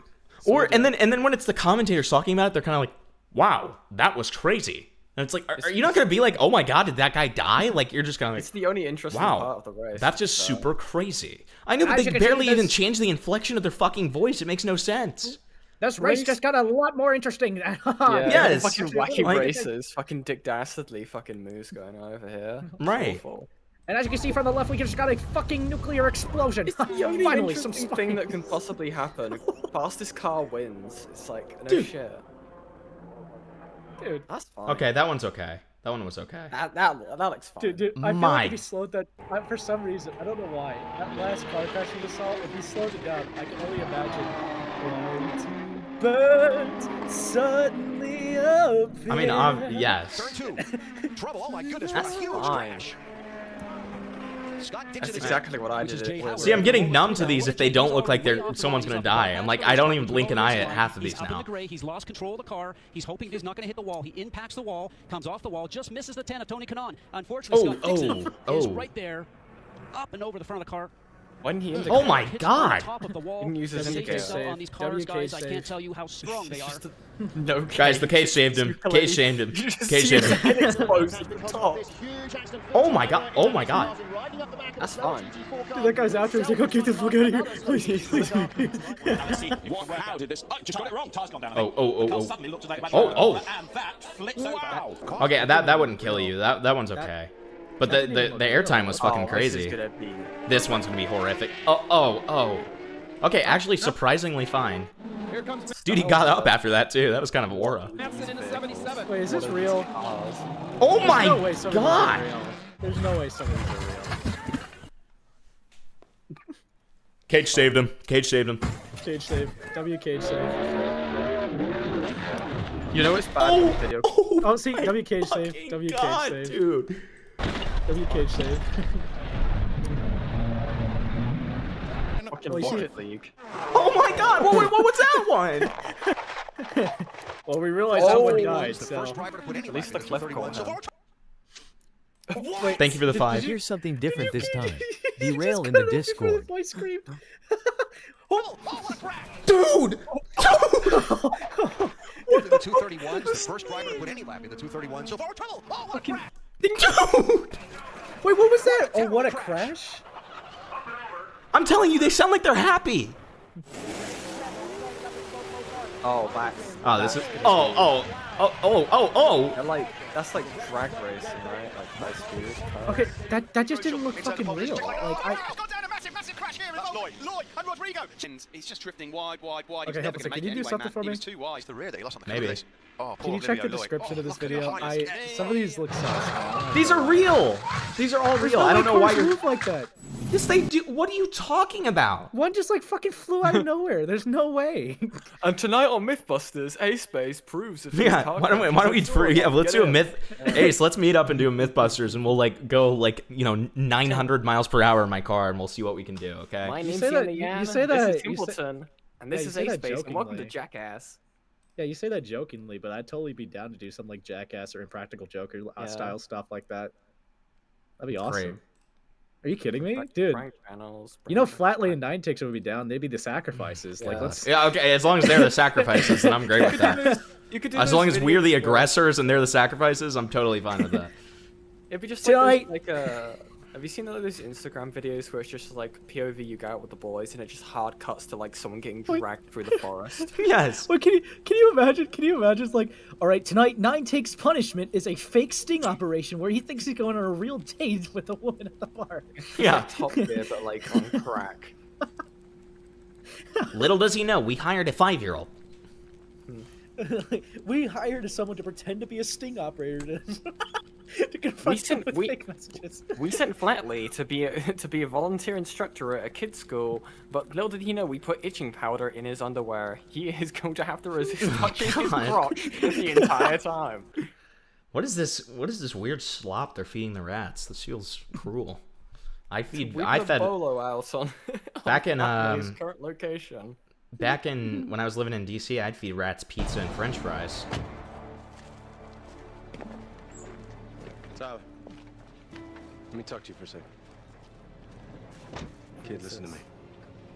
Trying to figure out if I've Anything seen you this ever need, episode. Any problem you might be having here at home. Wait, Hippleton. Yeah.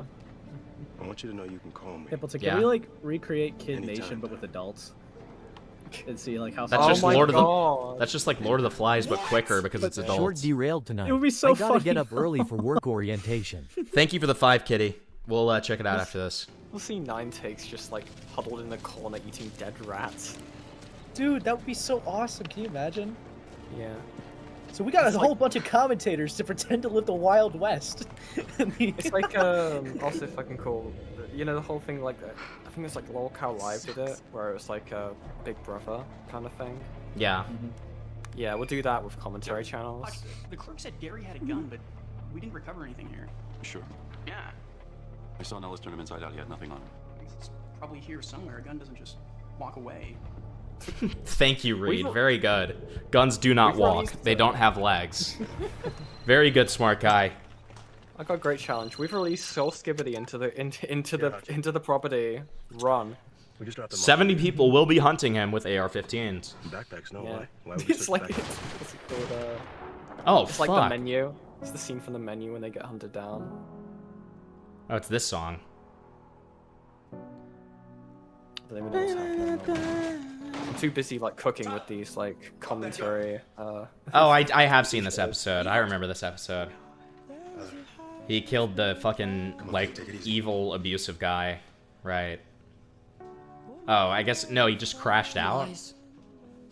I know. Right. Okay. I'm remembering this now. Made her pay, and you didn't because you're good. You're not Gary. No, you're nothing like him. Gary. Look at me. I don't want to hurt you. Always reaching. Let's make a deal. Give me that gun. I promise you, I will walk you out of here, and you will never have to come back. Yeah, this is a pretty good episode.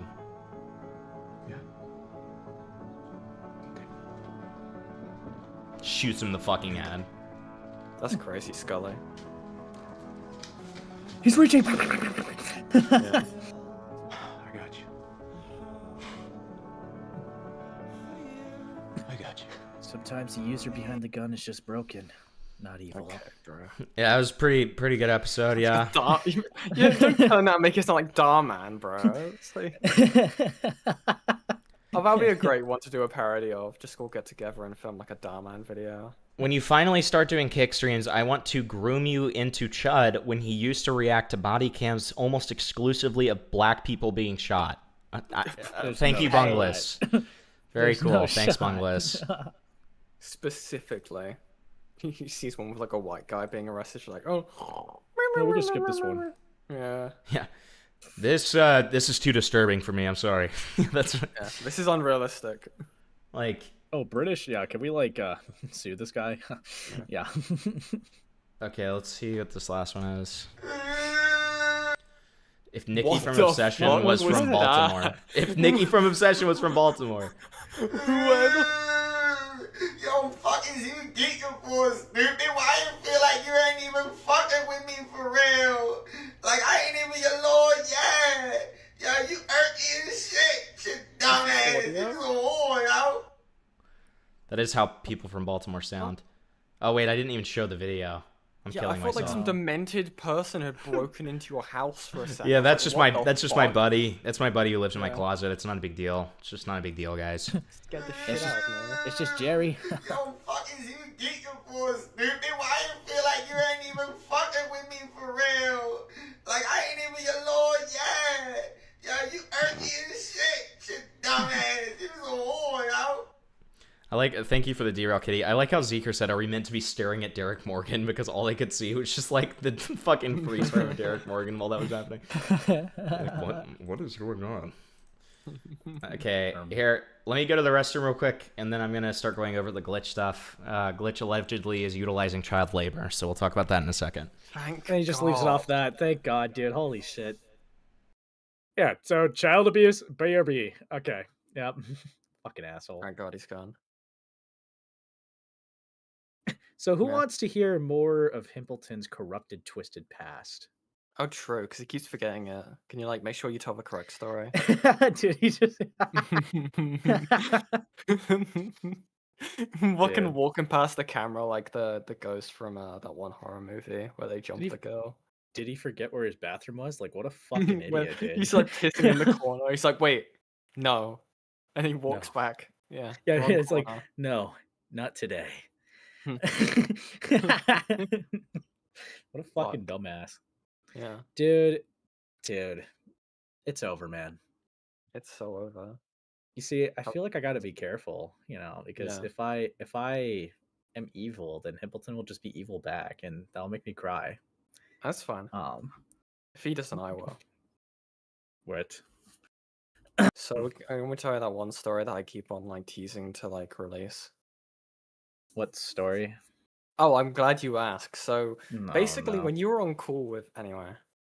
Whoa, no, no, no, no, no. What's wrong? Some things are better left, in the unknown. Okay. Entirely unrelated. The bunnies were cute, very sad. Yeah, yeah. Okay, dude. So true. Okay. So true. See, I don't know, like, yeah, bunnies are awesome and stuff like that, but I can't help but like look at like my bunny Sona and not get like PTSD flashbacks. Yeah. Like Even to I don't more know. recent events, yeah. Like I feel like I just get flashbanged every time I just get hit with the get picked up thing. And it's Well, just like, you- yeah. You didn't like getting like people moaning in your ear on stream. I don't want to talk about it. No, it's important to talk about these things, man. Puts hand on No, I shoulder. just look, man. Hmm. If there's any lesson I've learned, Have you? yeah, I've You learned sure? lots of lessons, But you Wait, know what? You gonna act on those lessons? Act on the lessons. Yeah. I could act on my knowledge, okay? And yeah. I give it a month. You see, I tend to be a pretty forgiving soul, but it's okay. It's okay. That's your issue. Nah. Yeah. A lot of people would agree. Yeah. Yeah. Do you have any yeah. videos on the work case? Actually, I don't know because I was going to do VA stuff, but then I got like really autistically fixated on like the media reviews and like the Yeah. VR chat stuff. And it's Yeah. like, I'm not gonna lie, after tonight, I've been now very tempted just to, join the crusade against SkittyBitty. But I want to do a stream yeah. first. Yeah, I definitely want to cover it, like the whole stuff. I want to cover the Southpaw stuff that you sent me. Southpaw is really fucking funny. That's why I Yeah. want to do a stream too, but I'll let you do yours first. Haha. Yeah. I was gonna do it tonight, but then I was like, oh fuck, because I was fighting. I was so pissed off, right? Because I went in, I was like, I'm gonna make myself some nice, like, I'm gonna make myself some rice and chicken and stuff like that, And then I realized, I went into the fridge and everything was off.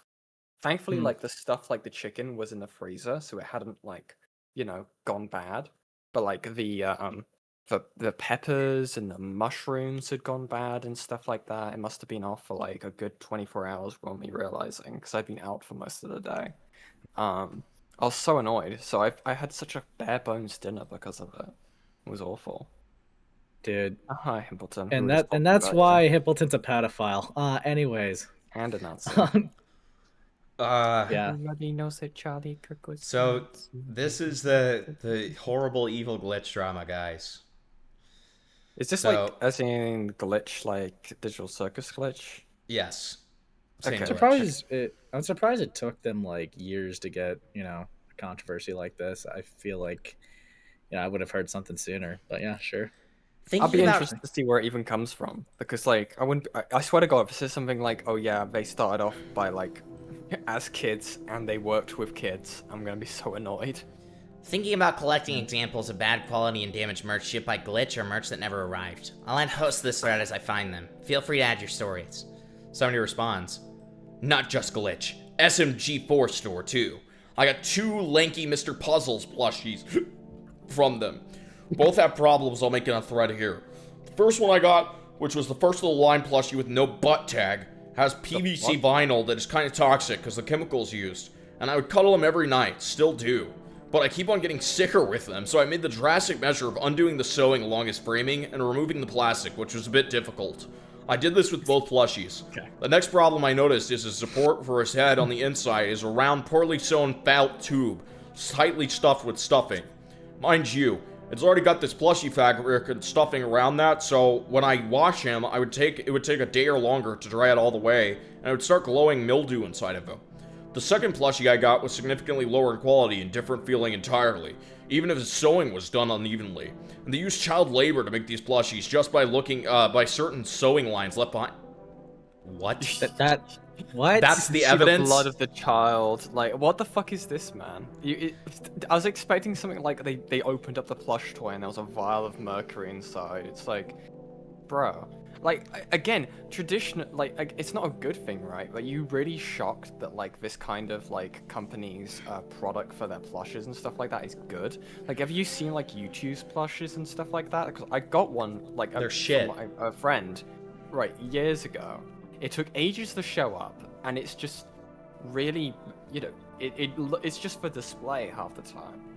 Right. There's just something kind of like so poetic for me to see someone say that this was made with child, labor while they're like typing on their phone or computer. I don't know. It's something like so insane. I don't know. There's something comedic about just like, I would cuddle up to this thing every night, and now it has mildew on it. Maybe it's you. I don't know, man. Maybe you've been What have you coming on it doing too to much, this man. plush? Yeah. It stands up on its own. It's all rigid.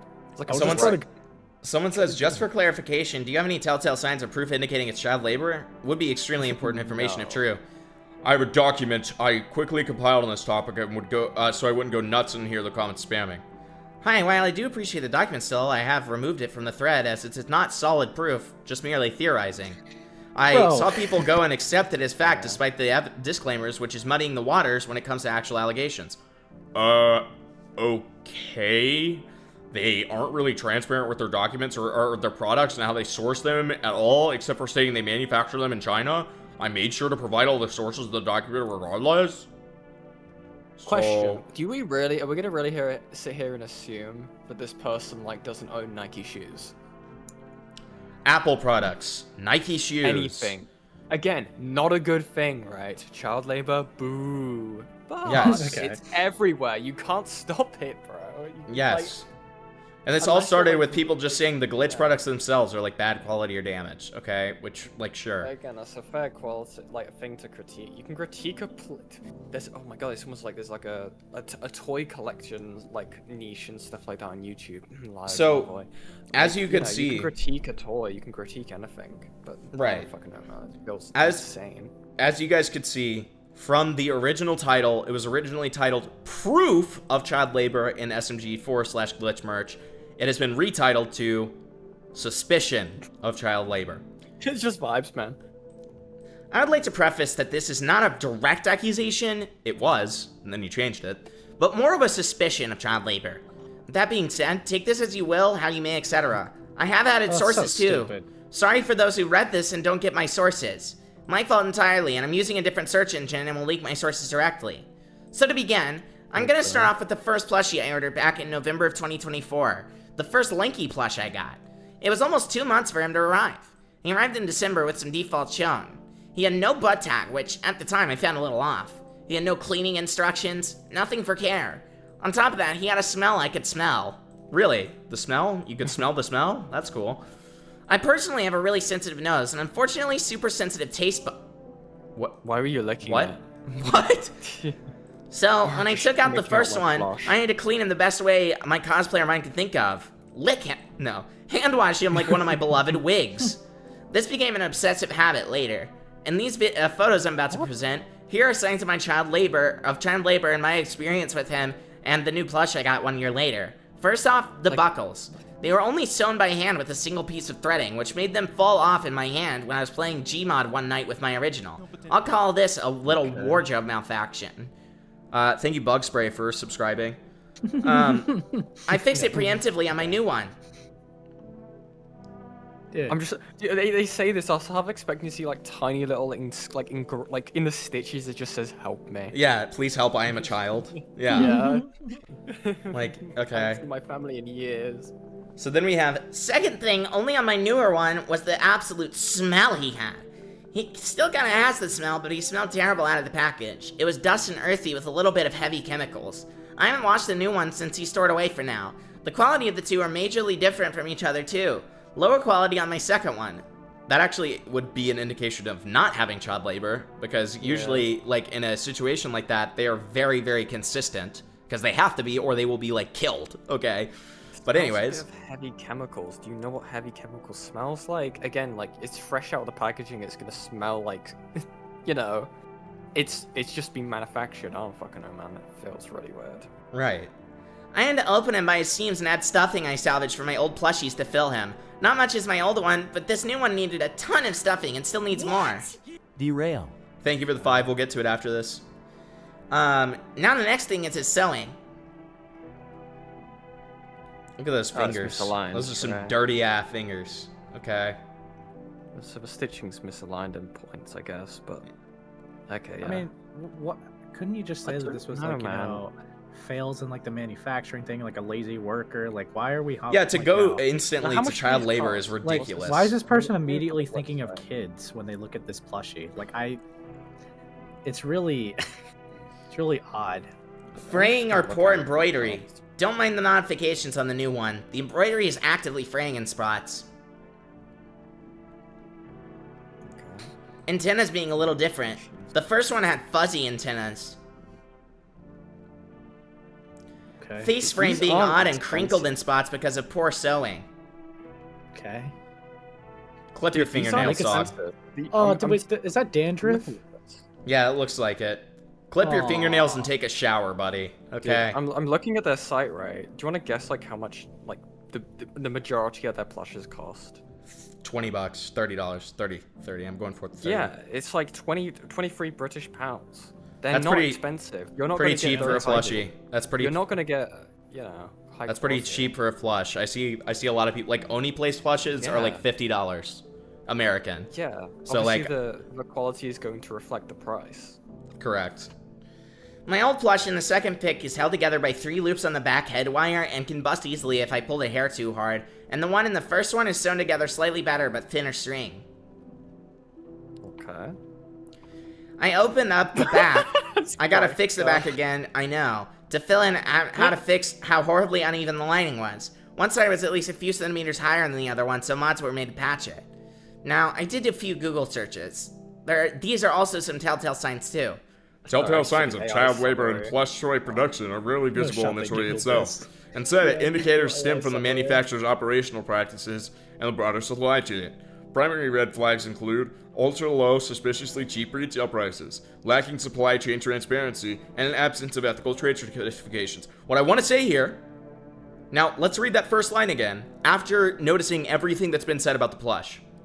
Telltale signs of child labor in plush toy productions are rarely visible on the toy itself.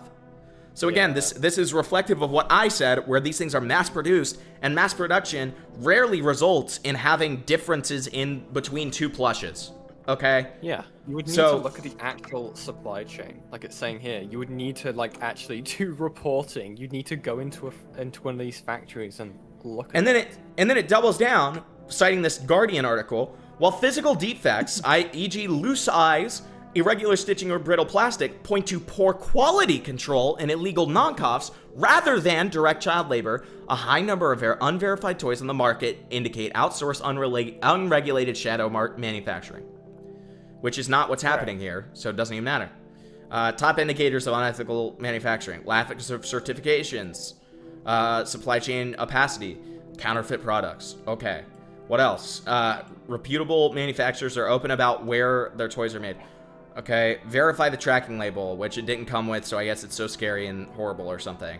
Yeah, there should be a permanent tracking label. Be cautious of unregulated imports. So because of an error, this thing didn't come with a tag, and they're assuming that it's child labor is what this is.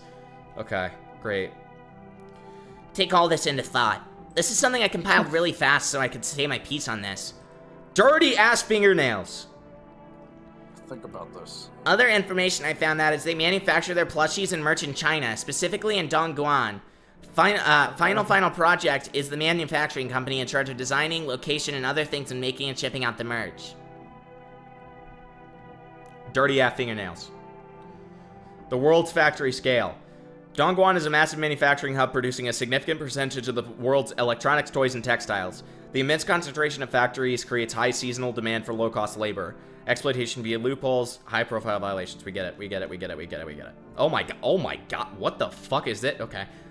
The packaging I got on every merch piece all didn't have an address from the place it came from, but it had my name and address. Yawen is the shipping place that didn't even give me the information or live tracking at all, like Amazon, for example, so I can see where it came from. I've ordered from Wish, Temu, etc., and it all had better tracking than SMG4 ever had in my 2 years from buying from them.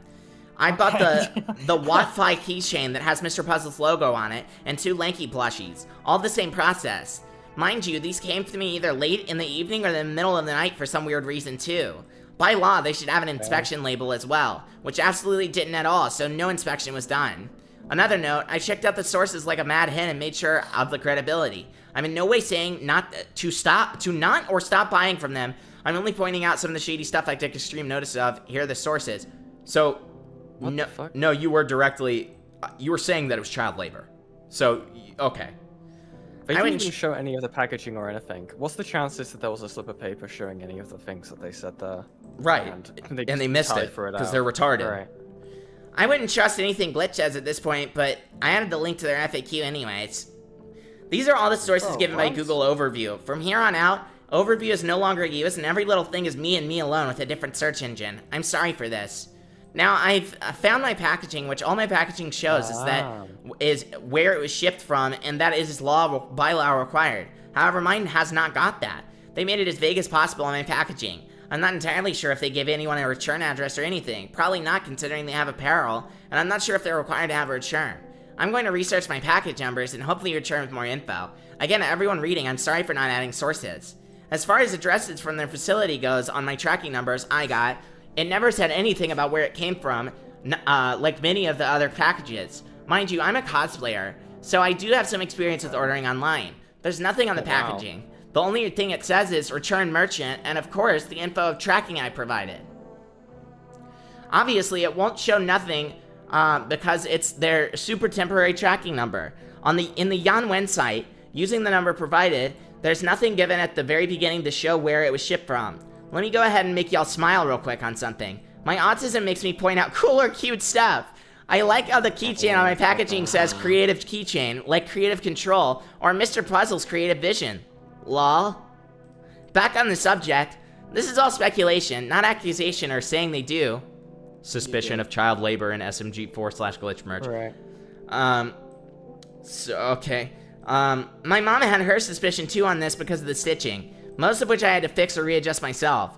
Once more on the big lettering. This is only suspicion, not accusation. This is for the people to think about and perceive how they like. I'm in no way saying you can't buy from them.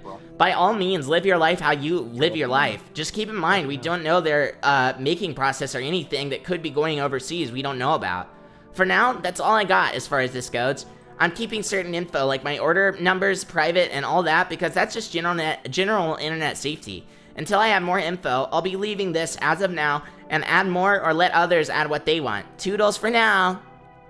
I would just gotta point out something really funny. They were complaining about like how long it took for the item to deliver, even though they have in this document admit the fact that this is manufactured in China, but I think left out the fact it is shipped from China. Yes, it's gonna take several months for international shipping to take effect. Are you kidding me? Yes. What are you talking about? It's moronic. So This feels then, like such a waste of time. and I supposedly more serious allegations.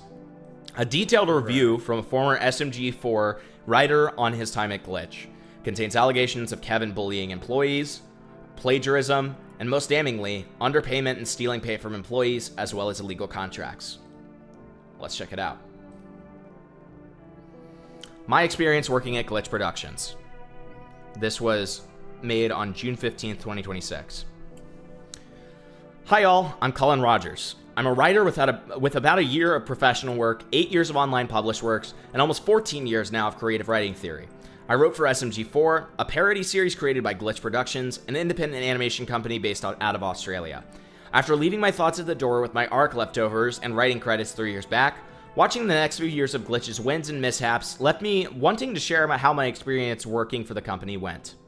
In 2022, I had quit my job after a 3-year incumbency, becoming the 3rd highest seniority at it, having no opportunity to progress or get a raise in it, and hosting the most stress in day-to-day operations. I didn't have any job prospects, was broke, and was living out of my sister's apartment on the floor with a duffel bag and 4 boxes of memories to my name. I was initially hired to work at Glitch Productions after directly messaging Kevin Lordwichakago, the CEO of the company, on LinkedIn and asking if he still needed a writer for SMG4. As I had no pro writing credits, he sent me a test script to see my skills, and then a second one after that. He then hired me on the spot and said my first day would be in August of 2022. Generally speaking, Glitch is an impressive company. Their goal is to make great indie animations, and they fulfilled that by making such eye candy as Meta Runner, Murder Drones, and the amazing Digital Circus. On top of that, after mastering 3D animation, they're now branching into 2D as well with Knights of Guinevere and Gameoverse. Residence or race or gender doesn't matter with the company, as long as you do well and work hard. Remote work was possible, and the means by which I worked for them. Okay. We had all manner of people from all around the world working on various shows, from Canada to the US to Italy and to Australia, of course. The showrunners and talent supported their visions, are still incredible, and their dedication to the craft is beyond impressive. First, it's a lot of glaze for an abuse allegation. well, you gotta assume that there's gonna be a but, right? But Yeah. we'll see. I mean, we'll see. I'm just trying not to, like, clip jump. Yeah. Is this Lum Runner document on Glitch? It was on Glitch and SMG4. We already covered that one though. This is different. This is workplace abuse allegations. First coming onto the team, Kevin introduced me personally to the company in our first hands-on meeting. However, for the majority of my employment, I only spoke with 2 others for any prolonged time outside of job stuff, Cube and James, the head coordinator and a voice actor/editor respectively. They were pretty chill, and Cube even defended me when I first started writing since fans attributed things they didn't like to the new writer, me.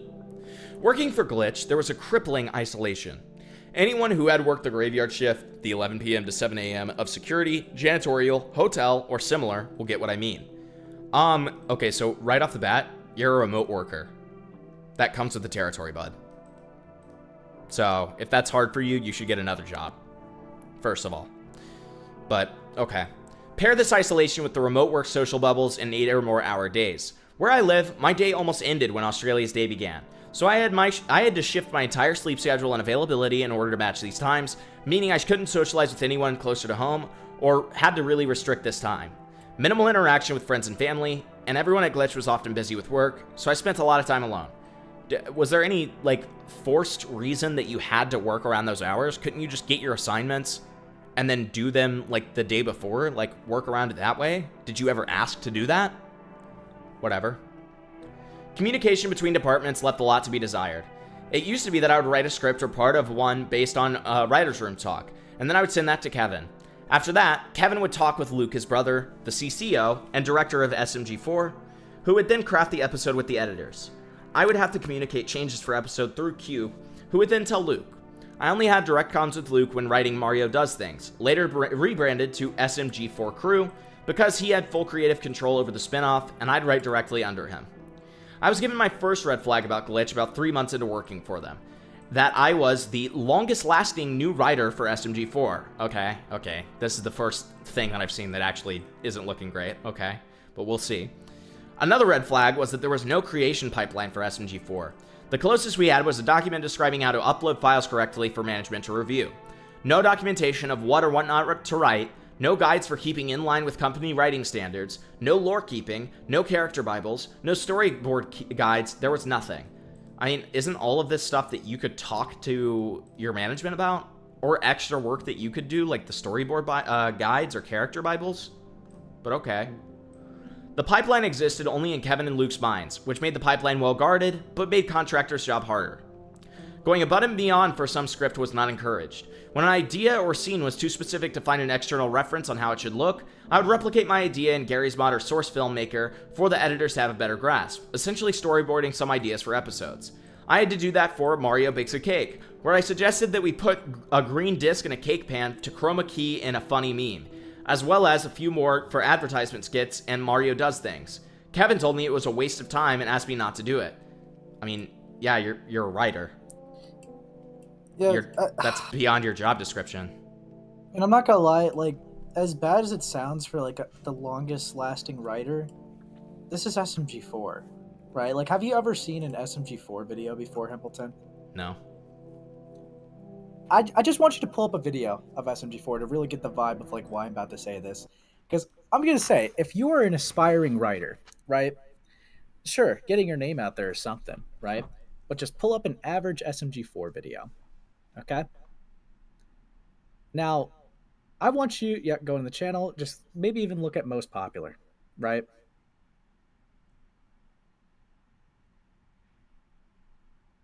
Because yes, these are Gmod videos, but just pull up the most popular.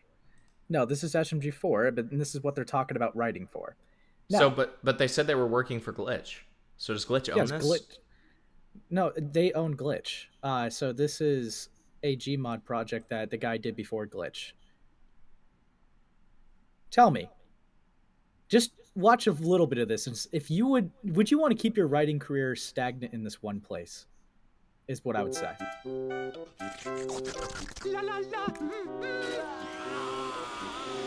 was a lots of fun. Hey, I'm thirsty. Oh no! I mean, my God, the brilliant writing of "I'm a thirsty," and then he goes to the fridge. Chills. I'm kind of choked up. I now know what I have to do. Yeah. Aren't you? No, I think you get my point here. Honestly, I'm more like impressed that they hired writers for this. This is beautiful. Yeah, so the Odyssey has nothing on this, man. What the fuck? Yeah, so yeah, Glitch is obviously a project that they took more seriously, but SMG4 was something that he started at first and did for a decade. He actually started it when he was like, I think, a kid or whatever. And wait, just the insanity! The insanity! Looking back at that line of there are no character bibles. Are we fucking kidding me? So, yeah, that's why I kind of like wanted you to get a little bit of a vibe of the actual content that we're talking about here. Now, granted, I will be the first to admit this was like my childhood. That's why I know about this, right? I watched a lot of this shit in middle school. I was a fucking retarded teenager, but I'm never gonna pretend that this was like, you know, some masterpiece like Great Gatsby writing. Okay, like, but yeah. So when I hear the line of red flag that I was like one of the only writers that stayed on for longer than 3 months. Is it really that much of a shock, Impleton? No. I will say, if there's any doubt, by the way, of this guy having not worked on this, this SMG4, he does have an IMDb, and it does seem to check out that he worked for them. In case there was any doubt. Sure. Yeah. So I was really curious. I was like, this could be anyone saying this shit. Going above and beyond going above and beyond stuff, sure. From what I've heard, other writers like StarTease started doing actual storyboarding and made it a standard for the show until it ended. Longest lasting writer, deterred in innovation, no pipeline. I should have acted on those red flags sooner by quitting. However, Glitch was becoming a more prominent name in the independent animation. I desperately wanted to get my own serial greenlit, which is now my new web novel, Lavender Chronicle. As Glitch needed a writer, I aim to gain experience in the industry and work my way to running my own show over time. Kevin told me in the first few months if I do good work, I would be the showrunner in 2 to 3 years. That promise was enough to keep me invested. Unfortunately, Kevin was not as invested in the idea. A month before I quit, I reneged on that promise. He reneged on that promise and claimed that he didn't say anything like that to me. Okay, that's shitty. When getting scripts approved, they needed to go through quality assurance processes, like any other animation company or burger joint, to ensure the written word matches company values and intent. When working on the Mario Does Things episode, Mario plays educational games until he gains 1 IQ, Luke made me revise the entire script 5 times without clear reason why. My final rewrite had the script flow flawlessly between the games with high-level writing and very clever humor, matching what the quality assurance notes that I was given perfectly. Hold on. Hold on. Dude. Okay. And also, I just want you to know, right, Impleton? What we watched, right, is what they originally did.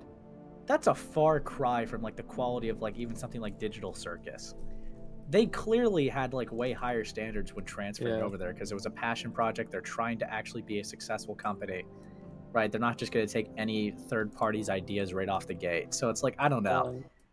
Maybe I'm being a dick, but it's like it sounds well, if you make a promise like that to somebody and then you just like act like you never did it, that's shit. No, I could agree. I could agree that that's, you know, a dickish thing to do. But when they reference that, it makes it seem like they're scorned that they didn't get their little third-party project platformed on this successful company. I can give you an example of one of the episodes they worked on. Well, guys, that's what I'm doing right now. So let's freaking pipe down so we can see the amazing, flawless flow between games with high-level writing and very clever humor. Let's see. Okay. Okay. All right. Mario! Oh no! This is fucking awesome.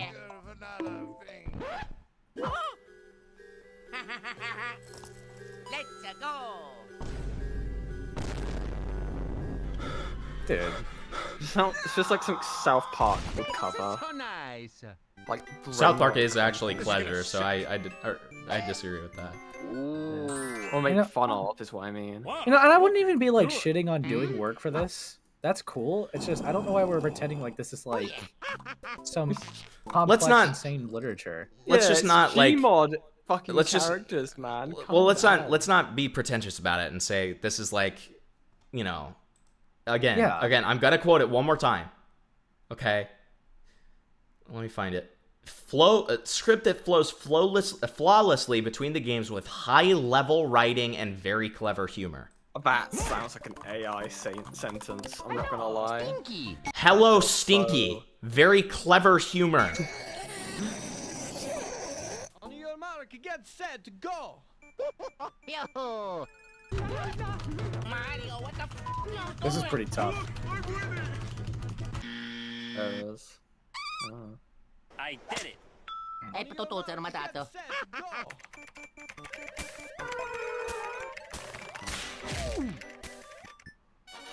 Easy! Now you try.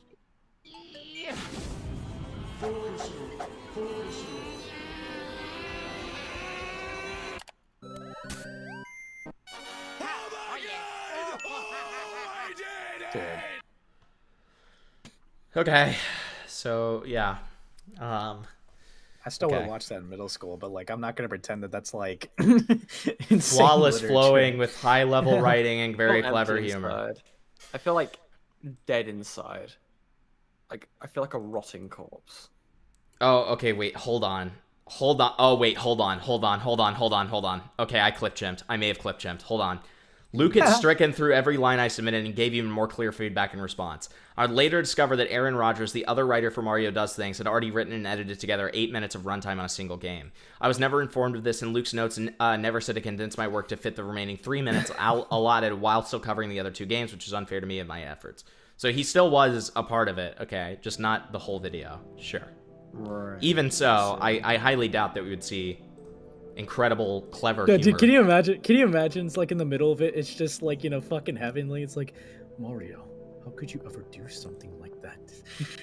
It's like so deeply physiological debate. Like Mario, this reminds so me. profound. This sort of reminds me of the injustices of capitalist society, Mario. Yeah. Yeah, this kind of reminds me of the philosophy of like replacing every part of an old boat with new material. Is it still the same boat? Speaking of, Aaron Rodgers is a plagiarist. He's a longtime writer for SMG4 and a longtime friend of Luke's, having been tied to SMG4 since the early days of Machinima. However, he's plagiarized things for me multiple times at my tendency and glitch. When writing Mario Does Things, we would write mini scripts for each character's reaction with a gag to tie them together. I don't know why he did it, but Aaron plagiarized one of my skits in Mario delves into anti-piracy screens, and 2 in Mario reacts to Mario Nintendo movie memes.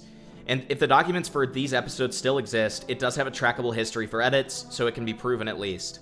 Technically, he also took credit for my last few episodes that I wasn't credited for, including Mario plays educational games until he gains 1 IQ. Or just he took several of my ideas and rewrote them to match his style better. Also, what do you mean if they still exist? Do you not have access to any of it? But whatever, sure. Yeah, that's kind of a hefty claim. Fucking Aaron of all people to also say that he plagiarized you? Like that's a big name too. I never brought this issue about Aaron forward because we had no HR. Aaron's rapport and history with the company would shed a bad light on me for speaking poorly about him, and we had deadlines to meet, and so I figured letting Aaron get away with it once or twice would serve the greater good. Now I recognize my inaction only sets a bad precedent for him to plagiarize more, but that it's okay because he wasn't caught and reprimanded for it. I understand the scope of this problem too, and that it's 1 or 2 skits in the Funny Blue Mario internet show. I get that.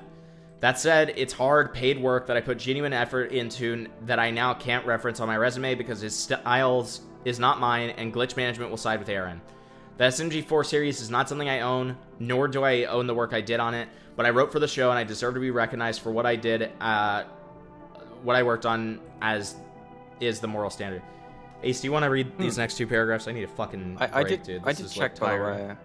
I did check, yeah. He's not credited on the 1 IQ video. Well, it just comes down to. It just also has to come down to like proving if he actually did have anything. Yeah, to do but with here's it. the thing. This is just claims. I'd have to have a look. But I'm gonna read this real quick. It's also strange how Kevin's ideas for the "It's Gotta Be Perfect" IGBP SMG4 short film overlap a lot with my Meme Lords mini arc idea. I mean, I could say that I shared the initial idea in October 2022 during a writer's room while Kevin was thinking of making an SMG4 movie, and sent a pitch directly to him in December 2022. I could say that IGBP didn't start ideation until January 2023, and production in February. In production in February 2023, I could say I was taken off the script writing team for the film, and Kevin handled the entirety of the script. I could say it was an unusual decision, especially with how much extra he made me write for War of the Fat Italians 2022. Those are always retarded, by the way. A few months prior. I could say my mini arc featured an SMG4 focused character arc, strange creatures and eldritch sauces with connections to mimetic energy. An IGBP featured an SMG4 focused character arc. Oh wait, did he say it again? Character. Yeah, he did. What the fuck? Character arc. Why? Why he don't? Okay, with connections to mimetic energy. The TV tropes pages of SMG4's What Could Have Happened outlines a lot more of these parallels. All I could say is that there's a lot of coincidences. I feel terrible that there is no attribution to the people who made SMG4 a reality over the past decade. Kevin and Luke have taken and used content that doesn't belong to them in order to profit, from Gary's mods maps to models, mods, and emulation engines. What? Are we really going... Really? Really? Yeah. Are we really going to... Dude, no, because this is so fucking stupid. That's like getting on every TF2 creator for using, like, SFM. Right. It's like, yeah, dude, how dare you use the fucking likeness of these characters for these awesome fan edits? Like, fuck off, dude. But no, or effects that are open source. No source filmmaker, yep, assets are credited either. Why would they be? None of people modding and add-ons on Gary's mod for Source Filmmaker have been repped for Glitch's use of their creation. And while the accreditation is optional, it's it's morally appropriate. I've seen Mehdi, another editor of the show, and Aaron also frequently use and steal assets and jokes from other people. They're perfectly happy to take a Friday Night Funkin' custom animation and use it for the show while giving no credit, or rework my skit reference a Dubis Goovis video into just stealing the whole joke. But as soon as they're caught, they absolve the blame and put it onto Luke to deal with. I honestly feel comfortable continuing... So wait, I honestly didn't feel comfortable contributing to the abuse and convenience... to this abuse of convenience while working for them. And for everyone I did not credit while working under them, I am sorry. Dude, no one's gonna... I'm sure you guys saw from the clips, the amount of meme sound effects that they used. Are we really gonna, like, credit every fucking meme that was used? Credit to that credit to Markiplier for saying, oh my god, at that one part, by the way. Yeah, like... So... like, dude, this is just such a weird fucking weak point in my opinion. It's like, they fucking use Gmod like they're stealing shit. Dude. But yeah, no. You want me to keep going? Up to you. We can switch too. Okay. When I was first hired, I was a month away from starting a new bachelor's degree for fine arts. After 2 or 3 months with the company, Kevin tried coaxing me out of college frequently. Do you have messages for this? Saying things like, college is a waste of time. Dude. What? That's a massive Proof? Proof? And why waste money on college when we could use you here and now? Proof? He ordered full-time work and enhanced pay, which was still less than 50% lower than what I should have been making according to minimum industry standards. Well, you're also working for a third-party YouTube group, right? We're not talking... It's easy to look at Kevin and Luke as, like, business work, company owners and businessmen now, but, like, SMG4 was really not that big. It got to 1 million subscribers eventually, but it took like 10 to 15 years to really get there. Right. Like, it was definitely a small group. But yeah, even offering me a gracious advance to cover costs for moving out of college. I agreed to full-time in January 2023, quitting college to focus on work. How much of that is on them and how much of that is on you? Like, I don't know. Like, maybe I'm being a dick, but it's like... I don't know. Like... I don't think so.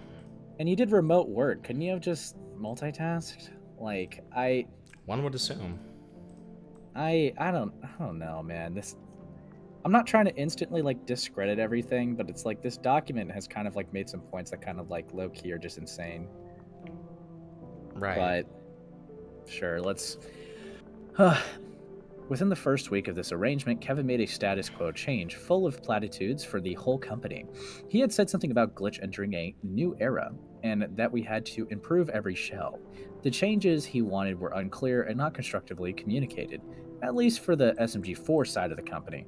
No new pipeline, scripts took longer to complete and were critiqued down to a fault, and the writers' rooms had doubled in population with clear leaders of conversation and people not directly working on the show contributing, Kevin would copy 3 whole minutes portions of gags from The Simpsons, then judge me and tell me I had to be more creative when I put in jokes he didn't get. I suggested, after SMG4 got his RV, we should have an episode where he and all his friends wholesomely trick it out like that bus in Disney's Recess. Okay, with the villain being Chris Pratt, who was hiding in the haunted toilet they installed.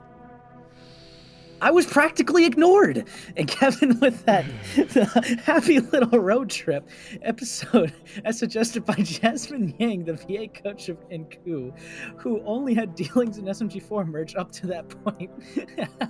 Dude, it's a mystery. It's a fucking mystery why that idea was ignored. Like, what the fuck was that? Oh, God. Okay.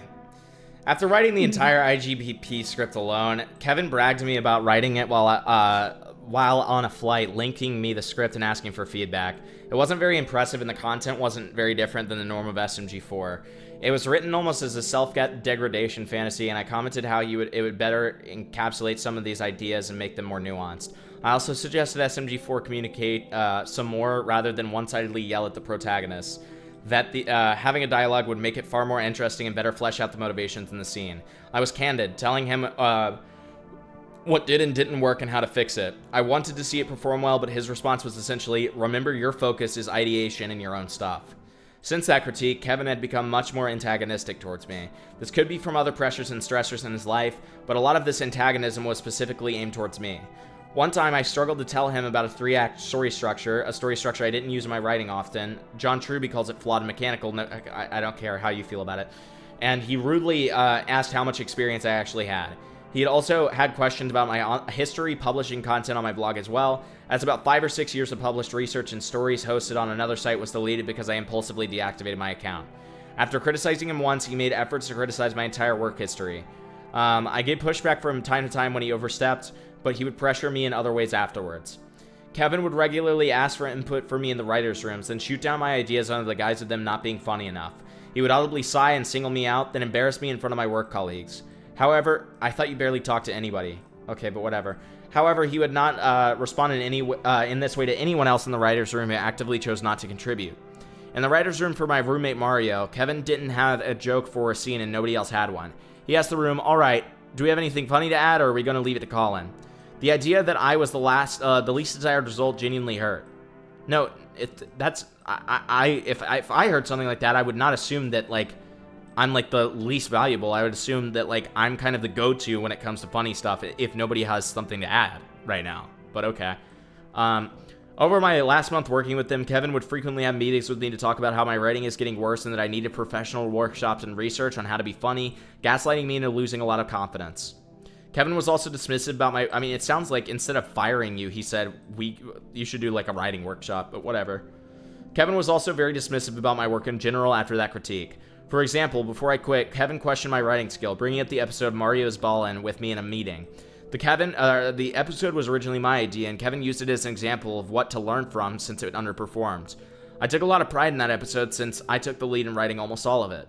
It was my idea to include the finale with Ghetto Baller Mode Luigi. Okay. Alongside the action sequence. Kevin dismissed the episode as being a boring Dragon Ball Z reference and that my lack of skill led to the episode's lack of success in comparison to other SMG4 mainline videos.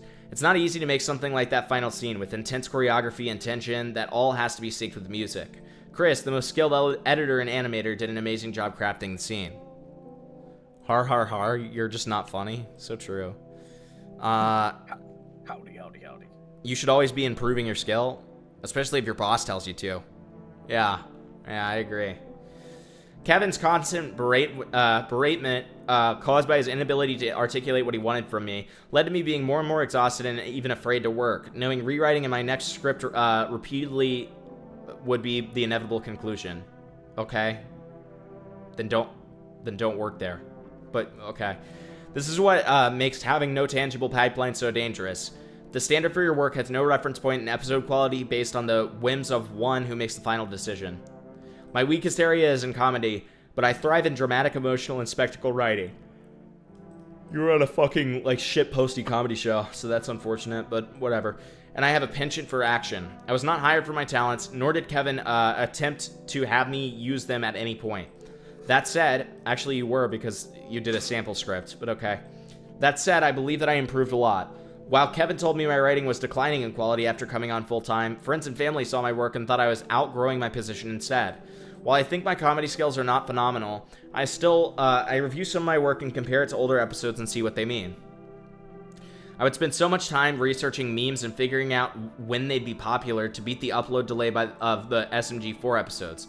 The gritty dance from Fortnite would be popular in 2 weeks' time and it would have a long shelf life, so I wanted to use it for a gag in Martin Day. Mario 10th anniversary. Actually, hold on, that is a good point. Honestly, with how they wrote the stock, I wonder if they really are a professional writer. I mean, I just want to, like, remind everyone, they typed the same thing twice in a row. I'm pretty sure they also said that prior to this, they did have no professional work below them. So, I mean, I feel like this doc is kind of telling of their skill. When I suggested using it in an episode, Kevin told me, paraphrased, "I've never heard of the gritty, and Luke and Jasmine have no idea either. Come up with something better." I was off by a week of my estimate, but the meme was popular. I kid you not, Kevin started following the trend a few episodes later, but that could have been leading the trend if he had trusted me. Maybe you should have said something about it, like, to him afterwards then, like, hey, next time trust me. Whatever. I'm sensing a lack of communication from both sides here. Yeah.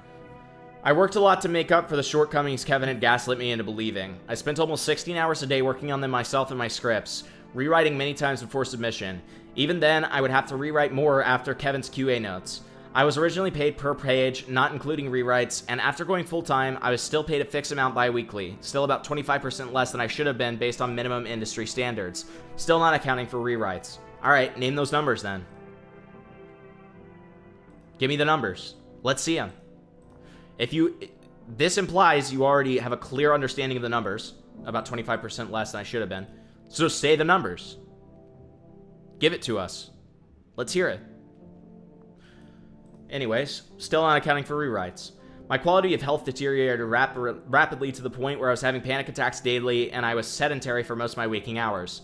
I had no time to cook, exercise, socialize with family and friends, or engage with media that I love between the theory, practice, and fear of disappointing coworkers, managers, fans, and myself with low-quality content. I didn't technically quit my job, as the company tried to coerce me into signing an illegal contract. Doing so invalidated my contract, recognized as such by Glitch Management. Kevin bullied me into the breaking point and wanted me to work for more hours for less pay, in addition to continued toxic workplace conditions, such as what? Okay. This predatory action by an employer is called constructive dismissal, in which someone forces inopportune or toxic work expectations on or otherwise intimidates an actual or perceived underperforming employee in order to coerce them into quitting. This tactic makes the decision to leave the company and the employers and not the management, or the employees and not the managements. By the Fair Work Act, constructive dismissal is illegal in both Canada, my home, and in Australia, Glitch's headquarters, as they breach the workers' rights and deny them rights and severance and compensations. In simpler terms, Kevin wanted to fire me but didn't want me to be paid fairly, so he tried to force me into resign instead. But that's not the end of it. In addition to the illegal practice of constructive dismissal, Glitch also siphoned a portion of each of my paychecks in order to cover transfer and exchange rate fees, a practice Jasmine normalized despite it being absent from the contract. These fees should always be covered by the employer when it comes to remote work, and yet I lost 80 AOD off of each paycheck, translating to 110 Canadian dollars after each paycheck. In simpler terms, they stole hundreds of dollars from me to cover their business expenses. Over my time spent with them, Glitch has siphoned over 1,700 Canadian dollars from my paychecks. Is it difficult for you to show proof for this? Because this should be such an easy one. I don't know. Like, there's clearly not an NDA because you're talking about this. So if that's the case, you can show the contract and just not show, like, personal details and stuff like that. Show that there's nothing on there. Show, redacted checks where it shows that, like, a certain amount of money was missing versus the amount of money you made. This is all very easy to prove, or should be, but okay. I'm not really looking for an apology or anything from Kevin, Aaron, or Glitch as a whole. Well, you've accused them of some pretty crazy stuff, so I guess you're just looking for them to get in trouble, but whatever. I have seen his apology letter on Twitter to all the staff he's wronged at the height of Celeste's termination, and I genuinely do not trust a word of it. Kevin wrote that letter only after getting doxxed by an extremist fan when all former staff came forward about his management, which gave the sentiment that he wrote the apology for placating fans and not for the affected staff. I used to want to take revenge on the guy, which it seems to be you're doing that right now, but okay. No, wait. So, you know how chopped that is again? Because they brought up the fact that their work was not going to be approved onto Glitch, and now they're talking about like wanting to take revenge. Which is seemingly what this is, but dude, yeah, that's kind of cooked. I'm not gonna lie. So, but I don't really care how I was treated by them anymore. Seems like you do. You made this, but okay. Living well is the best revenge, and I'm doing great right now. Doesn't seem like it, but okay. I think I just feel righteous indignation, and that nobody else should be unfairly treated or bullied or screwed over by such awful management. That's an interesting line to say after you say you don't care, but okay. Speaking of getting screwed over, Celeste's termination was a tragedy. Celeste Notley Smith, former cornerstone of VA of Glitch Productions and voice of Terry in the first official series Meta Runner, was treated like nothing and forgotten about by Glitch's management. Knowing Celeste has still not been told the real reason why she got let go, at least as far as public knowledge, is upsetting. Glitch Productions keep getting accolades, support, and adoration, but one of the voices that gave Glitch their start was thrown away so easily. They've set a terrible precedent with their staff, as Celeste, myself, and Robin Barry Cotter spoke out on behalf of several anonymous former staff when Celeste came forward, will attest, where if Glitch is done with you, it's over. A lot of people have forgotten about what happened 3 years ago, but I remember how unfairly Celeste was treated. Learning from social media, she'd been fired. I may not know her personally, but I will always remember Celeste as one of the first, most important people in Glitch's history. Parasocial much? Kevin didn't stop his unfair working conditions with any of those folks who came forward on Glassdoor. He didn't even stop with the anonymous folks Robin bravely spoke on behalf of. He didn't stop with me. He didn't stop with Celeste. You wanna take a shot? I'm just... This is like killing me. This is just ridiculous, but... So, I'm at the top paragraph, right? Yeah. Sorry, I was doing some Wordle. No, not Wordle, sorry. I was doing a thing on my phone. But yeah. I don't like to think that Glitch Productions is a beacon of independent animation. Glitch has great animation quality. That much is true. But we should be celebrating all walks of indie content, not just ones that could hit 10 million views of the pilot. If Glitch's intent is to give independent I don't like where this is going, creatives a voice and expand their influence, why the standardization of themes? It doesn't feel like Glitch is fairly taking on new projects when their last male protagonist debuted in 2011. Okay. What? Or when the stories, the company, and its showrunners tell all only inspired by the internet zeitgeist, or when the last non-American creative who ran a pilot was back in 2019 with Meta Runner. What are these points? The reason why I said I don't like where this is going is because, again, I can only just hear them like seething by their project not being accepted. Right. But yeah, Glitch isn't even taking on... It could have been me! Yeah, exactly. Glitch isn't even taking on local talent for showrunners, only popular internet peeps. So how can they be a beacon of indie animation when they are shut the fuck up. Shut the fuck up. I'm so sick and tired of this. I can't remember if we had this discussion on stream before. Ace, define indie animation for me. Third party.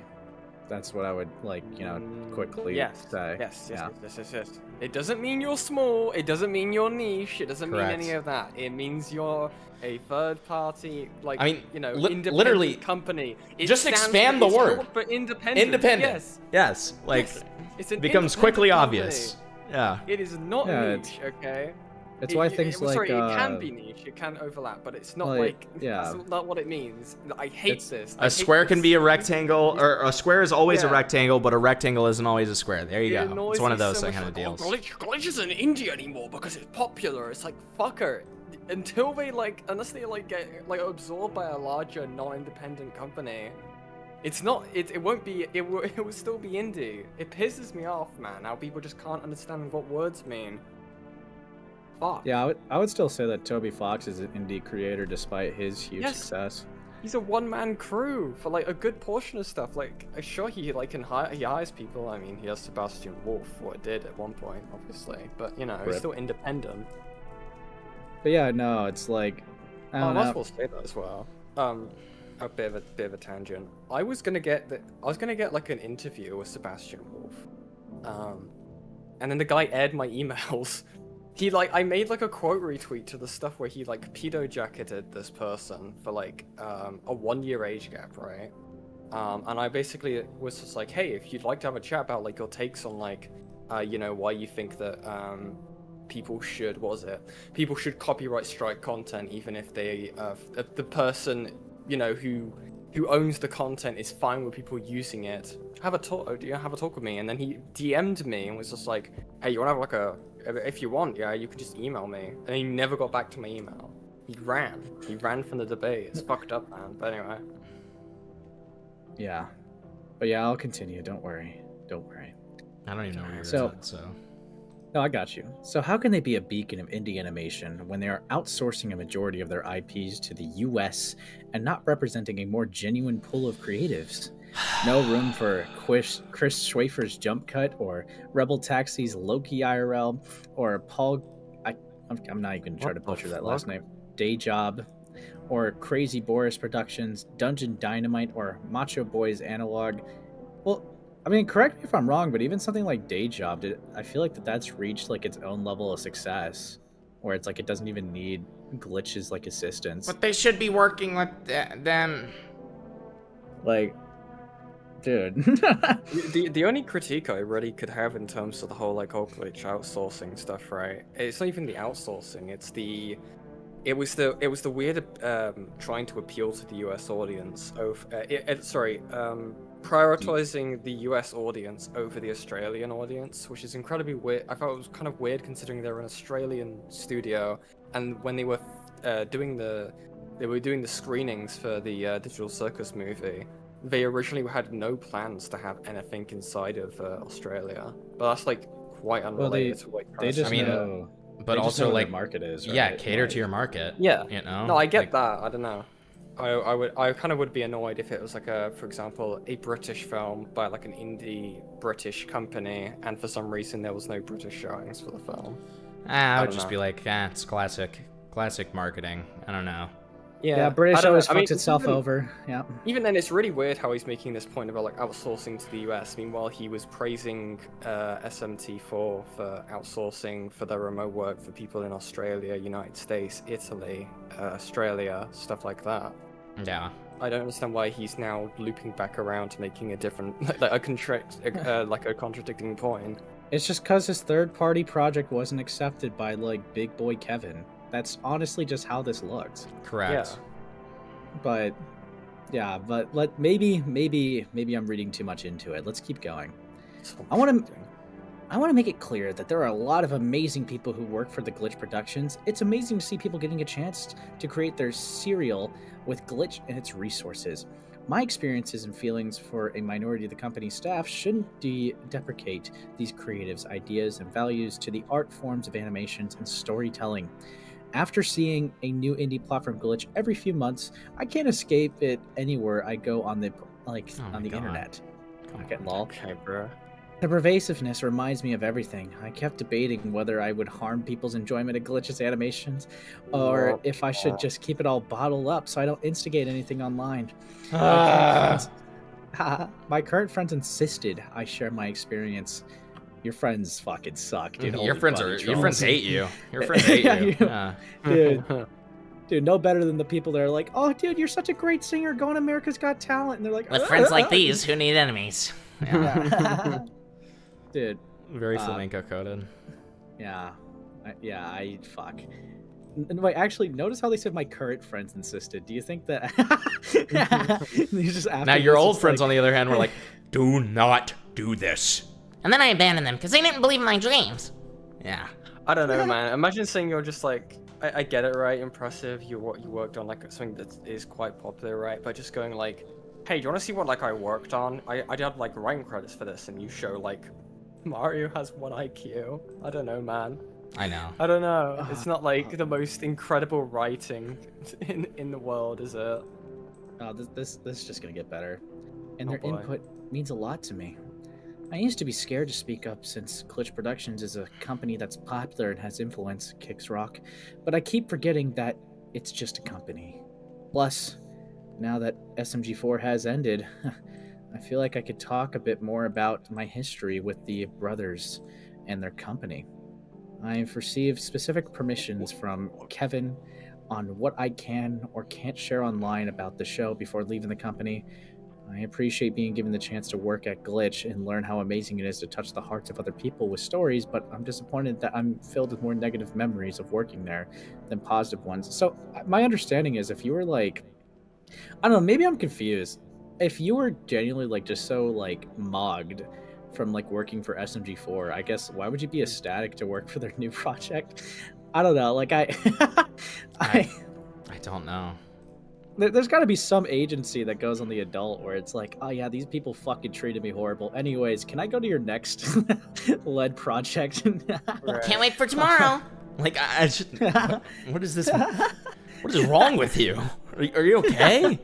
Like what is this? Bro. It's Office Space movie, but without the therapy.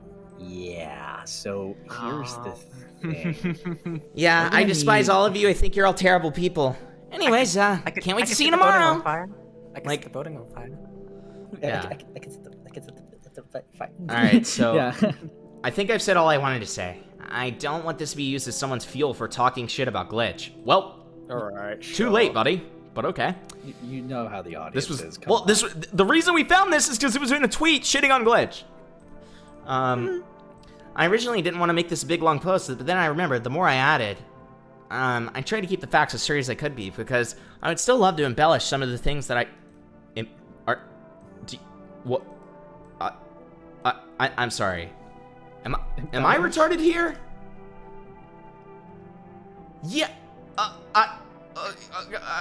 Add details to? Awesome. I mean, I guess add details too, but some of the really messy stuff, like management leaking a personal NSFW playlist to me accidentally. What the fuck? What? Mario getting the clap in the fucking playlist. What the fuck? There's other stuff I could talk about, or there's other staff I could talk about and other events to discuss, but it's nitpicky at best. Then don't. If Kevin has become a lot more accountable and fair with the staff, I'd be hard-pressed to believe it, but that's the best result.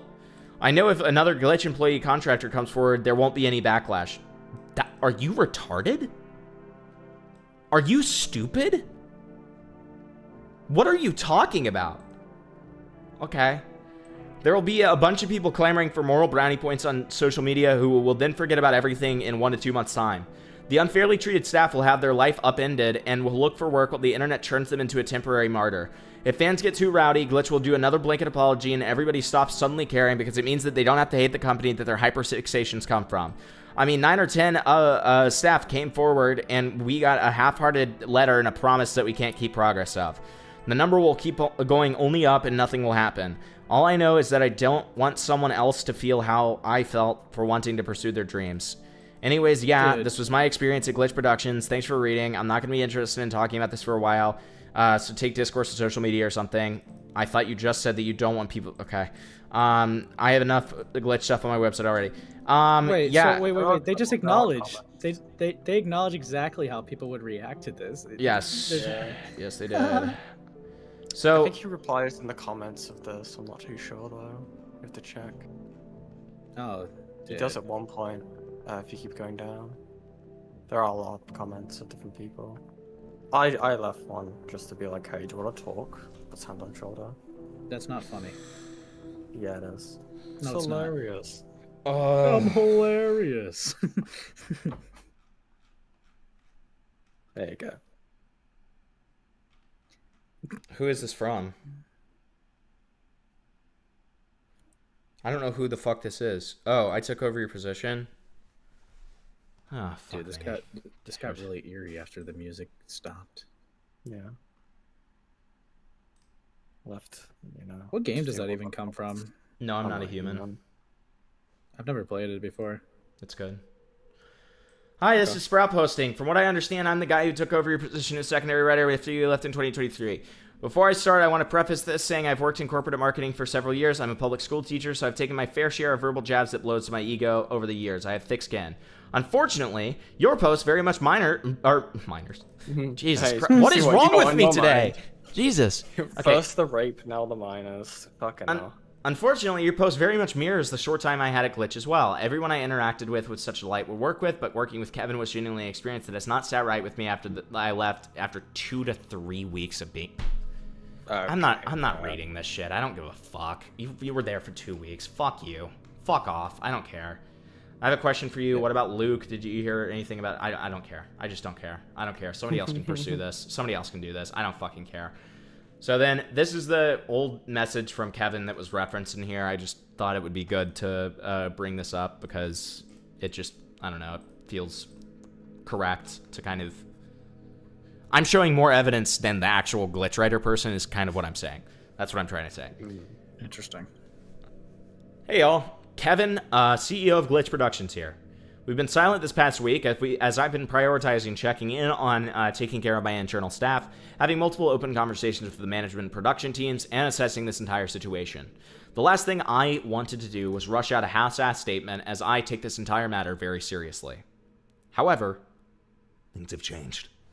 Unfortunately, members of our staffing community have recently been harassed by people online, and this is something I cannot tolerate and must address immediately. What? They call me Sonic. Thank you for the 5 Gamma. They don't call you Sonic, they call you Gamma, buddy. Sorry. For context, people have left anonymous claims both here and elsewhere about the work standards of Glitch involving mistreatment and abuse. There are a lot of different stories and allegations out there at this point, some of which are distorting and wrongfully exaggerating the truth, so I wanted to set the record straight. I acknowledge and take full accountability that during the early years at Glitch, there was indeed a lack of experience, training, and skill on my part, and the management structure I had at the time to run and operate a small animation window. For that, I'm sorry. Years ago, my brother and I started all of this out of our bedroom with the dreams of making an animated show. We then inevitably realized how hard making an animated show was and started to hire more artists, all of whom worked out of their house, out of our house, and spent the first few years making shows with very little infrastructure. It was quite a ramshackle studio back then, and I deeply apologize to any staff that experienced any hardship during that time due to our lack of experienced management. However, I maintain that I've always made it one of my main priorities to try and improve the management of my team, everyone's well-being, and overall scaling of the studio. I strongly assert that we've always strived to make a happy, positive workplace and a fair amount of work and reasonable deadlines and resources. I can't claim that we've succeeded 100% of the time, but it has always been our goal to make a safe, healthy place where artists can make cool shit, have fun, and feel taken care of. It's actually a large reason of why I started Glitch. Most of our staff we bring on are permanent, full-time employees here, and I have every intention to keep them on and happy. We don't kick out employees when a project or show ends here, and every time the studio or company has seen success, we share it with the team. Since the early days, we've brought on and built a proper leadership and management team, all of whom have received training to run, manage, and look after a team. We've introduced several production coordinators and management staff to try and plan, scope, and revise episode and artist schedules better. An entire tech team has also been hired to try and improve our system so artists spend less time debugging issues like why Maya keeps crashing, and instead focus on the one thing they do best, creating beautiful art. There are claims and questions on why release dates aren't pushed back to give more artists time. But that's the thing, they absolutely are. Over the years, multiple episodes have been pushed back as I wanted to make sure they all had the proper time to ensure they're great. That's why many of our teasers and trailers have the text to the effect of, the episodes will be released when they're ready. In fact, episode 8 of Murder Drones will be delayed past the original announced spring period as it has so much amazing content in it. The production management team and I made the decision to give it more time so the artists could give it more love and not be strained.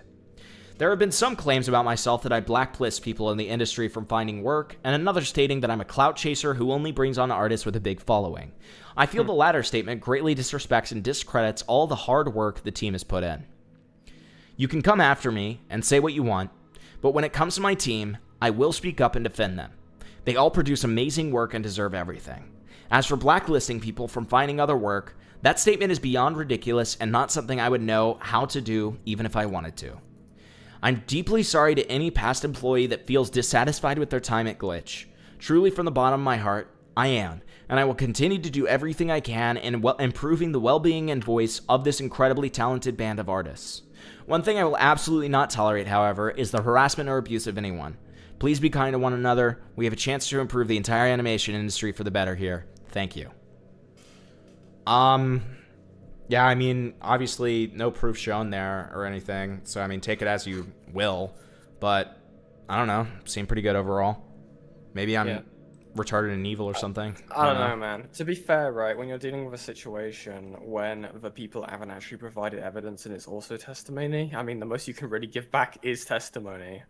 Yeah, that's true. Especially when you're a company. This is not like commentary shit. It's not going to be like, yeah, I'm going to leak their DMs. Also, to be absolutely clear, this was not a response to the writer, like the writer on the blog. This was this was a response to the event that they were talking about that happened in 2024, when I suppose like Celeste was fired, and also like people were talking, like coming out and talking about like their experience with Glitch and saying it was like lackluster under their employment. So I just wanted to make that clear to any chatters who are confused. Yeah. Interesting. So, yeah, make of all of that what you will. That was our Glitch Productions has child labor and also is, like, evil situation. So, now we will be moving on to confessions. Oh, boy. Yun's so fucked. Fuck.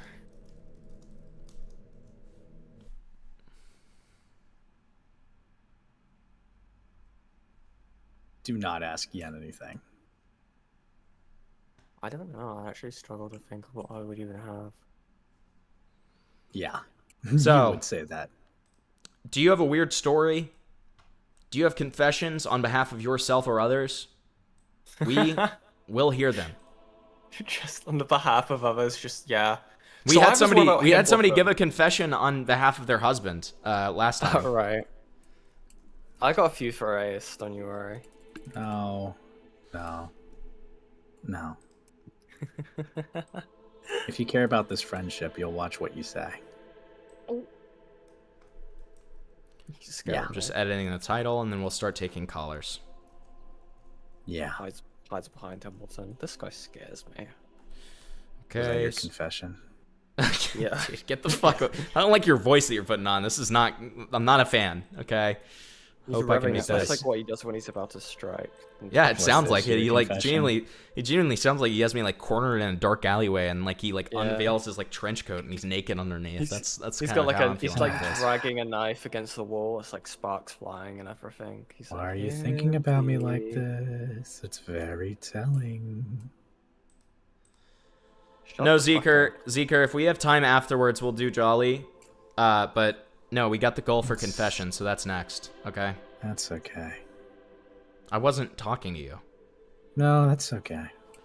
So, guys, I'm gonna put the link to the Discord in the stream chat and pin it so that anyone can join. And if you would like to give a confession, go ahead and get it into the waiting, and we will pull you in. Oh, I also remembered that we did get a derail that we haven't watched yet. Dude, so let's watch that someone's first. gonna join and just be like, dude, I'm 15. That's my confession. That would be so base. I had a burger and a shake today. It was delicious. Well, wonderful. I'm so glad that you had a burger and shake. That sounds amazing. Why did Gamma DM me? I fucked up, he says.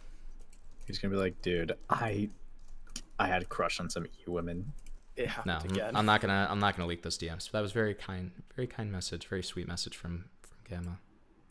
So just don't leak the situation.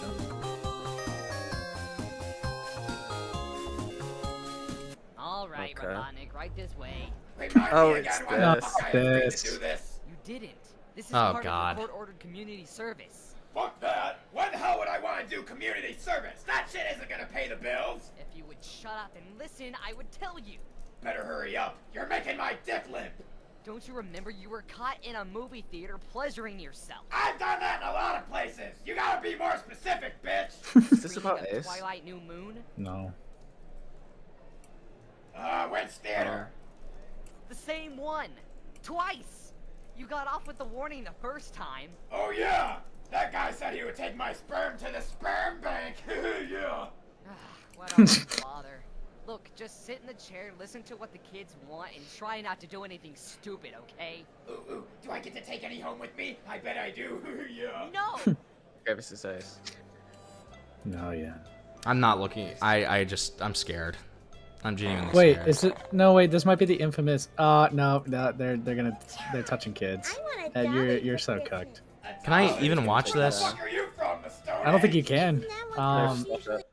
Send a no. different derail. I don't think I can watch this, to be honest. No, I don't because, like the line I'm towing here. The joke is Himpleton gets his stream taken down. Yeah, I don't like the line I'm towing here. Just pick a new derail.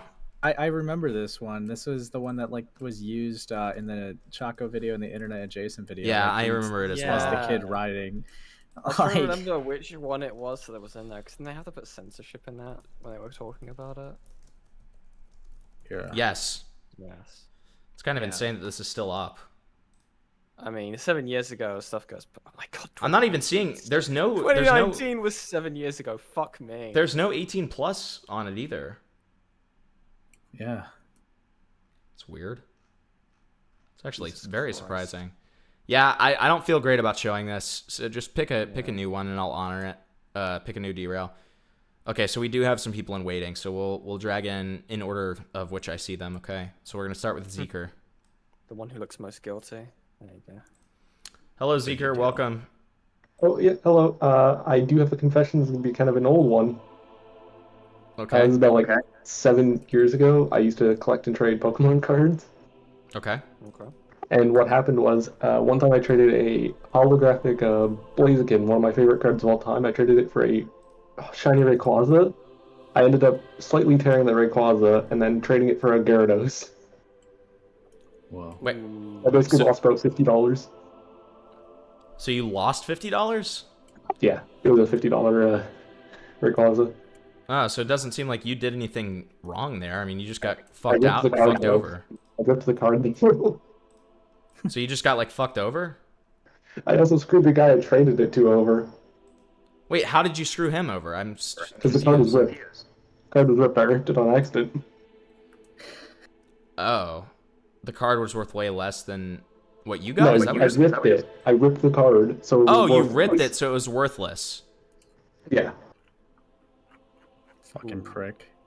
Yeah, but how much was the card that you got traded worth? It was like a 10-cent card. I mean, then nobody really loses in that case. Think about inflation. Technically, he lost because he got a card that you literally can't have. It's like half a card. Yeah, but it sounds like he was trying to take advantage of you because you gave him what would have been a $50 card for a 10-cent card. I also did scam the other guy. 15-cent Blaziken for a $50 one. Right. So scam for scam. Yeah, scam for Sam. I see no problems with this. I don't think that there's anything to repent for here. I was kind of expecting to die again like I did last time. No death this time. Not this time. Yeah, that actually reminds me of a really horrible thing, but I won't get in the middle of anyone. What the fuck are you talking? Okay, once we get through our line, you can go on. Okay, you're forgiven, Zeker. Thank you. You didn't even say thank you, Father. What the fuck, man? Get him back here. Actually, for the sin of not thanking me for hearing him out, he is going to hell. Okay. Next we have Jathus. Oh, hello. Hello, Jathus. Hi. What would you like to confess today? Yeah, so I've been all week because I was like, my first confession was kind of cringe. It was kind of chopped. So I was like, I gotta think of a good one, and I did. So this is from back when I was in the 4th grade. Okay, so little background. I graduated high school in 2005. So this was around 1997. So. Okay. So no, just to give context for people are like, "Why didn't you?" It's like, no, it was back in the day when we used pencils and shit. Sure. So Hard the times. yeah, it was back in the day, bro. Back in the trenches. But I was 2. Yeah. Jesus, don't say that to me. Yeah, why? Is it because I talked about your bunny's fat dewlaps? Come on, don't do that to me. The fuck did you just? Can you just say your confession? I don't even know what. I don't even want to address what the fuck those words were. What the fuck? Yeah, your bunny's the one that had fat dewlaps. What are you What the talking about? fuck are you talking about? Say your confession. Why are you getting mad? Anyway, so my have a teacher. Okay, Ace, let Japheth speak. So my teacher gave us an assignment like a month previous that was like collect newspapers and magazines. That's how old this is, and do like political cartoons and write about them. Okay. Like, you know, what's the cartoon like? What's the comic artist talking about? You know, whatever, and analyze it. I fucking forgot, and I did not do this assignment at all. Right? Okay. So the day of, she's like, okay, put them in like this little basket during recess, you know, and I'm collecting them. So everybody's putting their thing in, like all their little reports and shit. I didn't do it at all. And for some reason, I don't know why I did this, but it was just, I walked over while nobody was looking. And this one girl, I don't even know what, she wrote her name in pencil on the part where it's like, your name. I erased her name. And I put my name. Oh, you're a fella. Oh no. So, what ended up happening with that? So what happened was, and you know, and I walked away, just whatever, and I didn't even think about it until like the next week, when the teacher was handing back the assignments, and she was like, "Okay, calling everybody's names, giving them back." And so of course she gives me, you know, quote unquote mine, and I put it away, whatever. The girl walks up and she's like, "Where's mine?" The teacher's like, "You never gave me one." And the girl was like, "Yes, I did." And I sat there for like 10 minutes while this girl was like getting really upset. She was like, I did give you my Oh no. Yeah, probably. You're not judging. But it was like, and I was just like, but then what ended up happening was the teacher ended up thinking that she lost it. So she gave the girl like an A anyway, because she thought like, because this girl she was a good student. Okay. Always did her work. So luckily she didn't get like an F, but it was just like, I don't know why I think about this occasionally, where I'm like, why did I do that? That was like. Okay, so hold on, not your segment, buddy, but so okay, I'm thinking about this. You're very lucky that there was no harm, because your fellow student still got an A, and that's good, but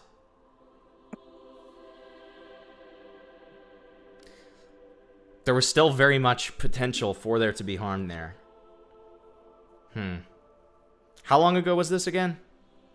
1997. Oh, wow. Track them down. Say sorry. Yes. Track them down and the teacher down and admit to what you did. Yeah, hopefully the teacher's not fucking If the dead teacher's by now. still I'll be like, alive. And if not, And if they're visit their dead, grave and tell them. Yeah. And tell their kids. Yes. Yeah, tell their kids. Say I think that the teacher would have wanted you to know this. Yeah, that's what you say. Yeah. Oh my god. All right, you guys. I'm right on it. That's your penance for this, okay? All right. Thanks, guys. Yeah. Dude, I just thought of another fucked up thing I did. Wait your turn. Wait Wait your turn. Wait in line, buddy. Very serious, Ace. I'm just realizing how much I sucked when I was No. younger, but- Ace can talk. Ace, calm down. This is his segment. Calm No, down. Ace can talk. Ace is totally good too. Ace, calm down. Yeah. Listen. So next we've got Axel. Mm-hmm. All right. What do you have to confess? Hi. I'm here to confess something really fucked up. Okay. So a long time ago, I was 15, right? And we were getting like, we were in the drugs, like fucking some serious shit. In the And drugs, me yes. and my brother, yeah. This is back in the old days. So me and my brother and this other guy, let's just call him Bill, right? So we're hopped up on like fucking ZZs and all this other shit. We're out of our mind, What the right? fuck? Wait. What the fuck is ZZs? I won't tell you because it's too illegal. You don't want this smoke. Anyways, so me and my brother were just fucking hopped up, and this guy had this great idea, right? He said, "Bro, what if we take my humidifier, take some Vicks Vapor Rub and put that shit in there, we huff it." And I said, "Well, fuck, why not?" I was high at the time, so we were just huffing the Vicks Vapor Rub, and then my brother said, "Yo, you know, it'd be really funny if we get this fucker to drink it." And I'm like, "Fucking game." So we started fucking hyping this guy. I'm like, "Bro, you know what's the best way to cleanse your body?" He goes, "What?" I said, "You take that Vicks Vapor Rub in there and you fucking chug it." That dude chugged it to the fucking last drop, like fucking gone. And he ran to the fucking washroom right after, and it was worse than dysentery. We destroyed his internal organs. He's fucked. He chugged Vicks Vapor Rub? Yes. Unfortunately, he's the same friend that got executed fucking months later. What are you talking about? What? Good kid too. I'm being Then they got him. for real. Okay, why did he get executed then, buddy? I don't know. Because of you? Some bullshit with gangs and shit. You know how it is.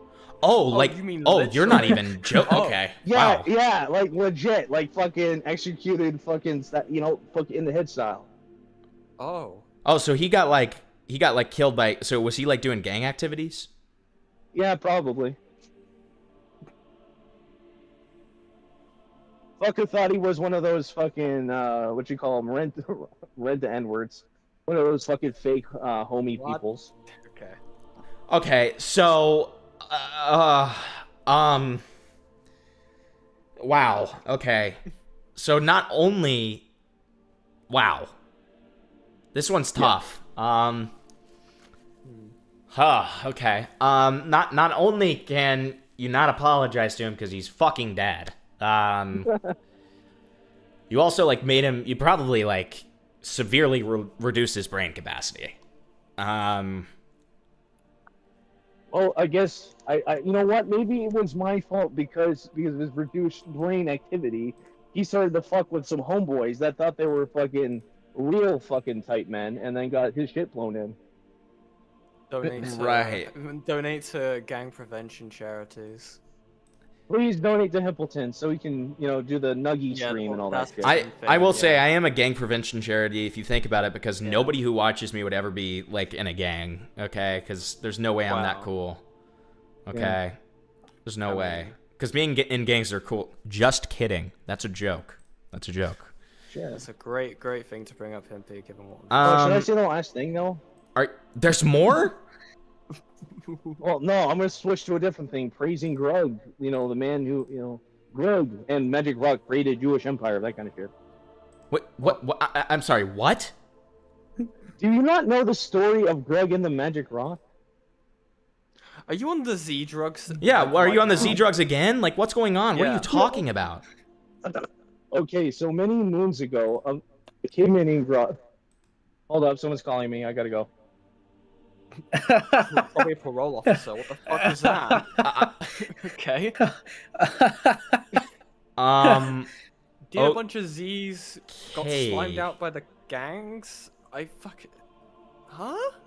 Okay, so apparently Z's are like a real drug, or like real slang for a drug. Ambien. Which I found out. So that's interesting. What did you say, Jackson? You sound like you're like talking in a tunnel. I still can barely hear you, man. I know Jackson's got a few confessions. Well, we've still got people waiting. So, we're gonna... Axel is back and waiting there. Oh. Well... Okay. Oh, hold up. I'm back. Hey, what's up? Are you done? Oh, shit. I forgot to tell you about Grug. So, many months ago, Grug, the caveman, fucking Magic Rock... Alright, visit this guy's grave. Visit the guy's grave who you led to the death of. Alright. Thank God. Next person... Oh, I was not expecting me to go now. I mean, you're in waiting. I was. Fuck I was John. expecting one of. Yeah, I was expecting John to go first. That's what I was like. All right. Forgive me, Father, for I have sinned. I was a big fan of Lyrics when he was live streaming for commentary, So was and he I. is the reason why I watch commentary videos to this day. I mean, At least- so was I. At least you weren't his co-host or anything. That would be like Yeah. kind of tragic. Yeah. That would be tragic. That would be terrible. One of them. But Yeah.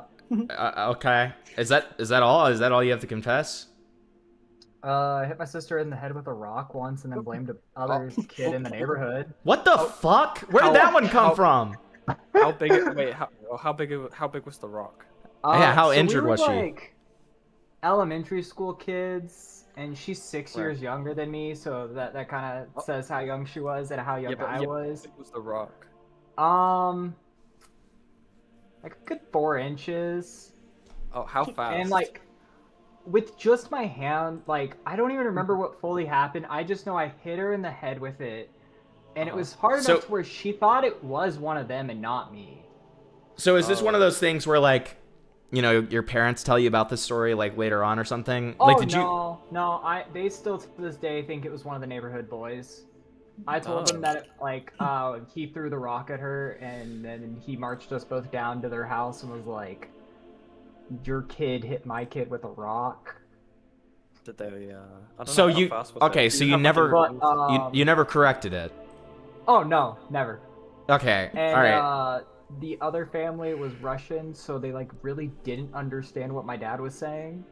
Oh. So there was just a whole lot more confusion. You should I have a good one unless Cynthia has one. You should Um, go find. I mean, I find think girl, I think you just need to give her a clear. rock. Well, it's his my or little his or sister. her. It's their Oh sister. yeah, give your sister. Yeah. Yeah. Give your sister a rock and let her throw it. Yeah. No. We cannot. That's just blatantly against TOS. We can't condone or encourage or instruct violence. We can't do that. But what we can do is say that you should, first of all, apologize to your sister, and second of all, apologize to your parents. That's what you should do. I think I'll go hit my sister with another rock. Okay. Okay, we'll see you next week. Okay. Well, you'll go to hell. So I'll you're always be in chat. Don't worry. okay. Well, great. Lock them up. Lock your chatters up, man. What the fuck? The main room. Oh. Hello, John. I was telling my palm tree story. You wanted to hear about the palm tree story. Yes, let's hear it. Okay. So when I was 9 years old, I was living in Florida at the time. Mm-hmm. And, you know, I remember we were going out for the night to, I think, the movies. It was dark out at night. And and the confession, by the way, is that I peeked, I guess. Okay. So there was this merging road that went into the main road. You know, there was this road that went straight. And this road kind of like curved. It curved into the main road. And in between the main road and this curved road it was like an island with like palm trees and stuff. And there was like these tall palm trees. And I remember like not far beyond like this, you know, merge was an intersection. And I just remember like there was like some cop cars or whatever when we had stopped next to this kind of island with the palm trees. And I remember we ended up stopping and my mom was like, "Hey, don't look out the window. Whatever you do, don't look out the window. Cover your eyes," and that kind of thing. And you know, being a 9-year-old, I was like, I'm gonna peek. I'm gonna fucking peek, okay? And so I peeked. I ended up peeking out the window. What I ended up seeing was a man. A man who had hung himself with a belt on the palm tree. Oh. Jesus. And so my confession, I peeked looking at a man who had just committed suicide right outside my window. It's kind of like you know, see no evil, hear no evil. I mean, Yeah, it's a pretty fucking brutal story, man. I forgot about how brutal that was. Yeah, your penance is you know, some kind of therapeutic activity, whether I that's know, dude, man. cat and dog videos or also Luckily, I have had sources previously when John has told us the story looked up this incident to make sure it was real, and it is indeed real.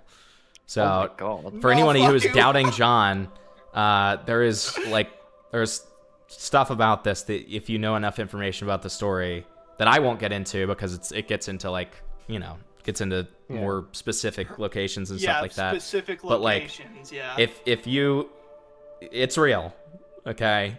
So yeah, that's a real story. It's terrible, man. And the worst part too is I prescribe you to 15 minutes of dog videos. That's the thing I think about all the time. But Jesus luckily I'm not in that Christ. state. Okay, well, okay. So- I prescribe you to mandatory. therapy. What's your favorite like cute animal? I won't lie, cats. I like cats. So. Okay, so 15 minutes at least of cute cat. Actually, wait, fuck it. You have the real thing. Play with your cat. Yeah, I have the. Yeah, That's so I'm gonna go. 15 get minutes my of playing cat with now. your cat. That's your penance. All right. See you guys. Yeah. Yeah. See ya. What a depressing segment. Holy fucking shit. Okay, it's not always like this, guys. Dude, it's just like your chatters are full of like murderers and witnesses to death. It's like. Well, you know what? It helps them. It helps me. It helps us all. Does it? Speed Racer, what are you coming in for today? Hi.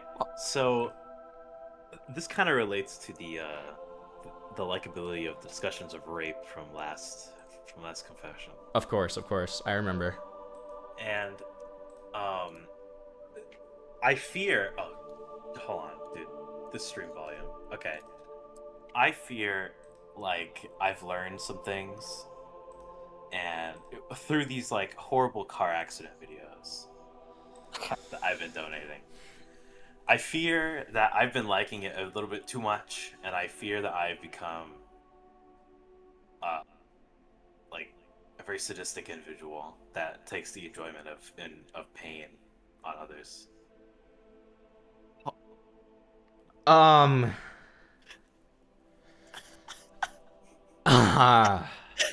Sorry, I shouldn't be laughing.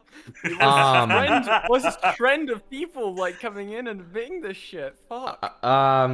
Yeah, for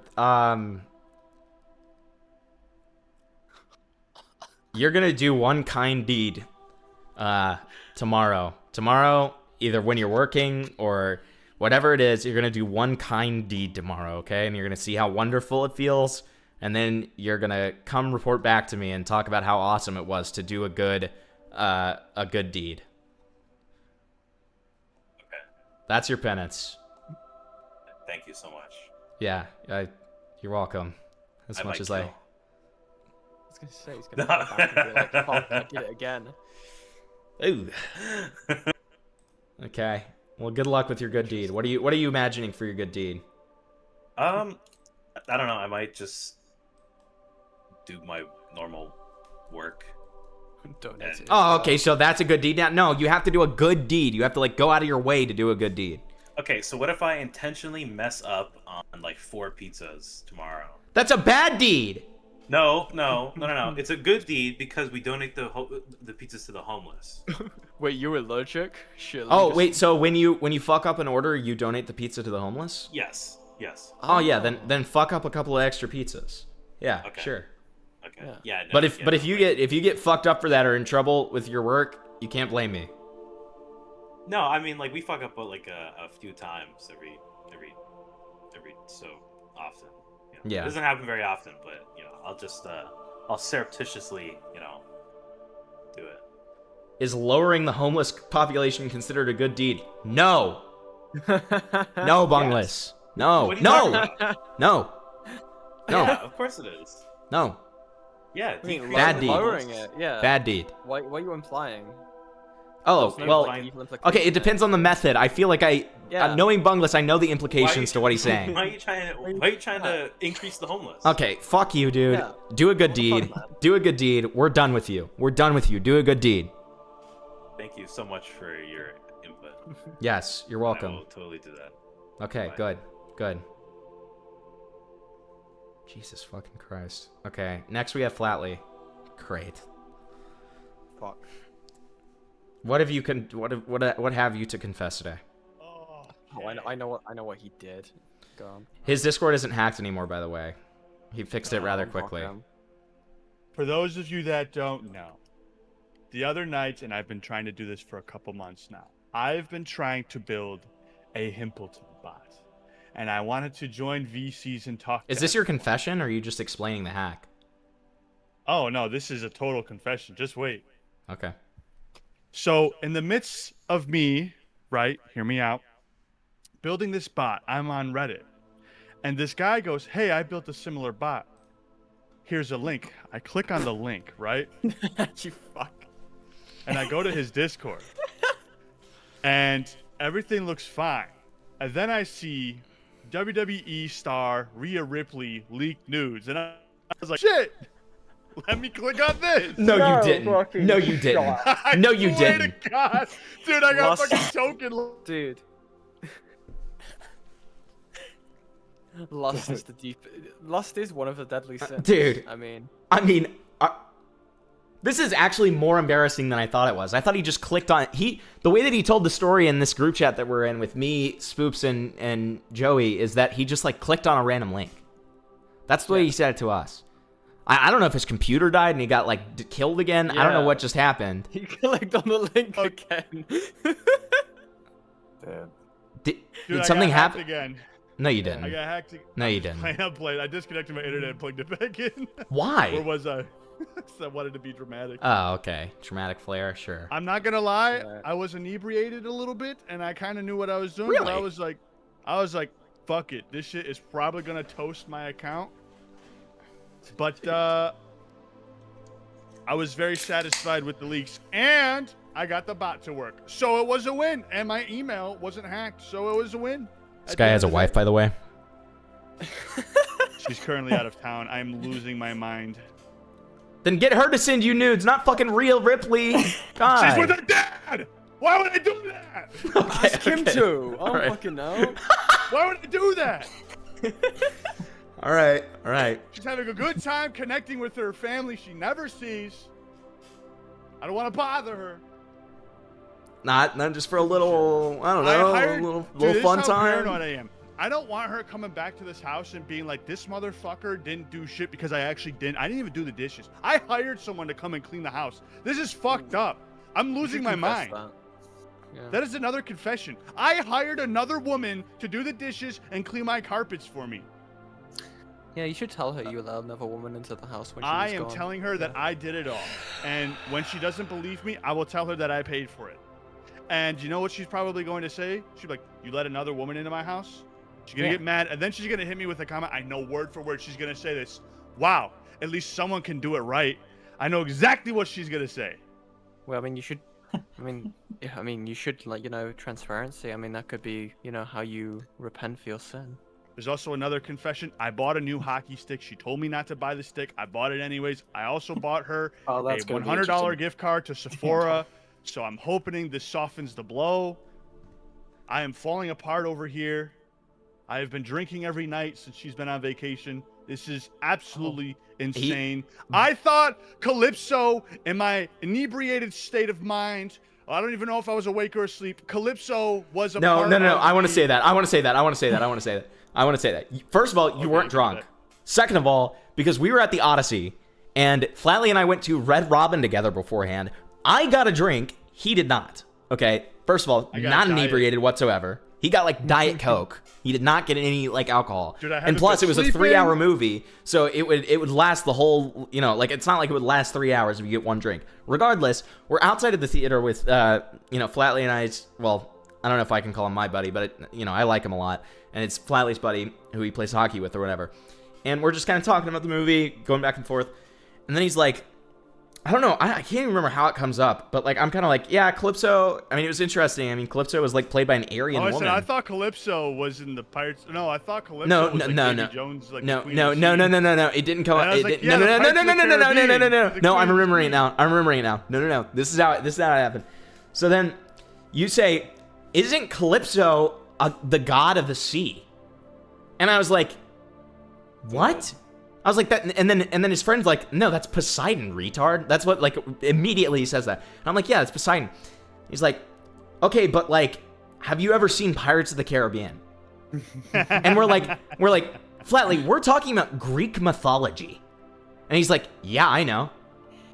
And then so he started being like, dude, do you think like, yeah, during the part that where Flatly went to take a piss in the movie, like Captain Jack Sparrow pulls up and is like, hey, would you like a ride, Odysseus? And he's like, I'm good, man. Like, what is this? Like, this is fucking my mind. Yeah, clearly. Where is she? All right, your penance is instead of trying to lie your way out of it. Oh my god. Okay, what is it? What is it? All right. So, because I don't know how to work the washer, I needed underwear and socks, so I went to Target and buy some, right? I don't know how to work the washer. That's not my job. I've never touched it. I tried to figure it out. I went, man, scared the shit out of me. I didn't want to break Flatly, it. I could do it for you. Okay, we spent a lot of money on this smart washer, all right? If I could go to your house and do it for you. That's your grave. You fuck it up. I'm not touching it. Those are my wife's things. I'm not fucking with it, right? She could have nuclear launch codes in there. I'm not touching it, all right? But I mean, I probably could work the washer if I really wanted to, but I was the one that broke the last washer. So just text your wife and ask her. But yes. Oh yeah, that's so. No. So, anyways, I go to the fucking Target, and I'm not gonna lie to you, I was running late for work because I didn't set my alarm because someone wasn't home to set it for me. She does that for me, all right? I've never used it on my phone. It's always been on the alarm clock. And I don't know how to work the alarm clock either. Are you fucking kidding me? So I'm like, fuck it. How are you married? I messaged. How are you alive? Like, so and so, it is what it is. I'm getting up and then I'm coming straight to work. He's like, all right, bet. It's a slow day tomorrow anyways. Just get here when you can. So that's what I do. I wake up. I'm like, oh shit. Let me check my schedule. I was supposed to be at work 40 minutes ago. I don't have any socks or underwear. I'm on my last pair of underwear. And we're in no man's land after today. And yeah, it's gonna be a little crazy. So I was like, all right, last pair of underwear on, here we go. No socks, straight shoes, feet in the Converse, no socks, didn't have any left. I go to Target. I'm like, what about underwear? Socks. I'm wearing my last pair of underwear. Okay. Oh, thank God. This is the last. I don't know if I believe that. Desperation. But he ran out of pants. Yeah. It's like, no, I have pants. I have tons of pants. Okay. My wife did my pants, my work pants, before she left. God bless her. I love her. Okay, keep on going. We have more people to get to, Fly. So I pull in to, you know how you get to that intersection where the movie theater is? That's where that Target is. I get to that intersection. I see some old ass fucking lady in this like silver Honda Civic. I don't even know what the fuck it was. This bitch took forever to turn. I cut her off. I know. I cut a grandma off. And to make it worse, she parked next to me. And I don't know why I got it into my head, but when I was leaving, the same lady that I cut off because she parked next to me in this parking lot, I may or may not have scraped her mirror. I got out of there. It was rough. It was a rough one. I'm falling apart. This week has been absolute hell. The cats don't like me. They're like, where the fuck is mom? My dog is like, who the fuck are you? Because I've been taking him out. I've been feeding him, and he's looking at me like I'm a stranger. I take him out all the time. But it's like I never take him out in the morning, so he's like, why are you here when the sun's out? Kind of they're like, fuck you, little man. Like, I love you, but like, we gotta work through this together. Her cat, the one she raised from birth, does not fuck with me. So I haven't been able to sleep in my own bed because that guy's like violent for some reason. What? So I'm sleeping on the couch downstairs, which is kind of nice because the air conditioning is really great down there. But that's also why like I unplugged the alarm clock to bring it downstairs, and when I plugged it back in, it kept flashing 12, and I didn't know how to set it back to where it was. So that's like the big issue that's going on there. So it's just been. This guy's older than me, by the way. And older than me. Pimpleton, when she left, the night that she left and I told you she was leaving, I was freaking out and you're like, yeah, I "You're know. gonna be all right, man. I'm not okay." You know, you could have invited me over. I could have just come over. Like, if you were ever, like, anxious or anything. Next time, when she leaves in February, you're going to spend a week here with me. And we're going to have a lot of fun. And we're going to order a lot of pizza. You can bring your entire computer. She's got an entire gaming setup to herself over there. You can use that if you want. I have a blow-up mattress. I have 2 blow-up mattresses. We could both camp out in the living room for a week. It'd be kind of fun. Be cool. Okay. Yeah, we'll do live stream. We'll do that. I got VR. Joey in chat says this is genuinely embarrassing. What do you think of that, Flatly? This is a confession, a judgment-free zone. Well, I mean, chat's not reserving judgments, but I am reserving judgments, and my penance to you is, and you're not gonna like this. You're really not gonna like this. Okay. I need you to be completely honest about everything to your wife. I don't want her to even have the opportunity to lie about it, and then her call you on the lie. You're gonna be completely honest with her from the get-go.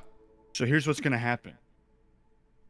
You guys are gonna think my Discord is gonna be hacked again, and it's actually because you're gonna get a picture beaten of my to death. headless body. Yeah, because you're gonna get beaten to death. Yeah, well, that's your penance, dude. I don't make the rules. I don't make the rules. Hey, at least you'll get into heaven. You know. Okay. About honesty. You know what? I'm willing to take this one. I'm willing to take this one. Good. You should also have a gift card to her favorite coffee shop ready. No, he's already giving her a $100 Sephora gift card. That'll ease the blow. That'll ease the blow a little bit. Oh! She also told me not to go see the Odyssey without her. Dude. God, you are fucked. Yeah, like you have to be honest about all of this. You know what I told her, Hippleton? You know what I told her? What did you do? I have the screenshot. I'll send it to you. Wait, you already told me about this. You said it. You said that it would be okay as long as like it was some other parameter. I told her we went and saw Evil Dead. Oh. dude, don't even speak to her. Just forward her this section, like this timestamp. Yeah, honestly, and flatly, if I find out that you didn't, I'm going to send her this segment. Oh, that's fine. Oh no, she'll find out. Yeah, she will. Yeah, we'll see. We'll see. I need a full report on how she reacts to this when you tell her. We share the same Regal account, so it's only time. Well, no. I'm saying everything else. I need a full report on how she reacts to everything that has been said here. This church is active. This church is like they take stuff outside the confession booth to ensure penance. Is this what it's like? No, that's not even the same thing. Never mind. Anyway. Okay, well we have more people to get to here. Okay, so we're doing Cryptid next because he's been waiting the longest, and then we're doing plants. All right. God bless. Cryptid. Hey, what's up? It's your time. Speak your truth. It's your time to shine. This is gonna be a kind of a short and sweet one tonight. I think this is about 12 years ago now. Yeah. Anyways, when I lived in Georgia, the neighborhood bully was pissing everybody off, and I found out through the grapevine that he was making like his own moonshine in his backyard. So I broke into his house and found his moonshine in his backyard, and I pissed in it. I like filled the bottle up, and apparently he ended up drinking it. Did he like so it? that was like what kind of stuff would this bully do? Try to fight with everybody. He would steal people's shit. He would like straight up slap the kids in the neighborhood trying to like get them to fight with him and shit. He was just like an asshole. Stole magic cards from people. Just generally an asshole. Do you have any way to contact him now? Possibly, yeah. Okay. So as much as I love eye for an eye type of behavior, we're living in the New Testament now. And I think that you need to confess to him. I think you need to tell him what you did. And you can say it with a gleeful smile, but I think the truth will prevail. I think I could find him on Facebook. I know his brother. I know his brother still, so I could just hit him up and be like, hey, I need to tell your brother that I pissed in his moonshine. Or I could call him. On stream. Yeah, and just let him know. I just don't have his number right now. Okay. Fair enough. But however you do really it. Curious. Apparently you can use. This is so weird. Urine can technically be used as a substrate to ferment alcohol, so you might have just helped him. I'd have made it better. Yeah, it might have been a helping situation more than a hindering one. I was just curious if it made like the chemical reaction made like ammonia or something. I'm not sure. I just know. No, you can. You may have just yeah, made. he know. googled like a prison moonshine recipe because he wanted to drink and his mom wouldn't let him like bring alcohol into the house and shit because he was only 19. So you made him drink his. So you made him drink piss. Got it. Yeah. Yeah. That'll get you. Get in touch with him. Piss, like, Get in touch. A lot. Get in touch with him. Confess, and the truth will With a prevail. smile on your face. Well, don't. That's not required, but it's okay if you are. You smiling. can do it with a smile on your face. I give you the pass. Yeah. Yeah. I'm the devil. He's the angel. Hell yeah. Yeah. Kissing his Okay. food next time. Thank you for confessing, Cryptid. Very good. You're welcome. Mm-hmm. I'm really angry with Flatway. Okay, so now we'll go with and thank you for calling in, Cryptid. We love you. Great. Peace out. Bye. Now we're going with plants, Hello. and then we're doing DOS. Hello, plants. Hi. How are you? Hello. Good. Okay, so my confession, so you guys know I used to work at a pharmacy, right? So basically I know what we all had to about do it. is, yeah, you know all about it, my whole life. Let us But anyway, so yeah, nothing, no big deal. But so we used to have to do phone calls to people just to like remind them to pick up their prescriptions or whatever. So it's Mhm. Christmas Eve and they're making us do these fuck ass phone calls. And I have to call for someone who, I don't know, it's like a 7-year-old kid or something. So I call their parents and I'm like, yeah, this is about your kid or whatever. And they're like, well, can you just delete his profile? And I was like, sure, like, no big deal. I was like, but do you want to pick up the prescriptions? And she starts tearing up and she's like, well, he actually just passed away. And it's Christmas Eve. And I felt like a total asshole. And that's my confession. Oh, well, that's not your fault though. That's like an innocent question. Yeah. I know, but it was horrible. I mean, yeah, that's horrifically Someone needed to awkward. know. This is like a vent stream for me. Yeah, Hamilton. okay, This is- that's kind of this is fair. Like, sometimes the confessions aren't necessarily things you've done wrong. It's just like something you need to get off your chest. That's kind of fair. Yeah. Well, are you Okay. surprised that someone hasn't committed a murder or a crime this time, Hamilton? Oh God, what a crazy I mean, standard to have. no, for your I mean, shadows. my, Oh my God. my God, though. I mean, that is just like, that's horrible. That's just so awkward. Yeah, it ruined my life. I basically told them I'd never do phone calls again. Oh no! After that, because of that, you did. I pretty much hung up the phone, and I still think about it every Christmas Eve. Oh I was the one God, who yeah, called being about on the kids- Christmas Eve. Yeah, that's so. Yeah, I called the kid's dead moms or the mom's dead kid, whatever. Anyway, it was bad. Oh, so, God. Yeah, that's my confession. Wow. Plants. Yeah. Bruh. I'm sorry that happened to you. I don't have any Yeah, I'm penance for scarred you for because there's life. nothing Thanks to a lot. do. Yeah, like you should. I don't know. penance, that just sucks. Buy, Cat videos, yeah. What's your favorite food treat to eat? Have you ever seen The Odyssey? No, shut up. What's your favorite food No. treat to eat? Go watch like I don't cat know. videos or something. Okay. No, but do you not have will. like a favorite food treat? You like not like a chocolate bar sort of I guess gal I or like anything? I like pasta. Make yourself some delicious just eat- pasta. Raw pasta. Just eat like a plate At of some pasta. at Just some eat raw point pasta. at some point this week, make yourself some delicious pasta or get some pasta from your favorite place to get pasta. Yeah, complete Okay. silence. All That's right. like no, not complete silence. No. Yeah. No. Just sit in a dark corner and No. think about what No, you've done. that's gonna make it so much worse. No, because then she's gonna start associating. No, wait, hold on. Because if she does that, she's gonna start associating pasta with the dead child. No, no, You do that anyway. If he's like, oh, no.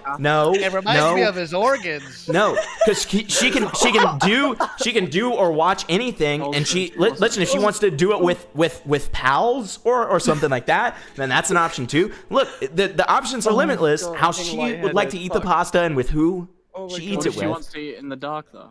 Yeah. I mean, if I'll she just wants to flavor it do with that, my tears. I mean, if she wants to Yeah. do that, then that's her choice. But like, I'm not gonna make her do that, you know? I think that could be a nice chill time. Baby I pasta. can't believe you guys are making me eat pasta in a dark corner season with No! my tears. It's No! really fucked up. No, no, no, no, I'm no, not no, making you, no. I'm just recommending it. No, no, no. You No, no, are no. forcing me. Plants. I'm not That's doing not anything. pesto in the pasta. That's See? dead baby ashes. Okay, no! Okay, you know what? You know what? You know what, Plants? For the crime of acting like I am prescribing that to you, I will say, while you're eating the pasta, you have to watch the Transformers 4 scene where they talk about the Romeo and Juliet laws on repeat until the pasta's done. I don't think I've even seen the first 3 Transformers. Well, you don't need to have even seen the 4th one, but Just that part? there's a scene where Mark Wahlberg talks about the Romeo and Juliet laws and how it's actually okay. Well, then like one of the characters talks about how it's okay that they're dating Mark Wahlberg's daughter despite the fact that she's 17 because of the Romeo and Juliet laws. Yeah, that I don't seems know. fine. No, I'm just I don't know kidding. I'll why do they that. put that in there. It feels kind of pedophilic, but it's in there. Yeah. It's like propaganda or something, right? Yeah, it Am I feels like right? Epstein propaganda. Well, Michael Bay Yeah. did potentially go to Epstein Island, so kind of makes sense. That's okay. Yeah. Huh. All They right. had Transformers there. So that's your penance for that. Cool. I got it. Okay. Well, All Plants, thank you. Thank you for your confession. Thanks. This will never happen again. Okay. Oh, why not?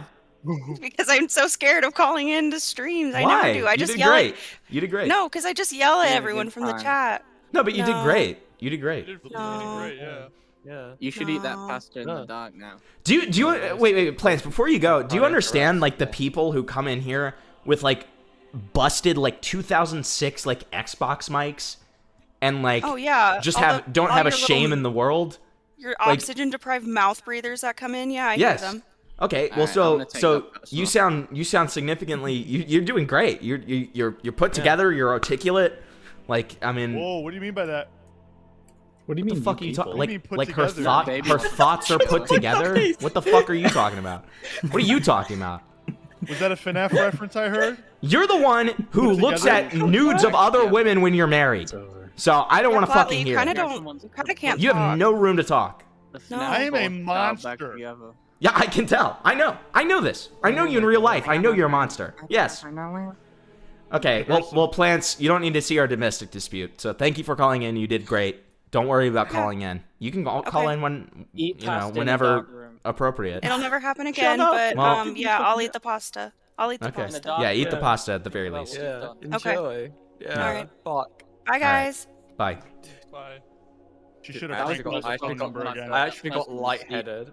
I got lightheaded from laughing, dude. That was Fuck, that I was almost so died. fucking evil, dude. All right, so Yeah. next Why would we've you got do that, MP? What the no. fuck? Fuck you. Why would you people do that? No, fuck all of you. Okay, next we've got DOS. What I do? What do you mean, you like people? All right, hi DOS. What's your confession? Pretty sure this might be a crime. Oh, But, like- well, nothing to you. Yeah, well. You don't have to In say middle- it. You don't have to say Hey, shut the fuck up. Everybody shut the fuck up except for Das. All right, go ahead. Go ahead, Das. This is a safe in space. middle school, me and my friends, we really hated this teacher, and it was like during like the final day of school of like 7th grade, and one kid saw that she had like a lemonade cup out in the open, and she was gone. Oh no. Oh, no. And then like they all poured it out, and they all they peed in it, and then we watched her drink it, and like no one ever talked about it. We just Wait, who we peed just in watched it? Like my friends, and then they just like we Multiple watched it and just people? never said it. Yeah, no one ever Did no one she- ever said anything about it. Did she even notice? I don't know. She like spit it out, but I don't think she knew. I think she just thought it was like bad, and like no Oh. one ever talked about it. And What did she do? What did she deserve? Did she like pour it out afterwards at least? yeah, she poured it out afterwards. But So like, she only drank like a little I bit don't of know. piss. yeah, And you Like, never she was told like- her. no, from a she minor. didn't even do anything that bad. She was just like she was just like a teacher that we just didn't like, I guess. It was a teacher? Oh. Yes. I don't know if that changes much, but fucking hell. That's awesome. It was a teacher. It was very Okay, disturbing. do you? That's genius. Okay, so don't say it. I'm gonna ask a question. Do not answer the question out loud. Well, you can answer the question, but don't say what the information that I'm asking. Do you still know their full name? No. No? Okay, so there's no means to communicate with them. Okay. Shit. Oh, they could just go on the Facebook on like the local town message board and be like, "Hey, the teacher." No. Drank, I don't. Yo, no. but 2009, I pissed in your liquid, fucking yeah. lemonade. Who was that? Huh. This guy pissed in lemonade. Maybe. No, he didn't piss in it. His friends did. My He just, friends did, But I was, You know what you could do? But do you know what Martin Luther King Jr. says? He says that bystanders are just as bad as the perpetrators. Okay. I didn't do anything. I could have stopped So you them. should drink piss. You should drink piss, Das. Have your No. friends pee in your lemonade. No. Shut up. Shut up. You're gonna get kicked out of here if you keep this up. No, both of you. You're gonna get kicked out of here if you keep this up. Oh, Kelly. We're the only ones giving good advice. You should kick them out. What you should do is you should You got something to confess? You know what you should do? You should I'm trying to think of how you can logistically do this as like a grown man without like it being really creepy, because what I would suggest is like you making like a, you know, like a donation lemonade stand where you like raise funds for like, you know, like teachers or something. Yeah, and when anyone asks you why you're doing it, you have to tell them why. Yeah. But it's like I feel like if you do that as a grown man, you're gonna look creepy, right? That's a little creepy. It's a little creepy, right? Huh. I'm trying to think of what you could do. Only if you make it creepy. Being like, here we go. Yeah, but Here we then go. if he I got tells it. the story, and people are like, Don't "Oh, like you're your eating a local lemonade, teachers so now union. you're selling lemonade." People are gonna think that the lemonade you're now selling. Has Yeah, piss in they're it gonna too. think it's like fetishistic in some way, probably too. They're gonna think it's some weird fetish. Okay, yeah, good try. Buy Cook. bottled lemonade, okay, and donate it to a food bank. There you go. Oh, that one's easy, and that costs like $3. That's a good one. Wholesome. That's a good one. That's wholesome. too. That's wholesome. I like that. That's a good one. You should go to a charity That's what you should do. store and Don't ignore whatever he's about to say. the No. bottle of Yeah. lemonade and say No. they have to No. choose. No. No. They don't No. know which No. No. No. No. No. No. No. No. Piss No. bomb. No. Both of you, no. They choose I will shut you piss, down. don't I will get shut you rid down. of I will take you out. I will take away your rolls. Can we just kick this guy Stop. out, dude? He kind of sucks. All right. Maybe donate to like your local teachers union or something. No. That's too much. That's too much. This isn't like a crazy crime. This is like back when he was a kid. So listen, like $3 bottle of like that Simply Made lemonade kind of thing. You donate that to a food drive, you're good, dude. That's a good one. Yeah. That's good. All right, thank you, Father Hempleton. Of course. You have a nice night. Oh, okay, bye. Oh, All right. So everybody I'm seeing and waiting are repeats. So I'm not going to do those because we're gonna close out. But first, before we do, who hasn't in the VC? Okay. Do we have anything from Jackson? Oh, I know he does. No comment. Okay, mine would be that 2008 Halloween, when I was 8 years old, is the last time I remember being truly happy with no consequence. Oh wow. Damn. Okay. That's deep, man. Okay, so Yen, do you have anything? Oh, yeah, I think so. So Ellie, can you check DMs? So when I was in school, we were doing DT, which was basically design and technology, and partway through the year, and like near our like final year, the entire course got cut, so because it wasn't recognized anymore. So we had to do this awful quote-unquote engineering course, right? And the issue with it is that we were like sent to this new course like near the end of the school, like being in school, so we had barely any time to do anything. And it didn't help that all the teachers kept switching out every now and then. Like, we never got a concurrent teacher. It was all supply teachers. So, none of us did the work. We just played this version of Halo that had been that everyone had, like, a few years back downloaded onto all their own, like, personal accounts on the school computers. And that's all we did. And every single time the teacher walked past, we switched to the next window. We never did any of the work. Still passed the class somehow. That's what we did. Never did any of the work. And that's your confession? Yeah, that's the confession. See, I'm like so like, I'm so numb at this point because I've heard like so many terrible things at this point that like, that was just perfectly like normal to me. Okay. Yeah. Well, you're lucky Jackson hasn't confessed his sins. What? I mean, What? real fucked up. What skills were supposed to be passed down to you? Dude, I don't fucking know. It was meant to be, it was really weird. Mostly. It wasn't even that. No, this was the issue with Really? it, right? Yeah, so the DT course that I was originally doing got cancelled, like I said, which was woodworking. And then they put us on this like other thing to replace it.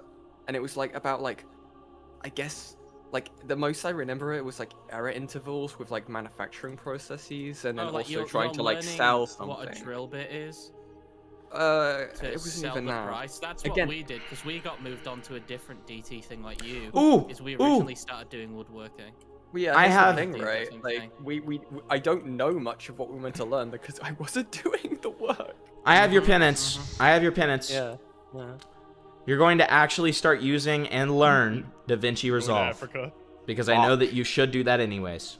That's your penance. Learn Premiere And it's Pro. technology related. It's Yeah. technology related. I don't know if Yin's... Knowing that Yin's computer and my computer are at similar levels, don't know if similar? Yin's computer could handle Premiere Pro because mine can't. Oh yeah, Definitely Use not. So, but DaVinci, it should be able to handle DaVinci. So you should get DaVinci and learn how to use it. Yeah. That's your After my penance. Honda videos, after my if you want go on. an actual opinion on this, the only issue I have with the DaVinci is that it's more node-based instead of other editing softwares. So if you ever switch to a different one, you're not going to know what you're doing at all. Yeah, true. I mean, once I've done the Honda video, No, with Laura, you can change that in I'll use DaVinci. You can change it. Oh Can you? wow, didn't know. Well, Yeah, regardless, You have it regardless. pre-set up as like Premiere too. To look if like you really Adobe. want. Okay. Well, Yeah. regardless. Still not going to use the fucking thing. Yen, that is Me neither. Yen, that's your penance. Okay, moving on. In order of who joined the call, Ace, do you have anything to confess? You said that you did earlier. Yeah. Let's see now. Do you want to hate me, or do you want to hate me less? Can you shut the fuck up and just say something, dude? Jesus fucking Christ. You're I'm, stuck. just, I'm genuinely asking because I'm picking one between. I want to hate you. Okay. Gulp. So, back in 4th grade, I used to be quite the bit of a goody two shoes, but I kind of felt, and this is a true story. This is a bit. I'm just being a little, hyperbolic, but this is a true story. But one day, I got a little bored, and no one suspected anything of me because I was a goody two shoes, a role model. Okay. And it was a very, this is freaking me out a little bit, but keep on going. Yeah. It was a very Keep it rolling. simple. It's a very simple thing, right? So my teacher in this class was really, really fucking mean, right? Okay. Just the slightest inconvenience, they would tear you to shreds. So this was test day, and there was a student in front of me, and I don't know. I think they insulted me or something. They kind of just pissed me off. And when no one was looking, I did the simple act of just taking their pencil. And they didn't know it was me, but I was very interested to see what would happen next. So the student, after everyone said we all had our pencils, found it missing. So they asked the teacher for a spare. Okay. And the teacher was having a pretty rough day. So Okay. the teacher started tearing that kid into shreds for Oh, being no. forgetful and not having their pencil. And the kid was like, I swear, Jesus. I swear I had my pencil, sir. I swear I did. It was so funny. I just couldn't help but It was so funny. couldn't You're a help but prick. snicker. You're a prick. But fuck you. Well, if you think that that's the worst of it, the teacher no. was so mad. They sent the kid to the principal's office. What? Oh, you're a fucking felon. I like this. Yeah, you're a bad person. I'm a fan of This is a Flatley story. This is literally a Flatley story. That's not even where it ends. That's not even where it ends. What did you do? They went to the principal's office, slightly terrified. and then they came back. But before they came back, I put their pencil back on their desk. Oh, you're such an asshole. That is fucking. That is calculated. That's just pure evil. That's pure evil. And they were like, "Oh, sir, it was here the whole time." Sorry. Your stories start with you saying you were a bit of a goody two shoes. Yeah. Shut the fuck fuck you. up. Fuck you. You were like the type of kid that I fucking hated. I like despise kids like you. I like Such a horrid Henry character, man. I would stay the fuck away from you. You like people like you would say hi to me, and I would just literally walk the other direction, like in school. And then they were like, "Yo, teacher, looks like I had the pencil on me the whole time." And then the teacher was like, "So you wasted all of my time and made me make a scene in this classroom. I'm calling your parents." No. Oh, dude. And the kid just started crying. Fire. I like that. I'm a fan of this story. And then you swooped in and became his friend, what guilt tripping means. Okay. Yeah. No, you're not even far off. What the fuck? No, I patted his back and said, "Hey man, it's been a rough day, it's gonna be okay." You're such a psychopath. You're a sadist. I might have to burn the bridge. Holy fuck. That's crazy. I would have never pretended to be his friend. Do you know this kid's full name still? Don't say it if you do. No, this was 4th grade, and I'm not even in that same state anymore.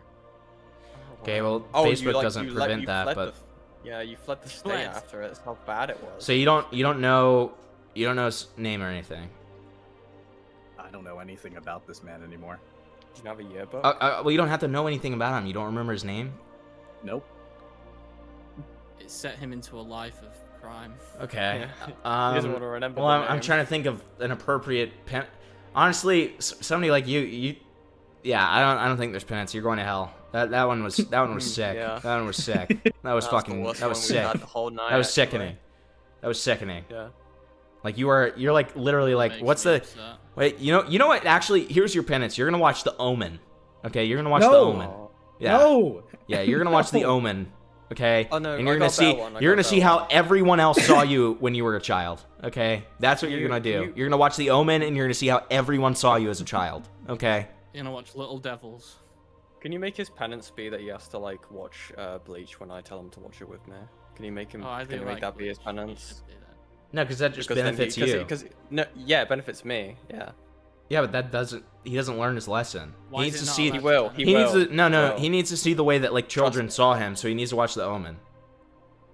I think everyone sees the way Damn it. Oh, children see him.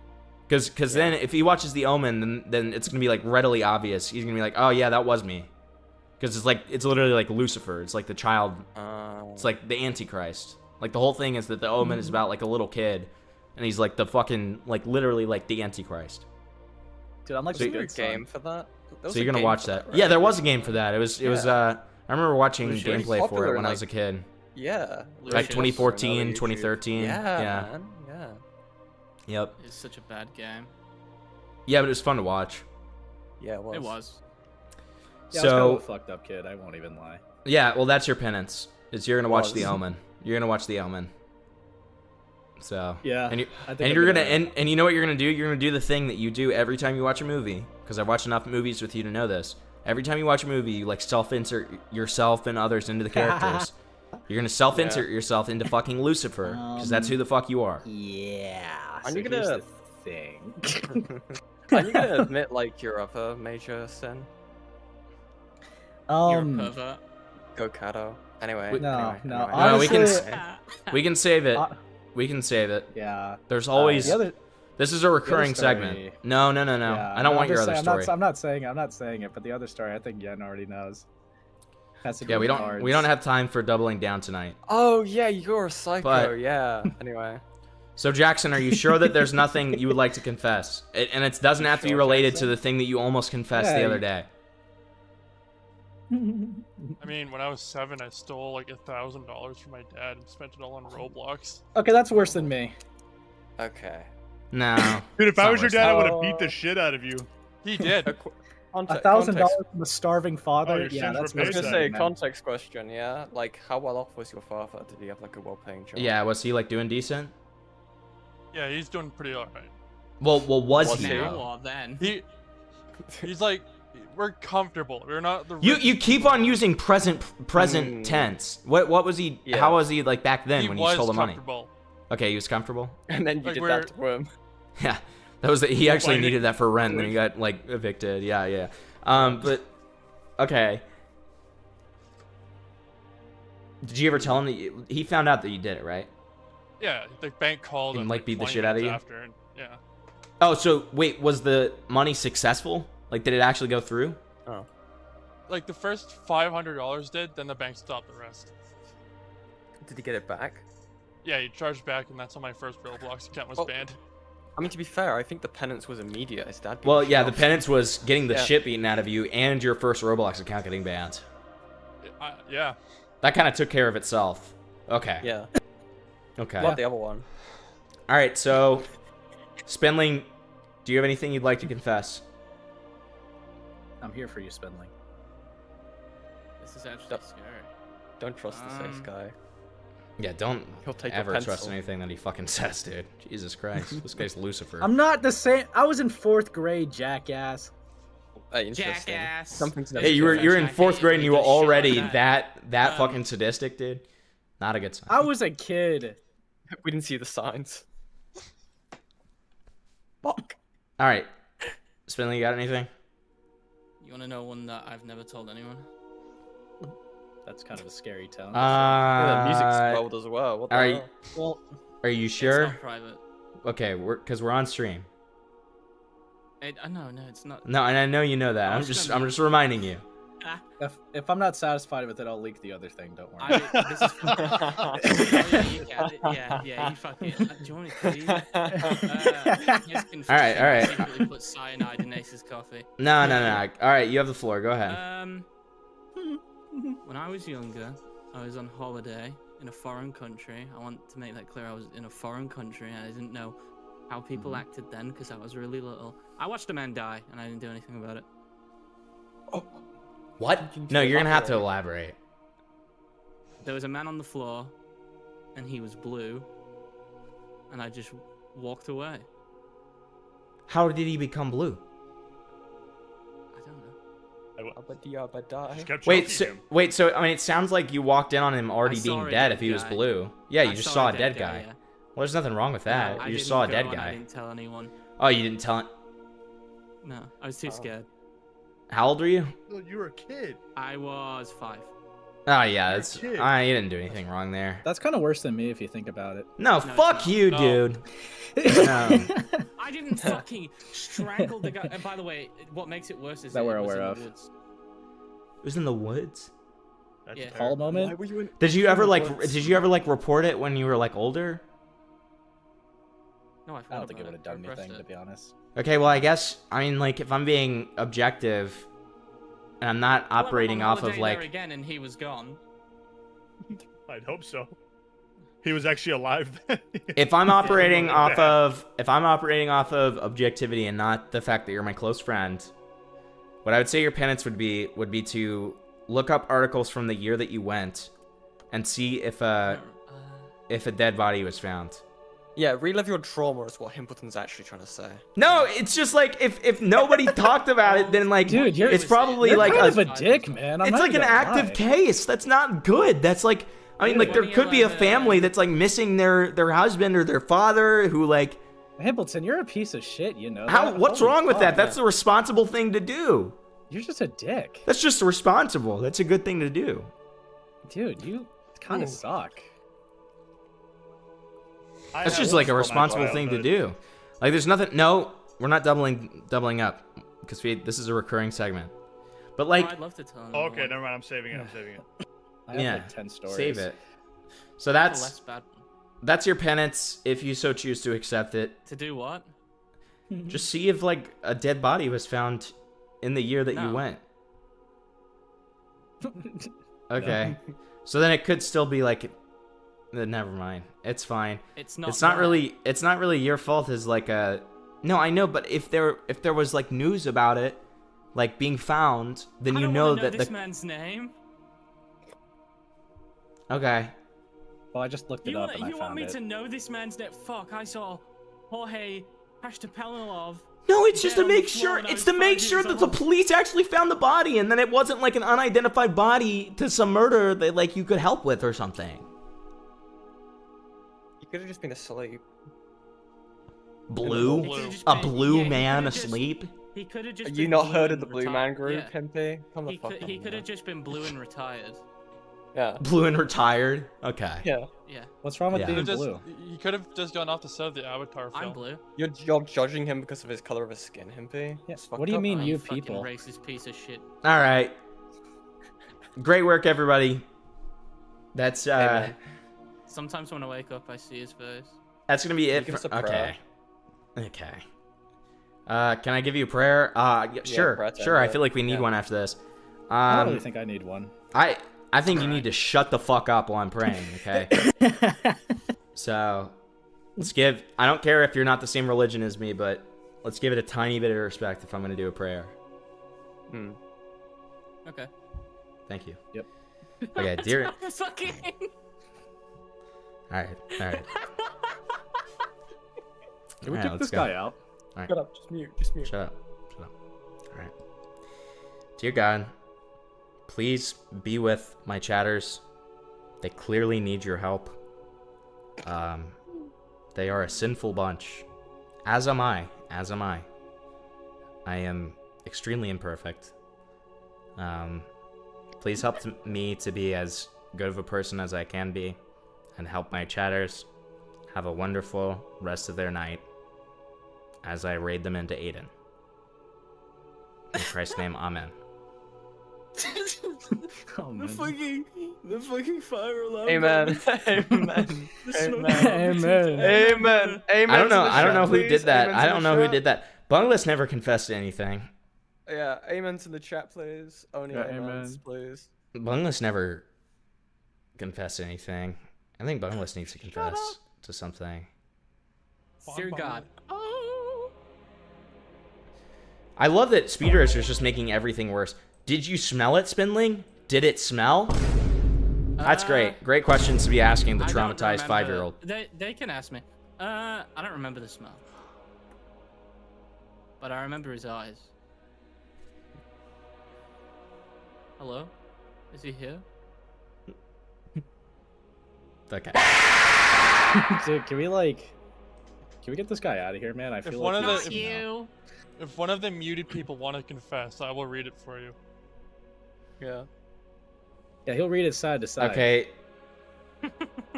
So, Bungless says he used to steal little things to see if he could get away with it.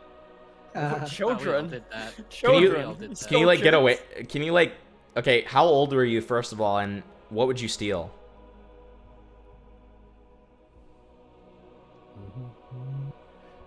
The teacher lemonade pisser isn't in the VC anymore, so no. I mean, you can ask him in the Discord, but he's not in the VC anymore. That's kind of cringe. Remember the Welcome to Christianity video you got commissioned for Aiden? Yeah, the African one or the Faithful Sheriff one?